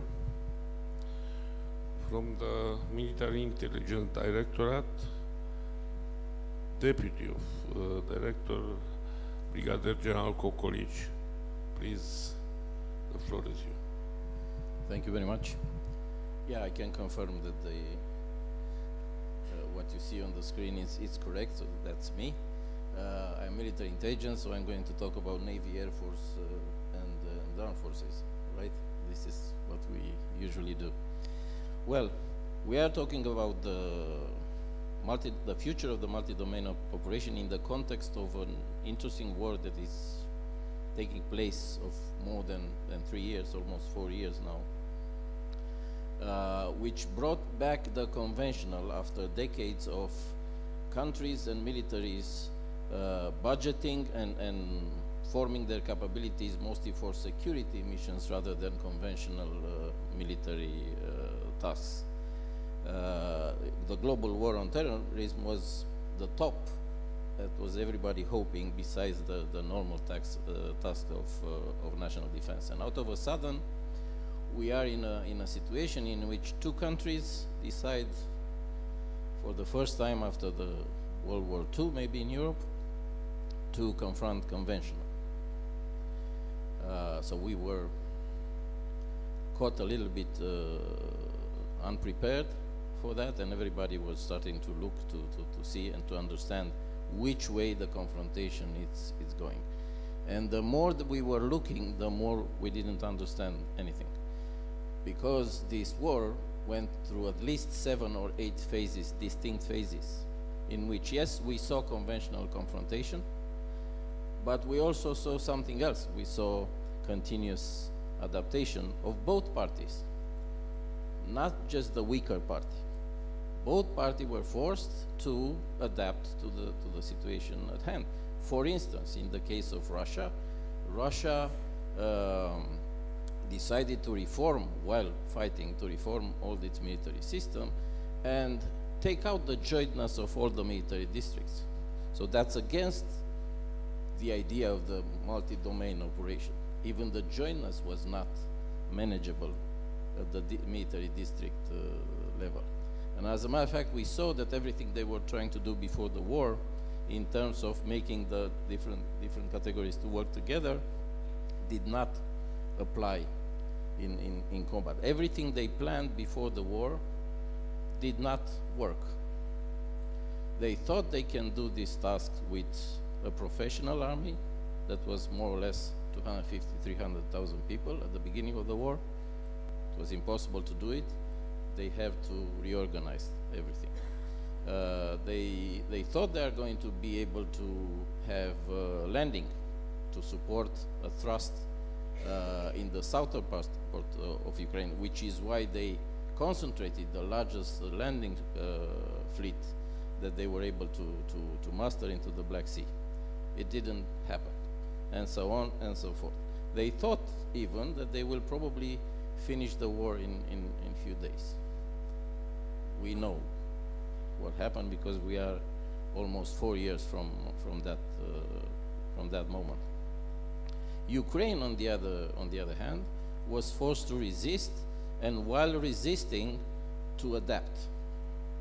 And we saw that when they did not have enough equipment, they have to ask allies. And as a matter of fact, the fact that Ukraine, and I'm not saying that Ukraine is winning, I'm saying that Ukraine is not losing, it's a direct connection to the support that they receive from the allies, or everybody that is supporting the idea of international rule-based order.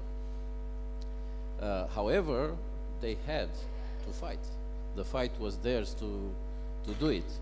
So they used everything that was in their power to do that. And so we saw, to make the story short, we saw a lot of innovation. We saw, as it was mentioned here, the fact that a country without a navy was able to contain one of the most important fleet that was present in the most important fleet that was present in the Black Sea, as a matter of fact.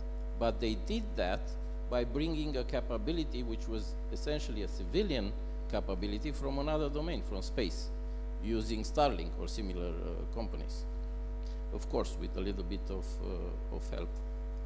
And they created this kind of threat to the Russian Navy that obliged them to contain themselves and basically almost neutralize, for years now, their capability.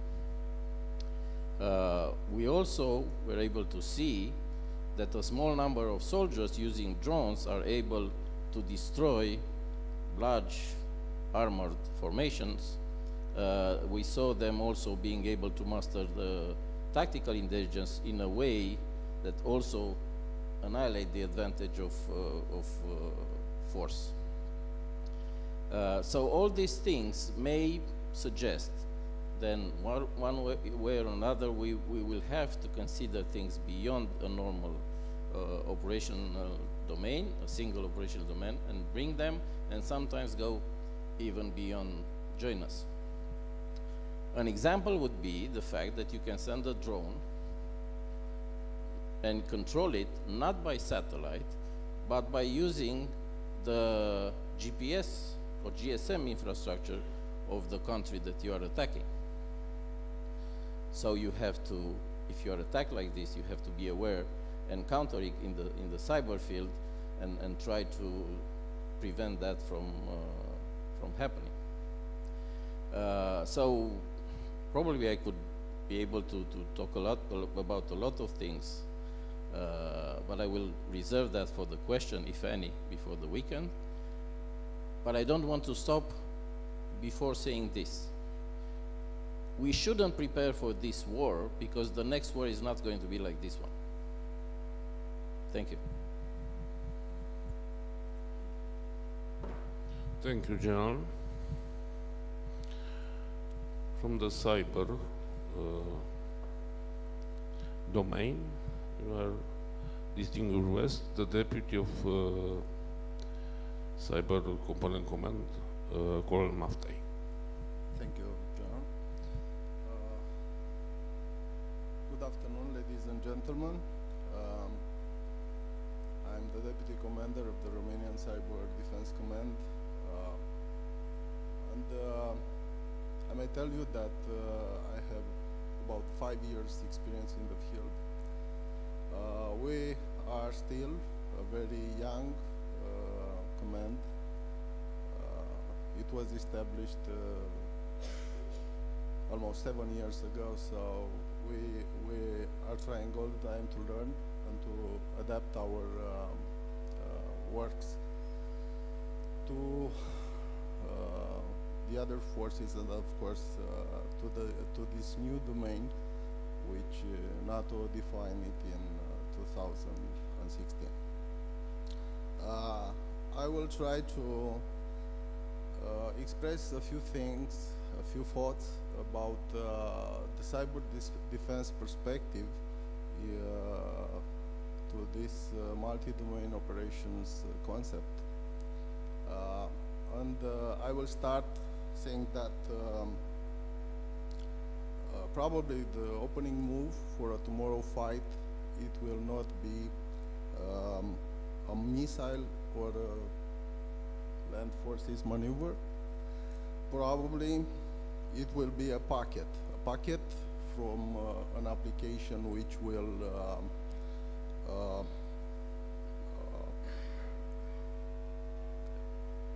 provide an identity, a user, a password. Could be a spoofing maneuver to a satellite system, could be also supply chain malign activity. So starting from this point, I want to emphasize that in our perspective, cyber should be by design a multi-domain activity. And also we must consider that cyber represents the connectivity tissue for all the other domains. So in this regard, we may look at cyberspace not only as a support perspective, as a support facilitator, but also as a maneuver element. So coming with this new perspective, I also want to make a parallel between ammunition and data. So it's very important what you put in your gun, but it's also very important what data we're using, what technology we're using for making that data to be a multiplier for our forces. Of course, we must consider that cross-domain defense must be a web, because every forces must be interconnected in order to obtain better results and to achieve our strategic goals. And the last but not least, we must consider that through cyber we may obtain a higher level of resilience, not only for the military forces, but also at the society level. So,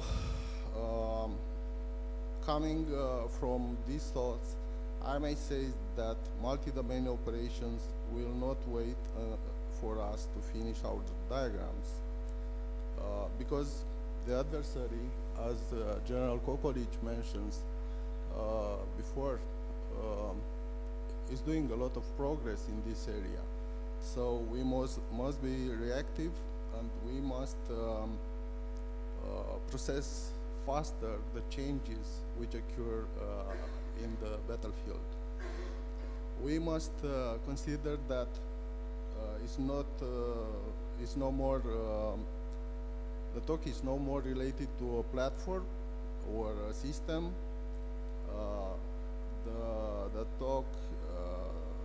The topic is about operational system for the entire force.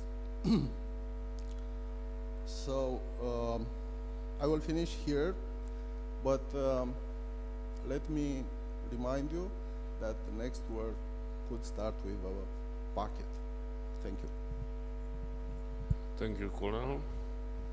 Last but not least, from our distinguished guest is the Colonel Tudor, the command of Head the of Romanian Space Agency. Colonel, the floor is yours. Thank you. Good afternoon. I'm Colonel Tudor. I'm the head of the Military Space Agency. And as we discussed in the MDO, the last one to the party was space in 2019. As I want to continue the topic on the cyber, there is a provision that in 10 years, 90% of the whole data center will be in space, on board of the satellites. So what I want to point is that we are connected in all domains. The mission of the space domain is to multiply the effect of the other domains, the land, the terrestrial, and aviation. That is our main mission, and we finally go to the warfighter to support the warfighter in winning the war. What is space bringing to table, and some of my co-panels told you that, we see a lot of action in space. We see a lot of commercial satellites that before was not the case because of the space is more accessible. It's cheaper right now to launch in space, and we see tens of thousands of satellites like Starlink, and we see their effect on the battlefield. We see a lot of satellites that are observing and are taking images and radar images and are actually defining the war right now.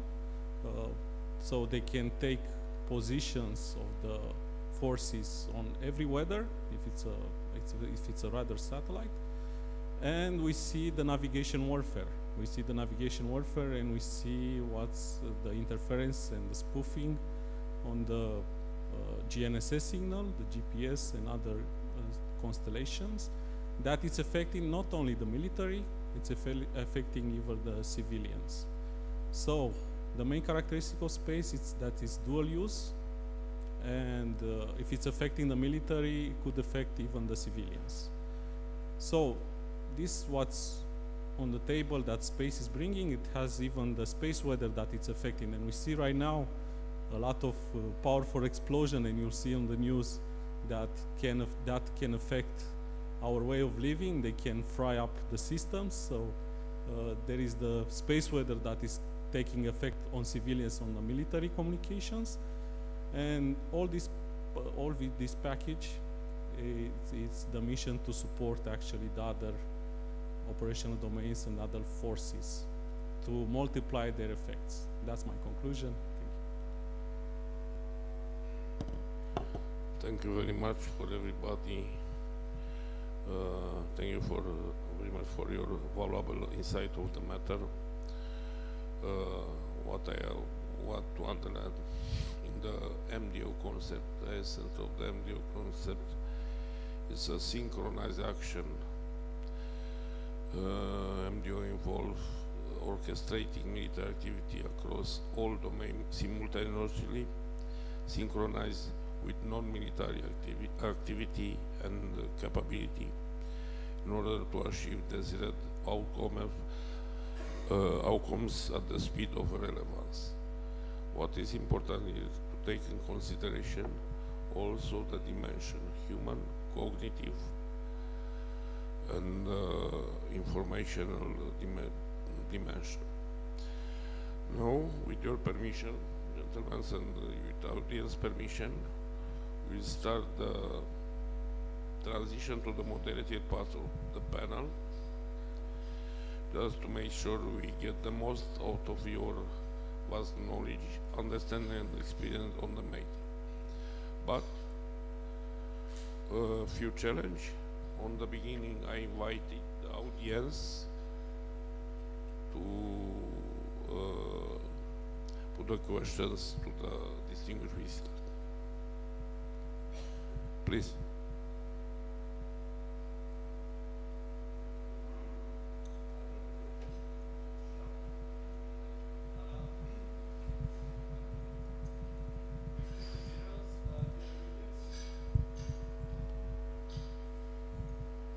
Respected generals, dear audience, my name is Major Trana. I'm part of the CIS team in Joint Force Command, Romania. My question is actually addressing all the panelists, all 6 domains. We are all facing in the last 3.5 years, based on the lessons learned from Russian-Ukrainian war, a transition to new technologies. So emerging technologies became disruptive technologies. And one of the best examples I could say, and I could underline, it's the drone technology. And I think all of us know nowadays that FPV drones are facing actually the Romanian defense in the same time with other countries' defense. And my question to all of you is that what is the targeted sector, the targeted operational domain, or what domains from all 6 of you should work on defending our national boundaries against this new FPV drone technology? Thank you.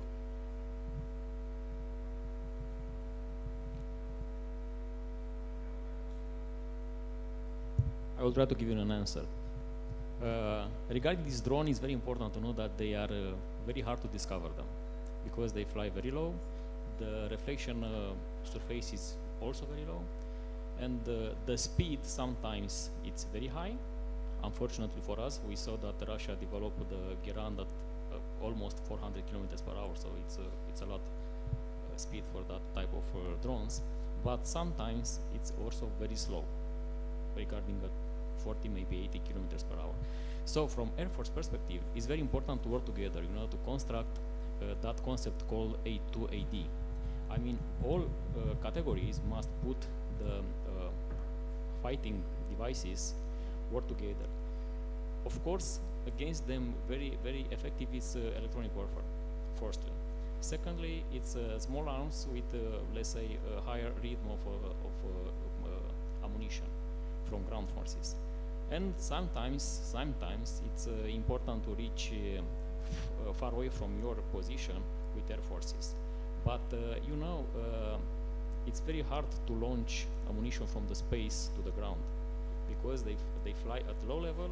So sometimes our missiles are not capable to hit the target. It's possible to hit civilian places on the ground. So the final response is that just together, all of us will be able to defend better our borders against the FPV, if you speak about FPV. A large scale of electronic warfare, unfortunately for everybody, it's impossible to put in place because, also they will affect our arms. So in this moment, unfortunately for everybody, we don't have a good solution, but we work on that.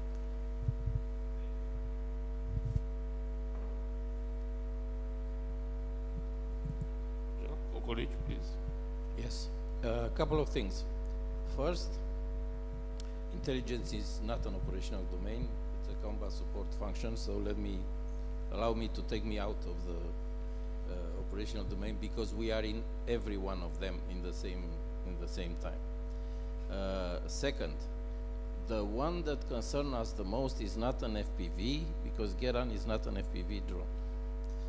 FPV, first-person view, involves that is commanded directly through radio or through other means.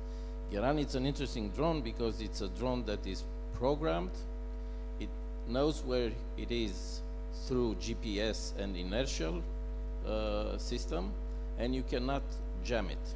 You program it from the departure, and it goes, or is supposed to go, where you tell it to go.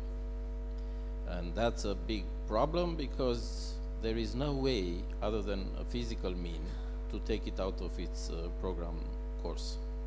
Furthermore, and I have to confirm what it was said here, it's very difficult to be taken down by a fighter which flies 5 times the speed of a drone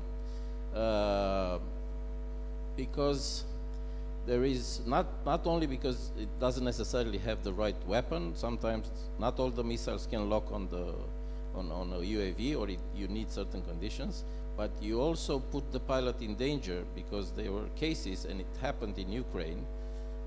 Maybe I can confirm, or maybe I cannot confirm it, in which by trying to intercept a drone with an F-16, fragments of the drone enter the fighter and produce collapse. There are reports, which are not going to confirm, that this happened. So we have to take into consideration also the safety of the pilot. Third, as I said, the war that we are looking is not the war we are going to have. Fortunately, let's hope we are not going to have any war. But if we are going to have one, probably it's not going to be this one, because there are a lot of things evolving. The latest trend is to use drone against drone. That's another way. Another is not to send the drone by program it, but to send it with an an artificial intelligence in it that will recognize the terrain rather than read the satellites. So things continue to evolve. And the last answer that I'm going to give to you, which domain is going to, this was the question, which domain? The one that is relevant, sometimes 2 of them. So whichever is relevant, it has to act somehow. Thank you. Thank you. Colonel Mafti, you want to? Thank you.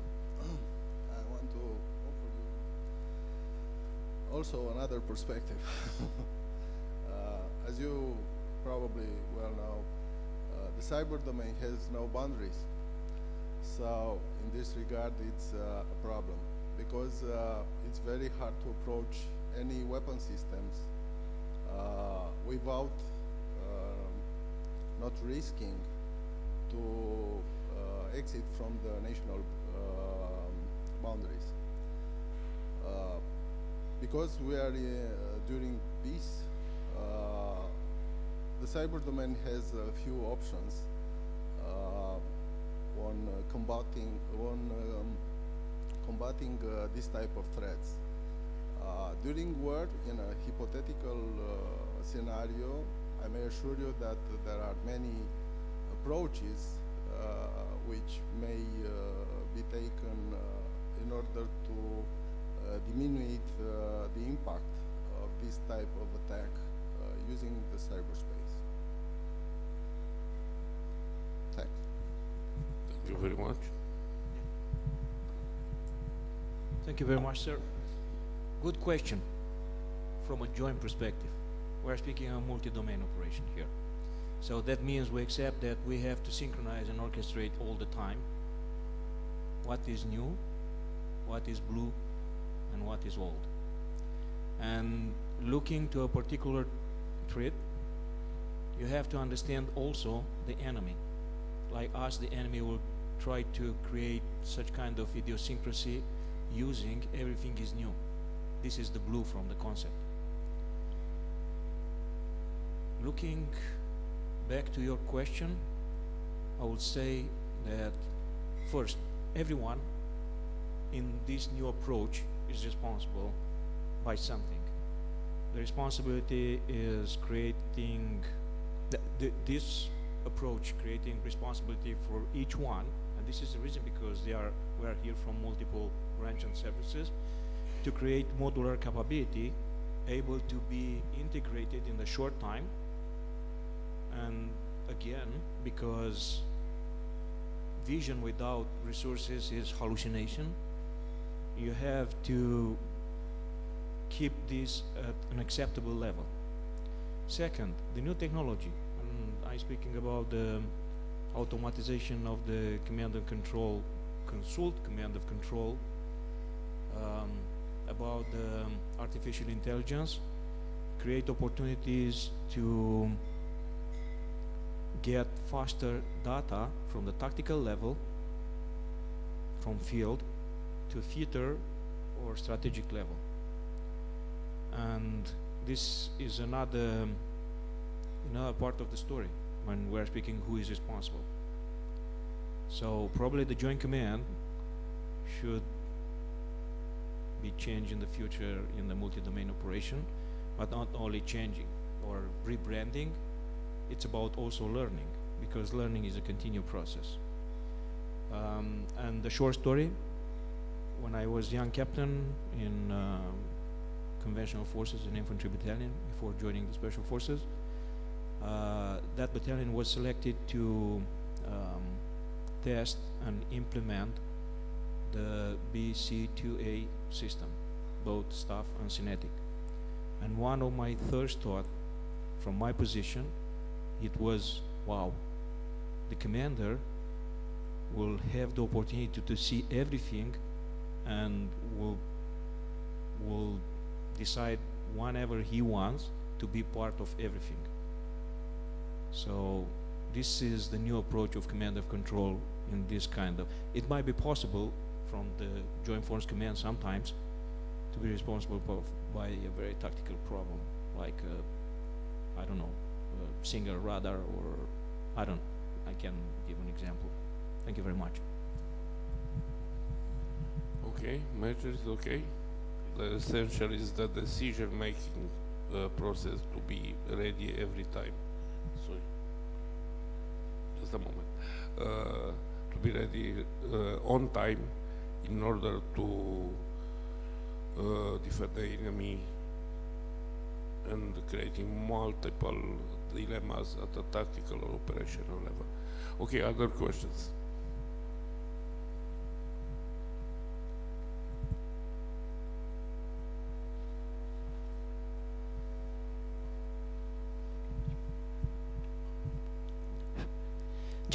Admiral, thank you very much for this opportunity. I'm Lieutenant Commander Andrei Pavel, Carol întâi National Defense University, Command and Staff Faculty.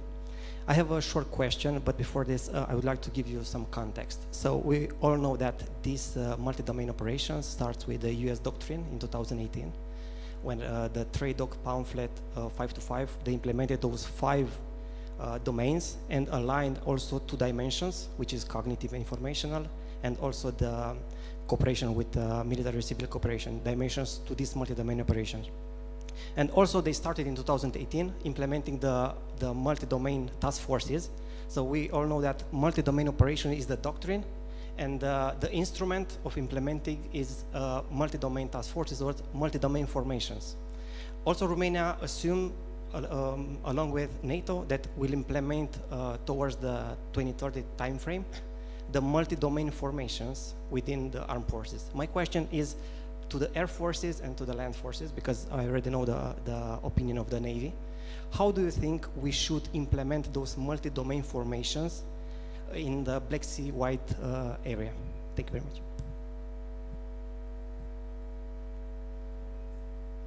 Over the sea is very hard for air force and land forces to act together without naval, because we need platform for the ground forces, because you know the pilot can reach the water, but the ground forces, I don't think so that they are able to act there. Anyway, like I have told you, just together we can win and reach the operational and strategic effect without any questions regarding that. For us, it's very important to build together the A2AD capabilities. And without capabilities, will be able also to defeat any adversary in the Black Sea areas, especially in our interest, national interest. So the Air Force can act far away from the ground, from our borders, but when we approach to our borders, it's important to have naval forces, and also on the ground forces. All this capability, which Romania bought in the last years, are integrated. They are able to speak the same languages in this moment, and our doctrine said just together and joint level we will act together in order to reach that. So it's not necessary to say that it's a new doctrine in 2018. It's an old doctrine, but it's called another way. Even if we say that it's a joint or it's a multi-domain operation, all our actors can act in this moment with our armament in all domains.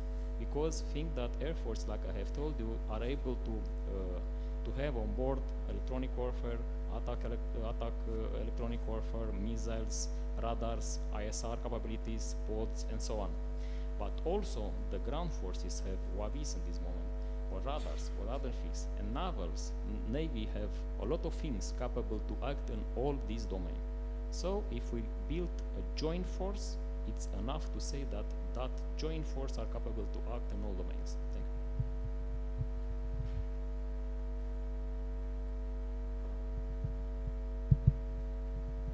Thank you very much for the question. I will say that the land force is constantly working in this direction. And I will start to mention the acquisition process inside the land forces. We already have, we are speaking now about the capabilities, both for ISR, fires. We constantly developing the platform for the infantry, increase the sea-free system, but it's also a huge effort at the conceptual level and also in education of training. And from my previous position, I could assure you that we are working hardly. One example is the Land Forces Academy, NCO school, and ISR Training Center all carry on also classes for UAVs operators, and it's not something that will guarantee a qualification. It's just because to let these ladies and gentlemen, young ladies and gentlemen, to be aware about how it looks like, what are the challenges, what are the problem from perspective of airspace legally, and so on. And of course, it's a very difficult process because sometimes the dangerous enemies are insiders. It can be done. It was speak in the previous panel here about someone from the European Union about how the innovation is killed about bureaucracy. The same for us. This is one direction. Another direction is the way how we are thinking the C2, because the C2 is still important. When you are speaking about the C2, you speak basically about database, about planning, force generation, force employment, and so on. I think in the current situation, when most of the processes inside of the headquarters could be conducted by artificial intelligence, could be transformed in automatic algorithms. And we have the Delta example from Ukraine, which is automatic intelligence data transmission, I think, if it's correctly defined. And the way how they man one shift in the command post at the brigade divisional level up to 12, 15 people, I think we should understand that we are not in the position to maintain the current command of control structure. And this is a personal perspective. Even I'm dressed in Class A uniform, it's not the land forces stuff, it's my own, because it's a luxury to have, and again, it's awkward, I'm talking about this. It's, we double the effort. We have the land forces staff, we have the land component, we work together. We should look to the more economic way to use the personnel, to use the resources, and make sure that the decision is taken in the proper way. Because in the end of the day, in the new environment, is the problem of making decision in speed to achieve a specific effect. So I mentioned ISR, I mentioned fire, move, I mentioned about the C2. I will come back to education of training. It's a huge problem, and everyone in this room wearing the uniform is aware about this. The personnel policy. We still are maintaining the same MOS like I was joining in the army. Probably there are a couple MOS that pop up during this period, but we are looking to the same specialty. Maybe we should think different specialty for a new kind of wage war. And this is reflected also, is mirrored also in an educational system, in the way how we don't retrain the human resources, and some people don't finding themselves in this framework and simply leave because of many things. And I will stop here because probably we are out of time. Yes. Thank you very much. What is the essential in the operation? To integrate all the domain capability, including conventional, special operation, electronic warfare, cognitive warfare assets, and information operation, in order to cover all the goals. Secondly, you must to look on the C2 system. Maybe the logic of C2 system must be challenged in order to decentralize the execution model and create a redundant connectivity to allow commander to receive real-time feedback and provide personal guide effectively. Commander, other questions? Commander Pavel, it's okay? Okay. Audience. Okay, no other question. Thank you very much for our distinguished guests. Thank you for the audience. This is the end of the panel. I hope that you can develop the MDO concept, because MDO is destined to address the challenges of a new security environment characterized by strategic competition, like a green zone, tactics, and the increasing importance of cyber and space domain. Last but not least, the cooperation between military and civilian institutions and interagency in order to accomplish the mission. Thank you very much for the audience.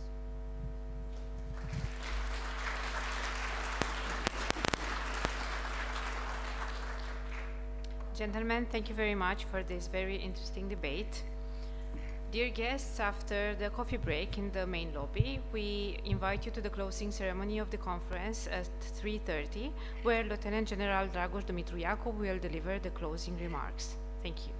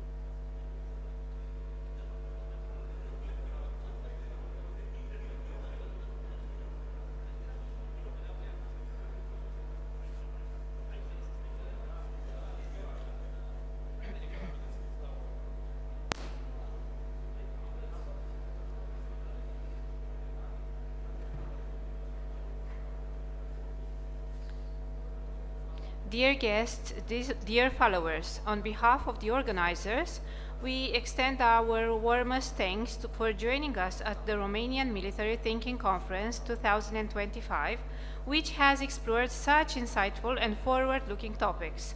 Thank you for your participation. It is my honor to invite Lieutenant General Dragoș Dumitru Iacob, Deputy Chief of Defense Staff, to deliver the closing remarks. Sir, the floor is yours.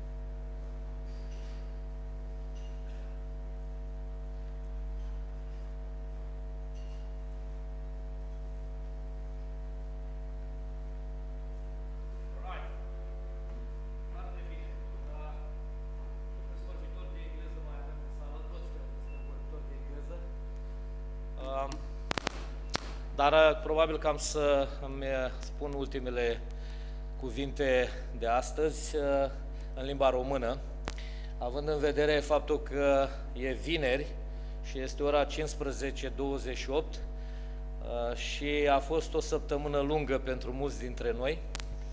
Aș vrea să concluzionez prin câteva chestiuni.